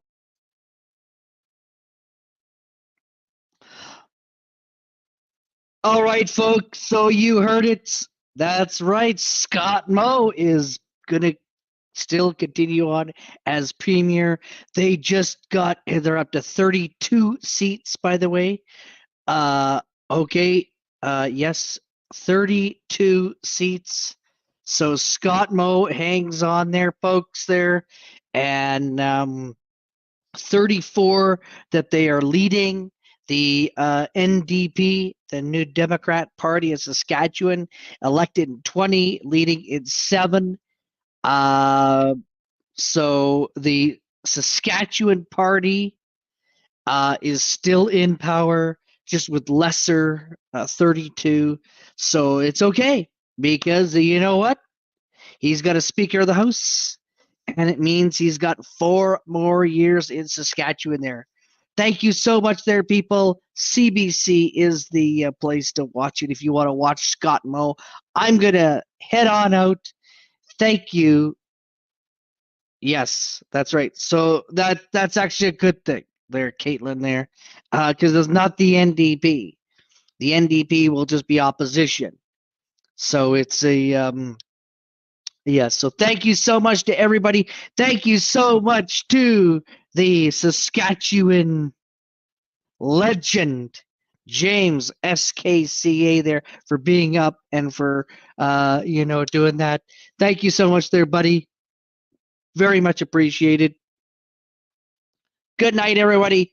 Make sure you hit those thumbs up. We'll see you on the YouTube streets. Oh yes, Wednesday night. We've got a stream. I got a Halloween stream. So do join me there. We're going to have a panel night Wednesday night after, of course, around 10 o'clock there. So it's pretty much after bingo.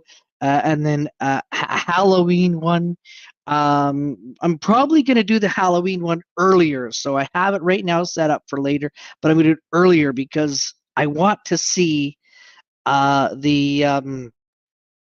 want to go over to Seriously Podcast. And folks, do sub up to Seriously Podcast. It's absolutely epic. We got one there. Good night. Good night, everybody. Make sure you sub up to Seriously Podcast there, Kaylin. That's where Gigi fights. That's where Mrs. T. That's where I fight. Harley Dad, Traveling Fools, all the good people there. And Rob. Yes, Man Bun Rob. So Man Bun Rob there. So good night. So make sure you do sub up Seriously Podcast. Ike, great guy. He's really awesome. Can hardly wait to meet him. Good night. Signing off from the studios. And Saskatchewan's got a majority government. Bye-bye.